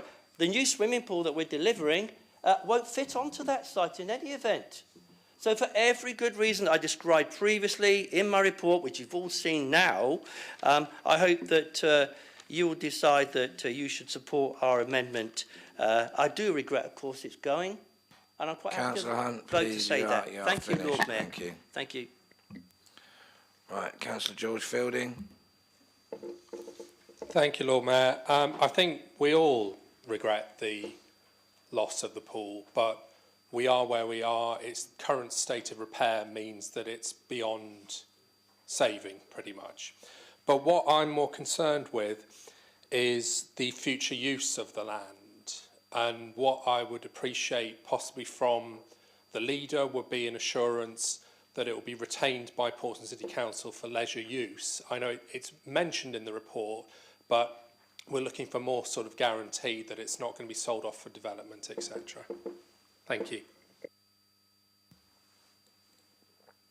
Councillor Matthew Winnington. Thank you, my Lord Mayor. Thank you for bringing this motion. It's an interesting one, and I think it does give us an opportunity with the amendments to actually put to a full council situation, and can be shared with anyone watching at home, and then people around in the gallery. There's still a few around, of actually looking at that report, which, quite frankly, is a very, very good report. It's a very, very straightforward report, and actually it does show that we have taken, and Councillor Hunt in his decision meeting the other day took the only decision that we actually could make.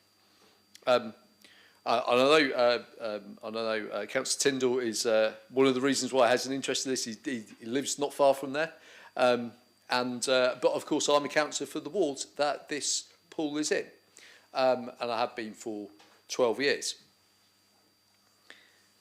So, would I prefer if Eastleigh Pool was still open? Absolutely. I've been a supporter of the new pool on Bransbury since the very beginning.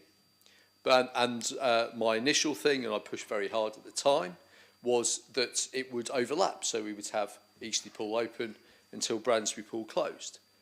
However, there was no condition survey that had been done on that pool since before it was handed from the Royal Marines to Portsmouth City Council.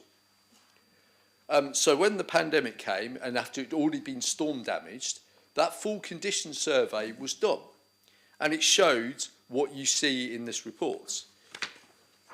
And I think it's a very interesting report. So I draw attention to colleagues to 4.2.1. Now, in the introduction to this motion, it was mentioned that it was down to a maintenance issue that we are where we are with Eastleigh Pool. But actually 4.2.1 makes it very clear that it's not because of a maintenance issue. It actually says these examples, in terms of the issues with the condition, are not due to failures of maintenance, but are due to the age and location of the building on a disused gravel pit. Now, anyone building a pool now would never build one on a disused gravel pit, let alone a disused gravel pit that's right next to a massive shingle beach. You just wouldn't do it. 1904 you would, in a Marines barracks, you wouldn't do it in 2025 ever. And figure 4 is a really interesting one. If you look at figure 4 on page 5, it says the cracking follows a step diagonal pattern close to the outer edge of the wall, typically associated with ground movement and foundation failure. Of course, this is 1904 technology in 2025 in a gravel pit. And then, of course, the real kicker is figure 6. Figure 6. The pool filled with groundwater surrounded by safety fencing. Groundwater. Now, when the pool was emptied, and of course it had to be emptied at some point because it was becoming a risk, if people broke in, they could be drowning, etc. We had to empty it at some point for safety reasons. But the fear was always that it might collapse because effectively the water was holding up the walls. It didn't collapse. which was a surprise to just about everyone. However, within about a week, it filled up, as you can see in that picture, from groundwater. So that means the entire understructure of Eastleigh Pool is cracked. The only way to actually redo that understructure, and remember, on the plans that we have from the Marines from back in 1904, we don't know the extent of that exactly. We don't know the exact structure of it. We don't know the shape or anything like that or the extent, because we just haven't got those. They never put those details back in the Edwardian times. You would have to effectively demolish the entire structure to actually find out what's going on underneath, because you can't do it just by the side or everything. You'd have to go in and take the whole thing to pieces. So that would completely go against the point of this whole thing. And then finally, I come to the Historic England report. We all like old things. We all like familiar things. I can completely understand that. But when you've got something that is effectively at the end of its life, and I quote, "The building is architecturally very modest when compared to other surviving military swimming pools," and then it lists a few, both listed at grade 2. "This lack of architectural quality is even more apparent when considering in the overall context of indoor swimming pools in the period." And, of course, there's been all those modifications over the years. If the Marines had maintained it properly back in the day, faithfully restored it, etc., it might be worth saving now. But we are in a position now whereby it's a failing building. It's a place which needs to be demolished, and we really need to invest all our efforts into the absolute fantastic success I know that the new Bransbury Swimming Pool, Leisure Centre and GP surgery will be in this city. Thank you very much, my Lord Mayor. Councillor Candish. I am learning as a still new boy in the council that it is a poor choice to go last because most of the good lines have already gone. Anyway. Believe me, you're not last. Okay. Whether that's good news or bad, I shall plough on and try to use less than the 6 minutes. So, as a local ward councillor in Eastleigh and Cranes and Water, I do not regret the decision to demolish the derelict Eastleigh Pool buildings, as the motion originally started with. It's a critical part of the programme of renewal for the whole of the Eastleigh seafront. We can't recreate the past, and I want our area to have a better future. So let's deal with the reality of today in 3 simple steps. Firstly, where are we today? I know the site well. Both my kids and my wife taught swimming there before it closed in 2020. The pool was a faithful public servant for over 100 years, first for the military and then the community, despite having no proper shallow end, no proper changing rooms, and not being near any public transport or major residential areas. No wonder usage was quite low by the end. I know from talking to people that many people have good memories of it, often from 50 years ago. But this was despite the building, not because of it. Even 5 years ago, its useful life was over. It's just not up to modern standards. Frankly, it's never been an inspiring looking building, and those who try to push its historical significance have to acknowledge what English Heritage said. Truthfully, it lacks quality. I visited the site just recently, and it's now a safety risk. Structural problems mean it could collapse, and the water in the pool is a drowning risk. There is no future for the current building. Secondly, its purpose in the community is being replaced by something better. The new combined GP and leisure centre at Bransbury will have not 1, but 2 pools, a 25% longer 4-lane community pool and a dedicated shallow pool, ideal for swim teaching and perfect for older residents or those with disabilities. The new community pool is within walking distance of schools, 30,000 people and on several main bus routes. And built to modern standards, it will be far more financially and environmentally sustainable. No wonder it got unanimous cross-party support when it came to the planning committee. In 30 years' time, people will actually praise the people who had the guts and vision to build a new and better facility when so many other places were closing pools, especially standalone pools. This is how you create something new that people will love in the future when they look back. A public consultation about the site is planned for later this year, but I hope the vision of this 2021 Seafront Master Plan is adhered to. A new seawater sports facility and a cafe overlooking the sea.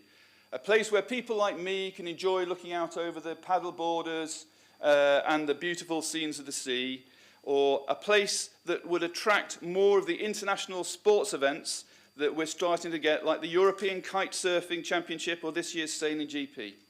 It's a far more appropriate use of a fabulous location and will be a brilliant bookend to the work that this administration is doing to leverage the money that's been spent on the sea defences to create a fantastic new seafront all the way. My Lord Mayor, my ward of Eastney and Craneswater stretches from South Parade Pier all the way to Eastney Point, and I think in 10 years' time it could be one of the finest seafronts going. Maybe on a warm summer's day, rivaling places like Beirut and Nice, who knows? But achieving that does require us to make choices, and we need to demolish the current derelict Eastney Pool buildings. Loud voices have tried to stir up division about this, often traducing the truth in the process, and they've been supported by people outside of the area. But fortunately, the quiet, local voices I speak to are more numerous. Young families who like the idea of a pool they can walk to. Older residents who like the sound of a pool they can get out of without trouble. Certainly, most of them like the sound of Eastney having a brand new combined GP surgery and leisure centre and a new seawater sports facility and cafe on the Eastney Pool site. So, my Lord Mayor, I do not regret the positive decision to demolish Eastney Pool buildings.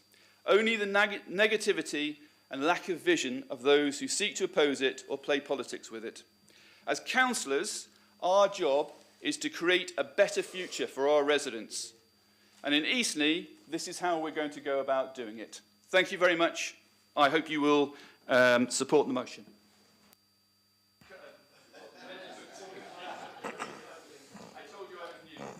Right. My old mucker, Councillor Bosher. Thank you very much, Lord Mayor. Interesting to hear Councillor Candish supporting the notice of motion there. I would take issue with one of the things that Councillor Candish made reference to with regards to this particular pool. And Councillor Hunt actually alluded, I shouldn't point, should I? I've got to do this. I've got to do this. It's a swimming stroke, isn't it? I was indeed a national swimmer back in my youth, which was a long, long time ago, and spent most of my life living in swimming pools for 10 hours a day or whatever it was. And I have to say, I take issue with the comment that Councillor Candish made, because 40 plus years ago when I was swimming at national level, I hated the bloody place, to be quite honest. And that's got a lot to do with the fact that it's not a recognised length, it's not a recognised depth. So from a competitive athlete's point of view, it was a totally wrong environment to actually train in. So we only ever used to use that when places like Victoria Park Pool were not available for whatever reason. And even that wasn't perfect, because that was 33 1/3 metres long. So you used to have to swim 3 lengths of it to do your 100 metres and whatever. But I think I think even back then, and I'm talking 40 plus years ago, we were constantly swimming in water that was either steaming so you couldn't see, the boilers were constantly broken, it was freezing cold, there was no bus routes there to it at all. Indeed, if Councillor Candish wants to develop the seafront, a bus service along the seafront would be useful, because we still don't have one. Or we can use Councillor Madrick's electric scooters, I guess, because they're just round the corner at Bransbury Park, aren't they? But I think part of the issue here is that the building is long past its sell-by date, and if I'm talking about when I was swimming in it occasionally 40 plus years ago, it was probably beyond its sell-by date then, if I'm being brutally honest about it. But part of part of this, and it's a little bit disingenuous with the amendment that I'm looking at here, is that Councillor Hunt has listed an awful lot of things in his seafront master plan on all the wonderful things they've been doing. Most of these things actually predate Councillor Hunt anyway. I mean, the Great South Run actually started back in the 90s, from what I can actually tell. But he hasn't actually mentioned the fact in there that he's actually closed the pyramids at the same time. Now, I think this notice of motion might have been better worded if they'd actually acknowledged the fact that Bransbury Park Leisure Centre may be a new decent facility, but the costs of this have practically doubled in the space of 3 or 4 years. And I think that that's the thing that leaves the bad taste. And it's something that I've highlighted in successive budget meetings, and the fact that even though you've got a pool that is falling to pieces, the costs of putting something new and the length of time it's actually taken to get to where it is now is actually practically doubled from the council's point of view in that respect. You know, I could go back and look at it.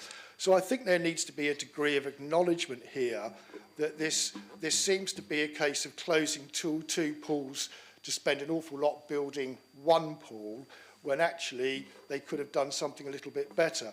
But I also work in the buildings aspect as well. You leave a building untouched and left alone, it rots very, very quickly. And we have seen a recent example of that in the fact that, and I understand the mixed emotion it's caused because it's very sensitive, but Angela Rayner has taken the decision to take down the Grenfell Tower for exactly the same reasons, in the fact that that building has effectively been boarded up and left to the point where it's at the point of collapse, and therefore it becomes a danger. Now, this isn't a Grenfell Tower by any stretch of the imagination, but it's indicative of what actually happens to buildings if you leave them. And for BH Live and whoever to go in and monitor it, there's a big difference between going in and actually checking a building and actually mothballing it, for want of a better expression, to preserve it. The building has been left to neglect, and it is going to become very, very quickly a danger, I believe, and something that the best security in the world is not going to be able to protect from those that are keen to get into it. So as much as I sort of understand where we're going with the notice of motion, Councillor Tindall, I think there's a degree of inevitability that that building is going to have to come down more from a safety point of view than anything else. But by the same token, I find Councillor Hunt's menu of Aren't I Wonderful a little bit hard to stomach at the same time. Thank you, Lord Mayor. Lord Mayor. Yes. I don't think Councillor Bosher and I are very far apart at all. We didn't close the pyramids, I beg your pardon. What we did was we shut the wet side, and it's now making a profit as a soft play area for the City Council's taxpayers. And the other thing, I can't remember. Praise be to that. Thank you. Right. Councillor Vernon Jackson. Thank you, Lord Mayor. I think I need to start by saying, as Chair of the Planning Committee, this will come to the Planning Committee, and so I'm not going to make any comment directly about the pool at Eastney, because I need to make sure that when that does come to the Planning Committee, I've got an open mind. But I think it's really important that we look at some of the other examples around the city of things that we've done.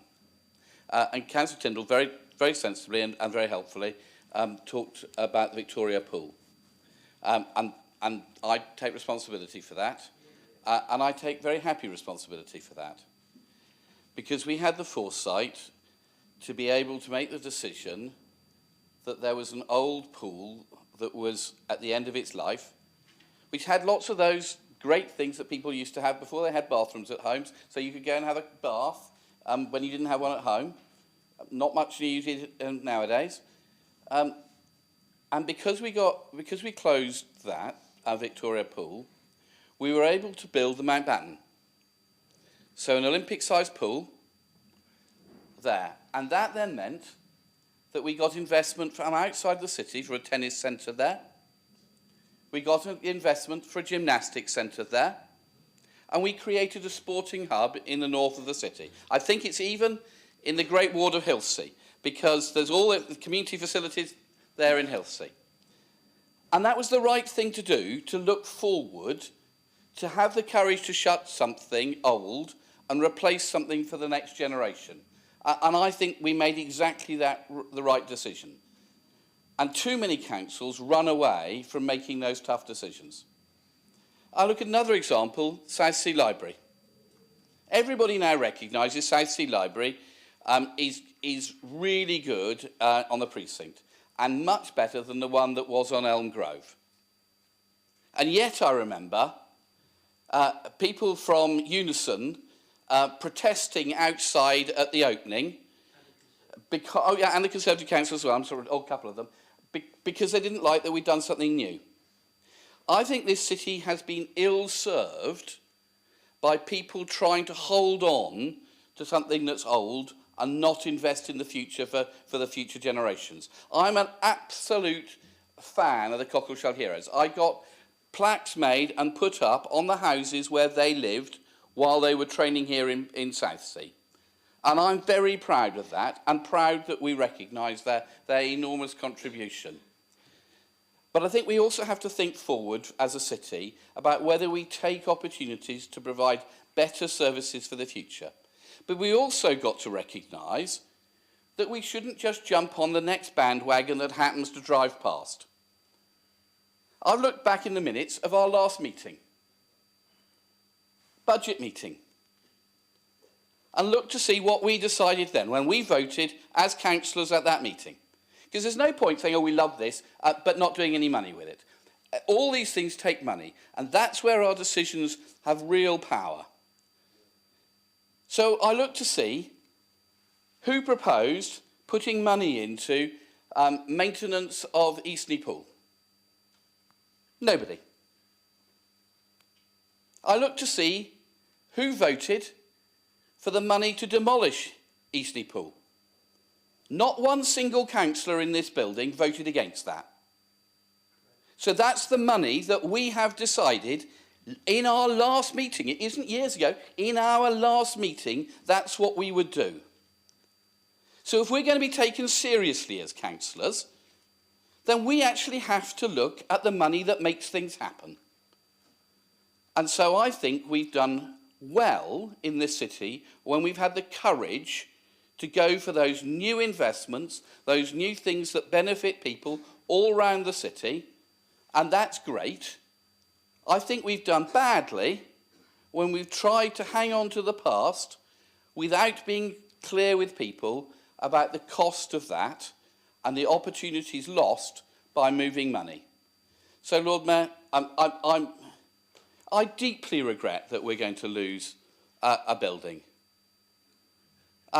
I don't know what the planning decisions will be, but if that's what happens, I will regret it a great deal. I'm a historian, I love things.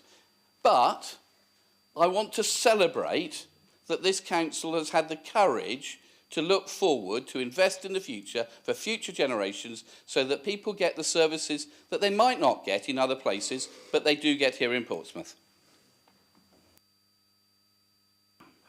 Councillor Pitt. Thank you, Lord Mayor. I just thought, in addition to hopefully what's useful information in the amendment, I'd just take people back a bit. So, Liberal Democrats came back into administration in Portsmouth in 2018. The year before, there was a sports facility strategy drawn up by the then Cabinet member, Simon's former colleague, Councillor Symes. And in it, it concluded that in respect of Eastney Pool, the facility would need replacing in the short term or extensive refurbishment. But importantly, at that point, there hadn't been a condition survey. In 2018, the following year, I became the Cabinet member and made inquiries about the state of the pool and were told that it was in desperate need of large-scale investment because there was a net over the pool to stop debris from the roof falling into the water while people were swimming in it.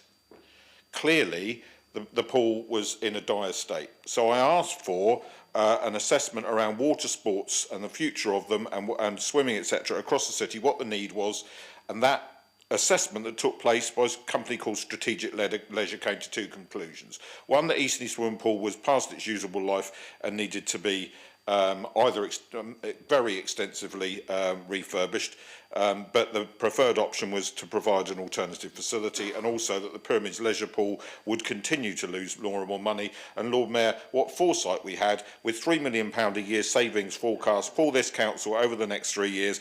The chances of currently subsidising the Pyramids by over £1 million a year are exactly zero. So on the 5th of February 2021, at what was then my decision meeting, in that report, a public meeting, it said the preferred option, which was to pursue the Bransbury Park option, assumes that the Eastney Swimming Pool remains closed and is demolished. So the council hasn't been neglecting it for the last 4 or 5 years. The council made a decision in 2021 to pursue a replacement facility, and therefore why on earth would it have been putting any money into maintaining a building that it had clearly stated in a Republic report remains closed and is demolished? That was the recommendation. So moving on to the 14th of November 2022, there was another report brought to a public meeting based on 1,816 responses, which was a survey of the local PO4 area in that patch, where there was a question about people saying, do you want us to put the money into Eastney or do you want us to put it at Bransbury Park? The percentage of respondents that said the council should develop the Eastney pool site, and that wasn't even repair it. In all likelihood, at that point, we were already at the knock it down and put another standalone single pool there without a learner pool, without a gym, unfinancially viable, etc. But nevertheless, we asked the question that, do you know what percentage of the respondents said that they wanted to keep the pool at Eastney? 3% of the respondents said they wanted to keep a pool at Eastney. So we then moved on to the 13th of February 2024, when this full council, because I'm correcting Councillor Vernon Jackson here, this full council first voted to approve funding towards the demolition. And that, on that occasion, that was a unanimous vote of all councillors. Nobody came out saying don't demolish it. They accepted the funding being allocated in that budget. On the 20th of March last year, there was a drop-in session at Eastney Community Centre where it was clearly communicated to everyone that came, and then to a further meeting that evening of Milton Neighbourhood Forum, Eastney Pool has closed permanently. So everyone's pretending like a couple of weeks ago somebody decided, oh, let's demolish Eastney Pool. This has been part of a strategic plan and the policy of the council since at least the 5th of February 2021. All the reports are there, all the evidence is there. I do want to respond to Councillor George Fielding's quite correct question of me, which is what are we going to do next? And Councillor Hunt and I have been in discussions. There is a full public consultation on what people want to see on that site that will launch in April this year. We've been absolutely clear all the way through, got no intention of selling the site to anybody to develop anything, despite the misrepresentations of a certain individual who keeps saying that's what I said when I did not, and that will remain in council ownership, and we have a firm commitment, first developed by Councillor Hunt over a decade ago now, and then reiterated a few years ago in the Seafront Master Plan for a water sports centre. And if we want to honour the Cockleshell heroes, well, let's call it the Frankton Centre then, and let's let people who now are training on the water remember and honour their story. There's ways of doing that without trying to preserve a really poorly built utility building from the early 1900s that's built on shingle, and in order to bring it back into any meaningful use, we'd have to knock it down and rebuild it as a pastiche. Triggers Broom. Right, Councillor Tyndall, yours to sum up and explain whether you're prepared to subsume the amendment. Well, thank you very much, Councillor Hunt, for bringing the document together to just show what has and hasn't been done. And I, believe it or not, I do watch and read reports. So I did listen back to the meeting on the 5th of March where you quite clearly stated, I'm not talking about Bransbury Park, I'm only talking about Eastney Swimming Pool. So to see the document mentioning Eastney Bransbury Park and about how it's being replaced because of that, X, Y and Z, is interesting. Also, it's kind of missed the point as well. It's all about what can we do, creative ideas with regards to Eastney Swimming Pool. At no point have I said it needs to remain a swimming pool. But can it be repurposed? Can we have creativity? Can it be a centre? But it's keeping those buildings. And again, thank you, Councillor Hunt, for saying about Southsea Castle and all of the investment and saving it from derelict and all the investment and breweries and getting everything in there that you can actually do. So if we are open-minded, can we save this facility and repurpose it? And I call on you to just think about, we don't need to choose between progress and preservation. Is it possible to honour our past while meeting the needs of the future? I urge all councillors and all of you here today to rally together to support this iconic landmark. Thank you. Councillor Tyndall, just to confirm, I presume you're not prepared to subsume the amendment? No. Okay. In which case, members, we now need to move to the vote, and we move to the vote on the amendment first of all. So can I have all those in favour of supporting the amendment, please show. Those against? Okay, so the amendment is carried. We now move to the amended notice of motion. All those in favour of that, please show. Those against? Okay, so that is clearly carried. Thank you. That ends the notice of motion, and we now move on to the final agenda item, which is item 14, question from members understanding Order 17. Members, there are two questions understanding Order 17 that have been previously circulated to you. As you know, there is a total of 45 minutes allocated within standing orders to deal with questions. Can I remind everyone that the member asking the original question may ask up to 2 supplementary questions that must arise directly out of the original question. Any other member is limited to 1 supplementary question that must arise directly out of the original question or the replies. So, question 1, in the name of young George Fielding. Councillor Fielding, would you like to ask your question? Thank you. Everyone's young compared to me.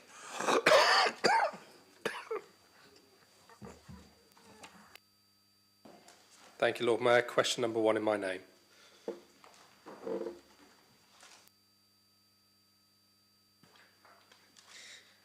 Thank you very much. Thank you, Councillor Fielding, for the question you've brought today. As you may know, in 2023, a new greening strategy was approved, which we said we need to ensure that we focus resources on delivering greening benefits where they are needed most across the city. For example, considering how greening, which may include tree planting, could help cool neighbourhoods or specific settings. An email was sent to councillors who had questions on this back in July 2024, following several discussions where it was explained that the council is focusing on areas of priority action set out in the greening strategy, whilst learning from community greening projects and the challenges of greening on the highway as well. A key message from this is that requests to green areas on highways, including footways and existing tree pits, are not always possible, but can be checked and can be looked into. Over the last 18 months, the focus has been on understanding how we develop a resilient treescape. We have been meeting requirements from an externally funded project developing a tree strategy called the Urban Forest Master Plan. Because of that, we have planted 7,477 trees and 1,429 metres of hedgerow.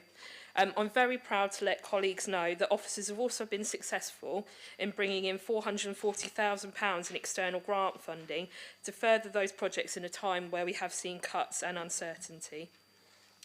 We have identified that there are key actions we need to take in the city to ensure that the trees we have are resistant to disease and to future climate threats. The Urban Forest Master Plan was informed by an iTree eco-survey which worked with community groups, invited volunteers to engage in surveying. This survey, which I'm really pleased to say, received over 1,000 responses from residents, which I believe truly shows how people care about their environment and greening. And I know a lot of people in this council know that to receive over 1,000 responses from a survey is an absolutely fantastic number in anything that we or a partner does. And it does feel like we are well informed now and backed by the public with this. I also thought it worth updating you on some of the work we've recently done whilst doing this framework and the research in the background to provide a resilient treescape and increase biodiversity.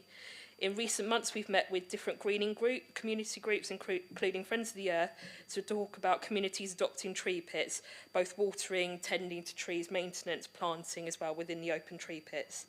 We've explained some of the concerns that we have and some of the constraints that we have as a council, and they've explained to us what they really want to see.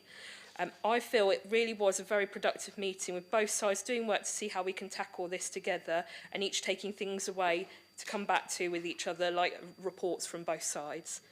A working group within the council has also been recently formed across multiple portfolios to confirm the process and checks that would enable this action to happen and will promote guidance in due course. I've in fact brought another prop with me today.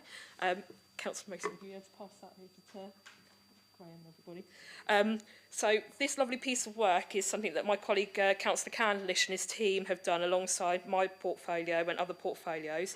It's part of the feedback that we now are using across the council. This is a piece of work that now determines internally the type of tree planting we are looking to do across the different departments. If housing want to put in trees on the housing estate, they can look to see what best fits in their area, and the same for highways and other places as well. Tree planting probably sounds quite easy, but there are so many factors to consider, such as the area it will be going into, whether it's by parked cars, does it have a wide route network, if so not close to homes or buildings, what the soil quality is like and what depth it could go to.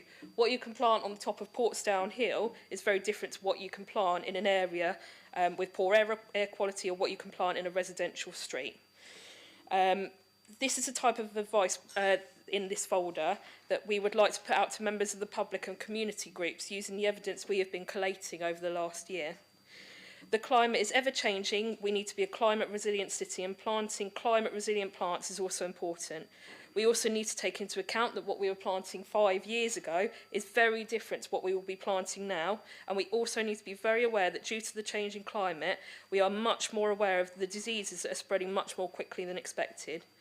We know through the research we've done with our community groups, with the iTree Eco Study, looking at trees on council and private land, and quite luckily in people's gardens, that 25% of the tree stock we recorded here in Portsmouth is ash.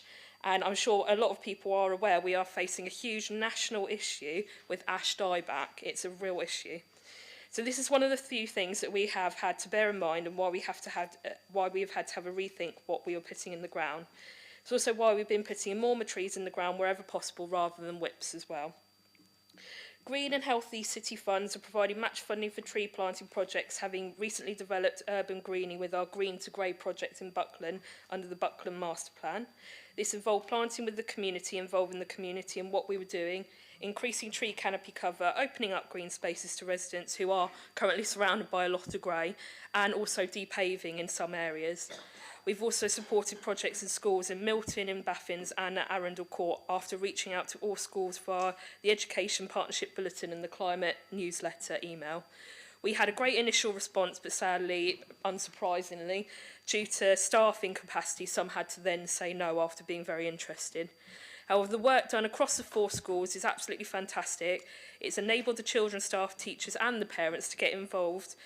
Some have planted allotments, lots of trees, and we've also been able to provide material for school curriculums for teachers to teach as well about edible schools where the children plant veg, they grow it themselves, they pick it, they then cook it and take it home. I know that one of the schools had a fantastic lesson where they ended up picking the vegetables, made a soup and took it home. So, you know, it's a really good project. And also it means that they're now using their outdoor space that we've helped green to be able to do some outdoor lessons as well. I'm pleased to say we also supported the development of a shade garden for daycare. So at the Royal Albert Daycare Centre, they came to us saying they were really struggling with the heat, and we know old people, bless their hearts, they can overheat quite quickly. So we enabled that to be able to make sure that they are cooler as well and they can enjoy their space.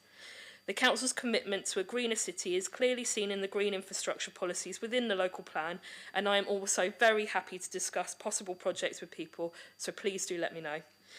All of this work has meant that I've been working closely with officers to advance the outcomes described in the greening strategy, and a cross-directorate team is submitting a full application to the Nature Towns and Cities programme that will deliver capacity for nature recovery, green infrastructure for Portsmouth, and include community engagement work, which is very important. Something that I personally are finding extremely exciting, and it's causing great excitement in my team and across the council. We've made sure to keep our community groups informed on this. They've been consulted on this via a Teams event as well as other conversations. I am really pleased that we've all been on this journey together, and I'm very grateful to my opposition who have supported this journey as well. However, I understand that others may want to get involved in some shape or form or even understand a bit more about what we're doing in this area. Therefore, we have set a date in my portfolio in June, probably June the 10th, I think, for a workshop with members to explore green infrastructure, the Urban Forest Master Plan, sustainable urban drainage and nature and health together. This event will look at evidence, provide workshop activities and be a forum for discussion. I really hope that lots of you will be able to attend and feed back into this meeting and know what our next steps are as a council and be involved in this process as a whole. So please do let me know if you'd be interested in attending. Equally, if anyone is having issues around greening things, please do let me know. I promise I don't bite. I don't have a crystal ball or read minds, so unless people speak to me about issues, unfortunately, I can't do anything about it. Councillor Fielding, if you have any particular concerns about any projects in particular wards, please reach out to me. I'd be more than happy to speak to them. After I received this question, I did go out, as did officers, to speak to as many of the greening groups as possible. Everyone that's come back to us so far weren't quite sure which projects it was, but perhaps we can talk about that at some point as well to see what's going on. So other than that, hopefully that's covered everything, but happy to answer any questions. Councillor Fielding, do you have any supplementaries? Yes, please. I noticed, firstly, thank you for your full response, which was greatly appreciated.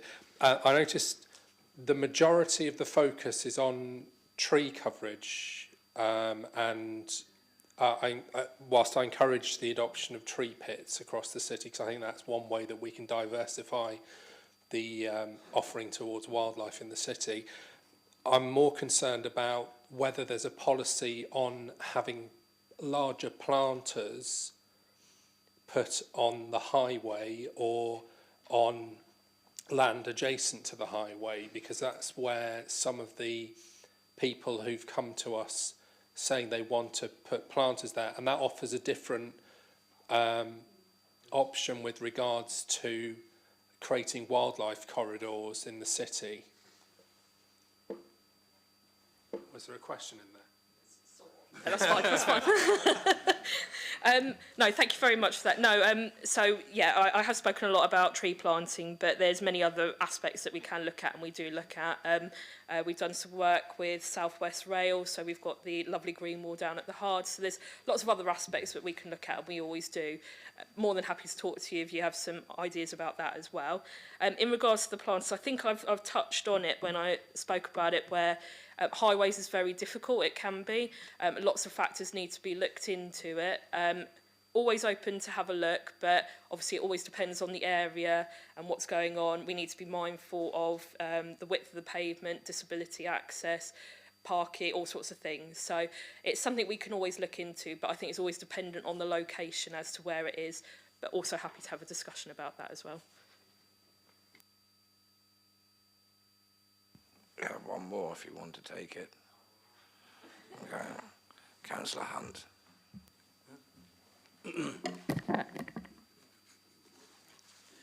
Would the Cabinet member agree with me that the biodiversity in the crown of a tree and throughout its bark and so on is really important to nature You've only got to see on a hot summer's day all the buzzing of all sorts of different insects, enormous number, especially around hawthorn trees. And that's why on the 5th of March I took a report to my portfolio, which as part of what you described, 2,470 trees being planted by Parks and Open Spaces, including 150 replacement street trees across the city and around 300 trees being added to 47 playgrounds. The question is, do you welcome that?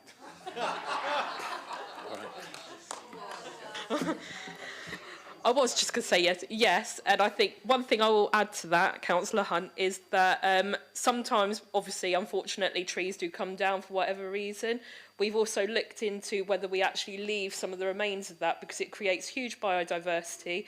I think when I was up in Paulsgrove, the St Michael's Church project that they've got going on up there, they're doing some excellent bits, but they actually left some, I think it was that group, they left some of the wood there and the amount of bugs and everything coming out of that. So there's lots of different things we could do, but yes. Councillor Pitt.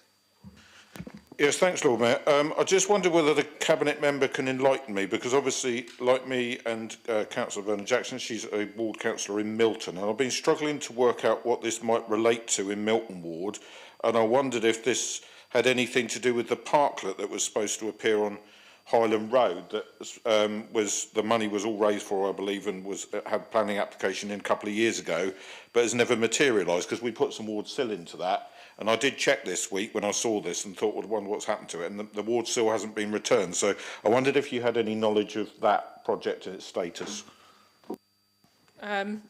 Unfortunately, no, not at the moment. It would be good to find out a bit more because I put some money into it. Was a joint project, I believe, with the Albert Road and Highland Road one, and I put Greening Fund money into that as well. So I will certainly look and come back to you and let you know what's going on once I find out more. Councillor Gerarda. I can come back on that, Lord Mayor. Can I? Okay. Well, you have to ask a question that arises out of that. in terms of the parklets in Milton, yeah, I know that there has to be a question. Somehow I'll add a question. There were some slight tweaks that the businesses wanted to make to the plans, so we had to submit alterations to the plans, but the category we used wasn't the correct one, so we had to seek planning approval again, and we've been given advice from planning here about the category that needs to be used. So those plans are going back in. I think the plans have been submitted already on yesterday, actually. So the project is absolutely still going ahead, but we have to make sure that we get the correct planning approval for what's going in.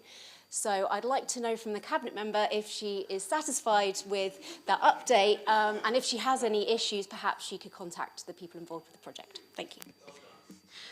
Thank you very much. Thank you. Yeah, I certainly, if I have any questions, I will come back to you and feed back to my colleagues as well to let them know what's going on in the ward. Question number 2, in the name of Councillor Fielding. Question number 2 in my name, Lord Mayor.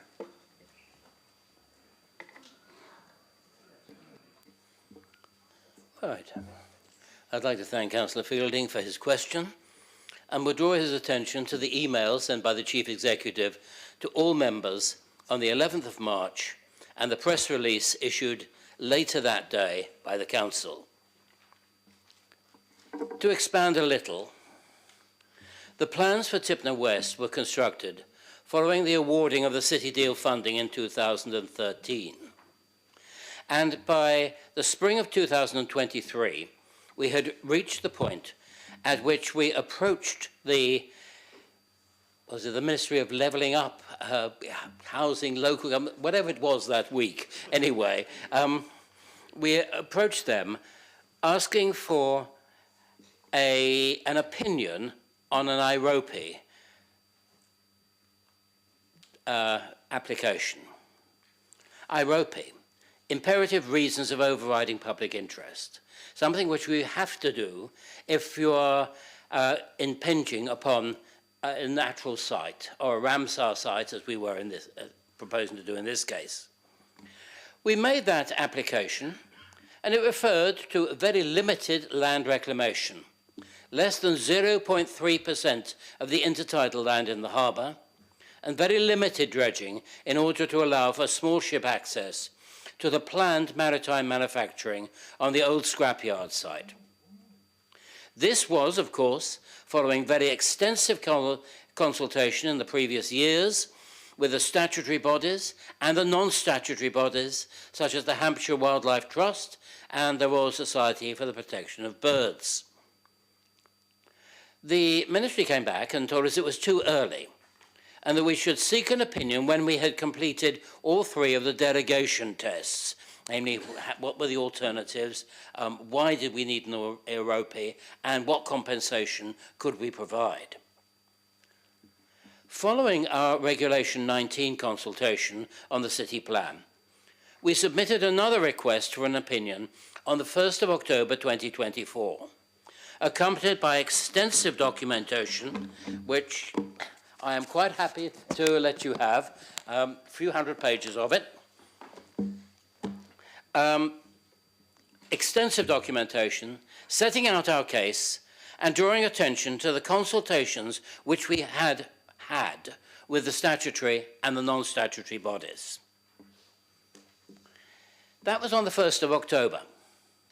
When we had not received a response at all by mid-December, our Chief Development Planner and our Chief Executive both wrote to the Ministry pointing out that we intended to submit our local plan at the beginning of March and asking for an urgent IROPI opinion. It eventually came at the end of February, less than 1 working day before we had planned to submit the local plan for independent examination. We had expected a reasoned argument, but there was no explanation of the simple decision. The simple decision carried on the end sentences of 2 paragraphs, which set out what we wanted to do, was that the Secretary of State simply stated that IROPI had not been demonstrated. We thus face a difficult situation. We have sought further explanation and clarification from the Minister, which will allow us to make modifications to the plan when we hope we will be able to meet whatever the Minister's problems are with it. We cannot rewrite the whole plan, since that will not be ready in time before new rules for local plans come into force. We therefore intend to excise, cut out, parts of the current plan relating to and consequent upon Tipner West and replace them with an addendum to the plan setting out an alternative strategy addressing the Minister's concern when we learn of what they actually are. We will consult on the local plan addendum, which will contain a new policy for Tipner West, and then submit the whole lot along with the rest of the plan for government examination, which we have to do if we're going to meet the deadlines by June 2026. I will let you know the timetable for what we are going to do and how we're going to do it as soon as I know enough to be able to construct a timetable. At the moment, I am waiting on the Minister.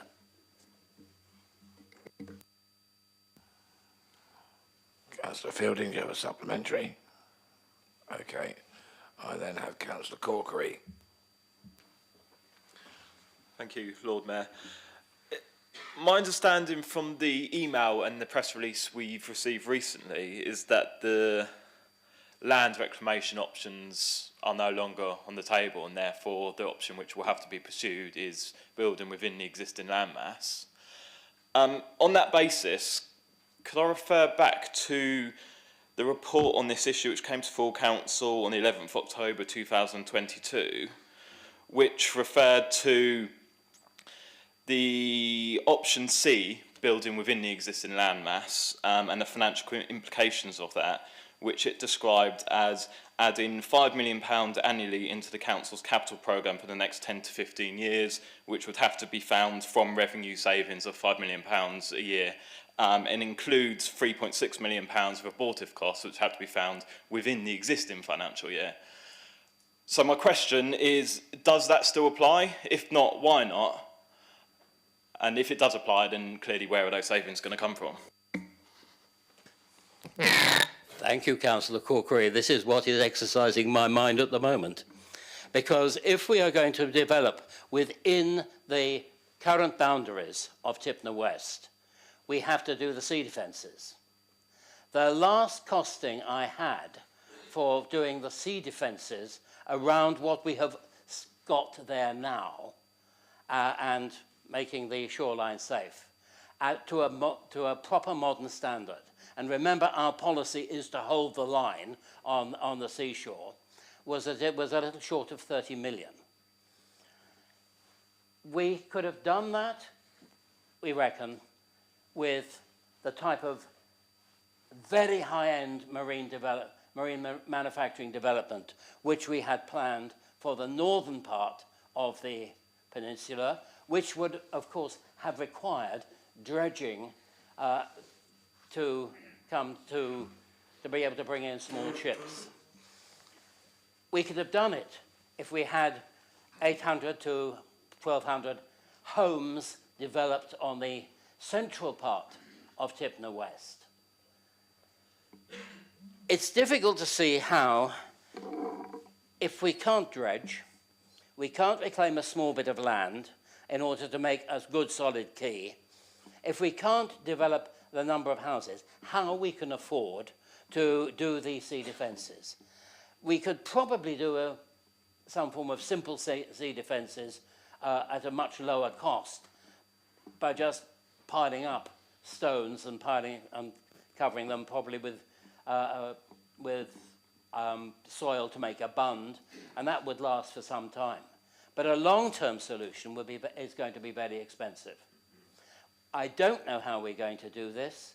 This is what we're working on at the moment, but we cannot come up with a plan until we know what the constraints imposed by the ministry on the development close to natural environmentally sensitive sites will be. We've got to know that before we can really plan. We are in a very difficult position at the moment, but thank you for that question. And as soon as I know how we can square the circle, I'll let you know.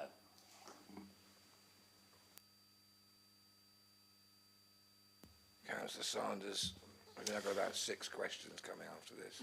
Okay, thank you for that, my Lord Mayor. I am concerned about the £5 million tax on local services that it looks like this decision is going to create. I just wanted to make public a private conversation I had with resident, which was around the employment space, because that's one of the ways that we could actually make up the shortfall. And it was to address some rumours that the resident had heard around whether this decision actually meant that the 850 jobs in the Marine Maritime Hub would go west and not happen as a result of this decision. Is my resident right, or can I put his mind at rest? I wish you could put his mind at rest. Certainly, we would like to develop the northern part of the Tipner West Peninsula for manufacturing. Whether we can do anything approaching the 850 jobs which we had put into the Portsmouth local plan July last year, I don't know.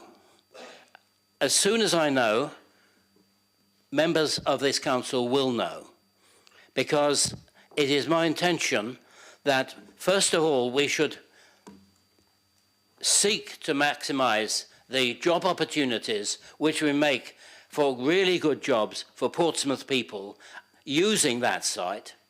And secondly, it is important that every councillor should be on board and know what is happening. And as soon as I know, council will know.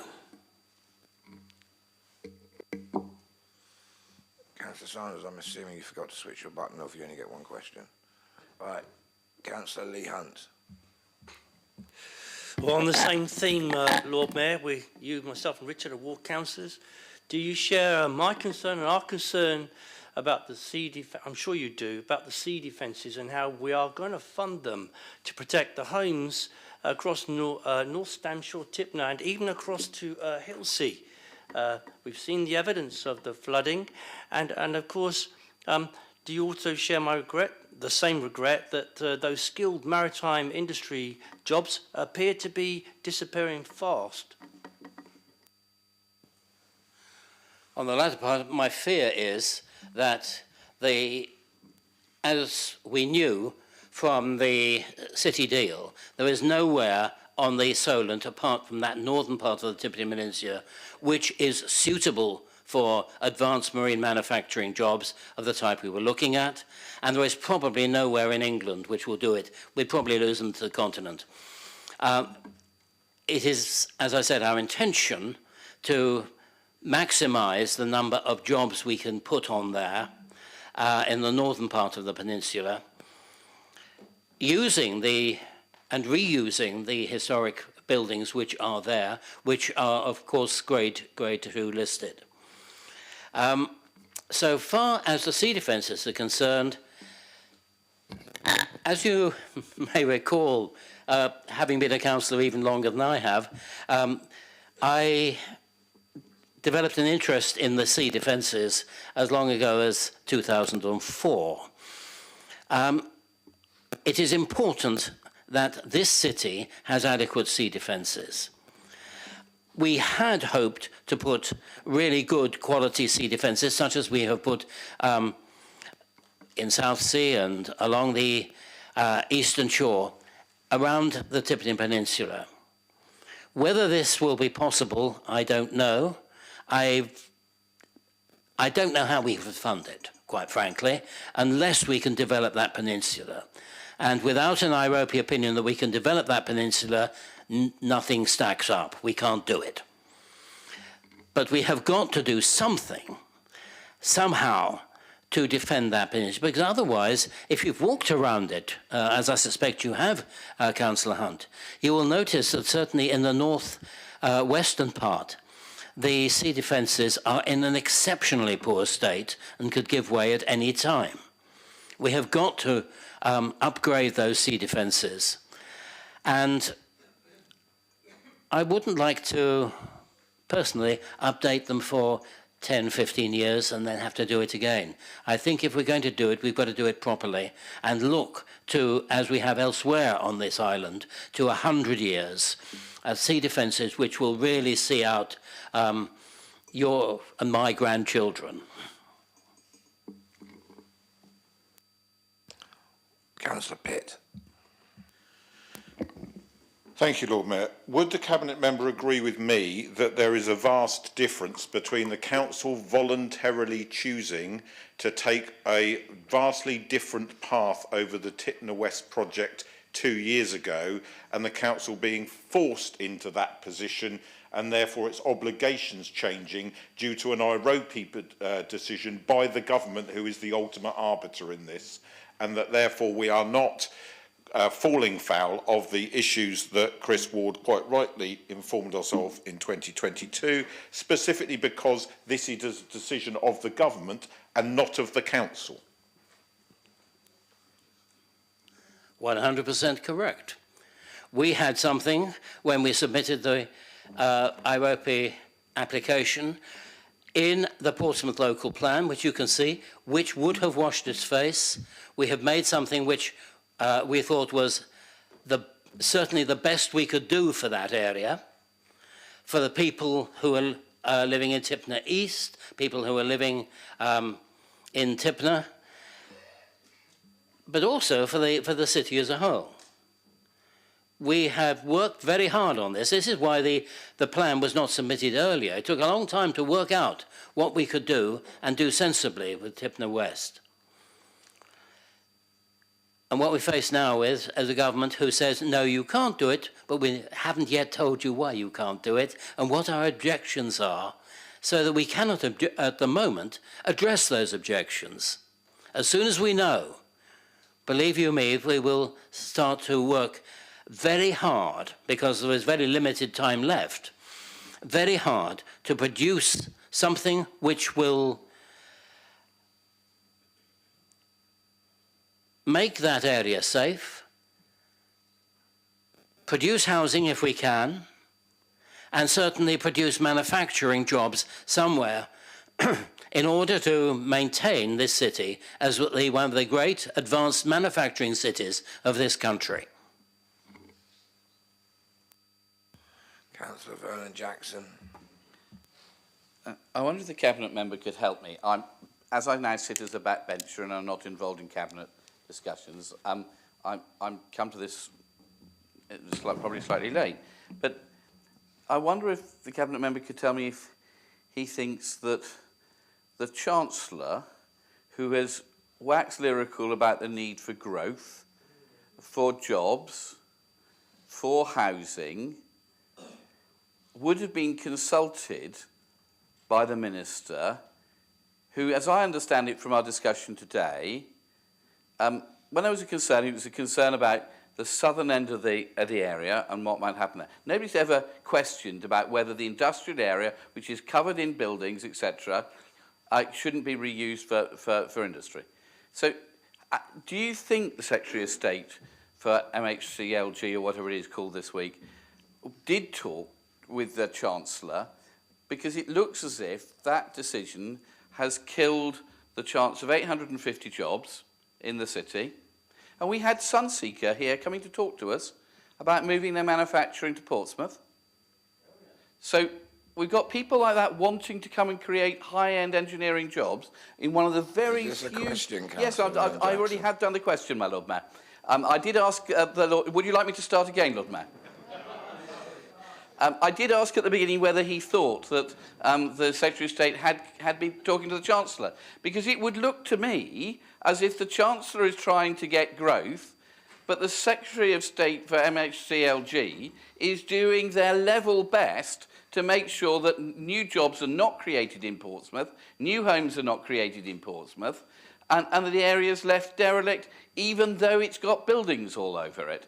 I wonder, do you think there is a mismatch within government and ministers are not speaking to each other? I hate to enlighten Councillor Vernon Jackson on this matter, but I am not a member of the government. I don't know who talks to who. I can only tell you two things. One, that the name of the Chancellor or the office of the Chancellor is not mentioned in the rather slim letter which we got back from the MHCLG. All I know about who is concerned with it is a little bit at the end. This decision was made by the Minister of State, Matthew Pennycock, on behalf of the Secretary of State and signed on her behalf. Yours sincerely, Andrew Lynch.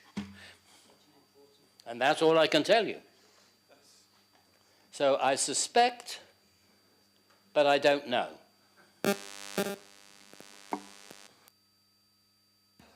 Okay, there are no further questions. So that kind of brings an end to that particular part. And before we finally go for the day, I just wanted to add a small part. First of all, I set myself a cut-off time of 7:30. We've gone past that now a bit just, so I'm not going to invite anybody back to the parlour. I'm struggling, as you can hear, but I'll try and do a lunchtime if people want to come in before I finally come out, which puts me to my last point. As the bell tolls on the term of yet another Lord Mayor, that was my final meeting. Okay, I now move into the closing weeks, my winter weeks as Lord Mayor. So before I wanted to go, I just wanted to say something to you all, somewhat theatrical perhaps, but allow me. Heather, fetch the hat. Thank you. Hopefully not treading on it. Thank you. Thank you. No, thank you. Now, I don't normally wear this, as you probably have noted over the year, because one, my somewhat rotund head makes me look like Buddha if I put it on, and secondly, it clearly messes up the hair. So, but I wanted to thank you all The last 10 months, I think we've had a relatively well-behaved chamber. We've had the odd moment here or there, but in general, it's been a pleasure to have the opportunity to conduct you all or sit and chair you all for the last 10 months.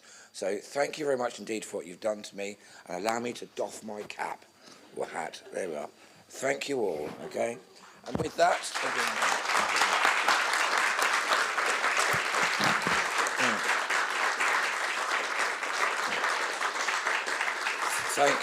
Thank you. Thank you all very much. As somebody, we've got a couple of late pressers, okay?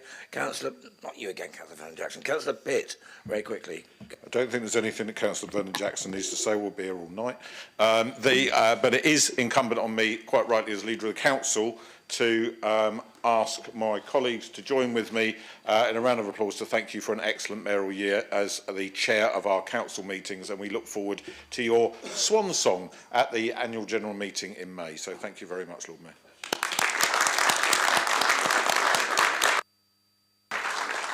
And on that note, I formally close the meeting at, 7:36, I think it is.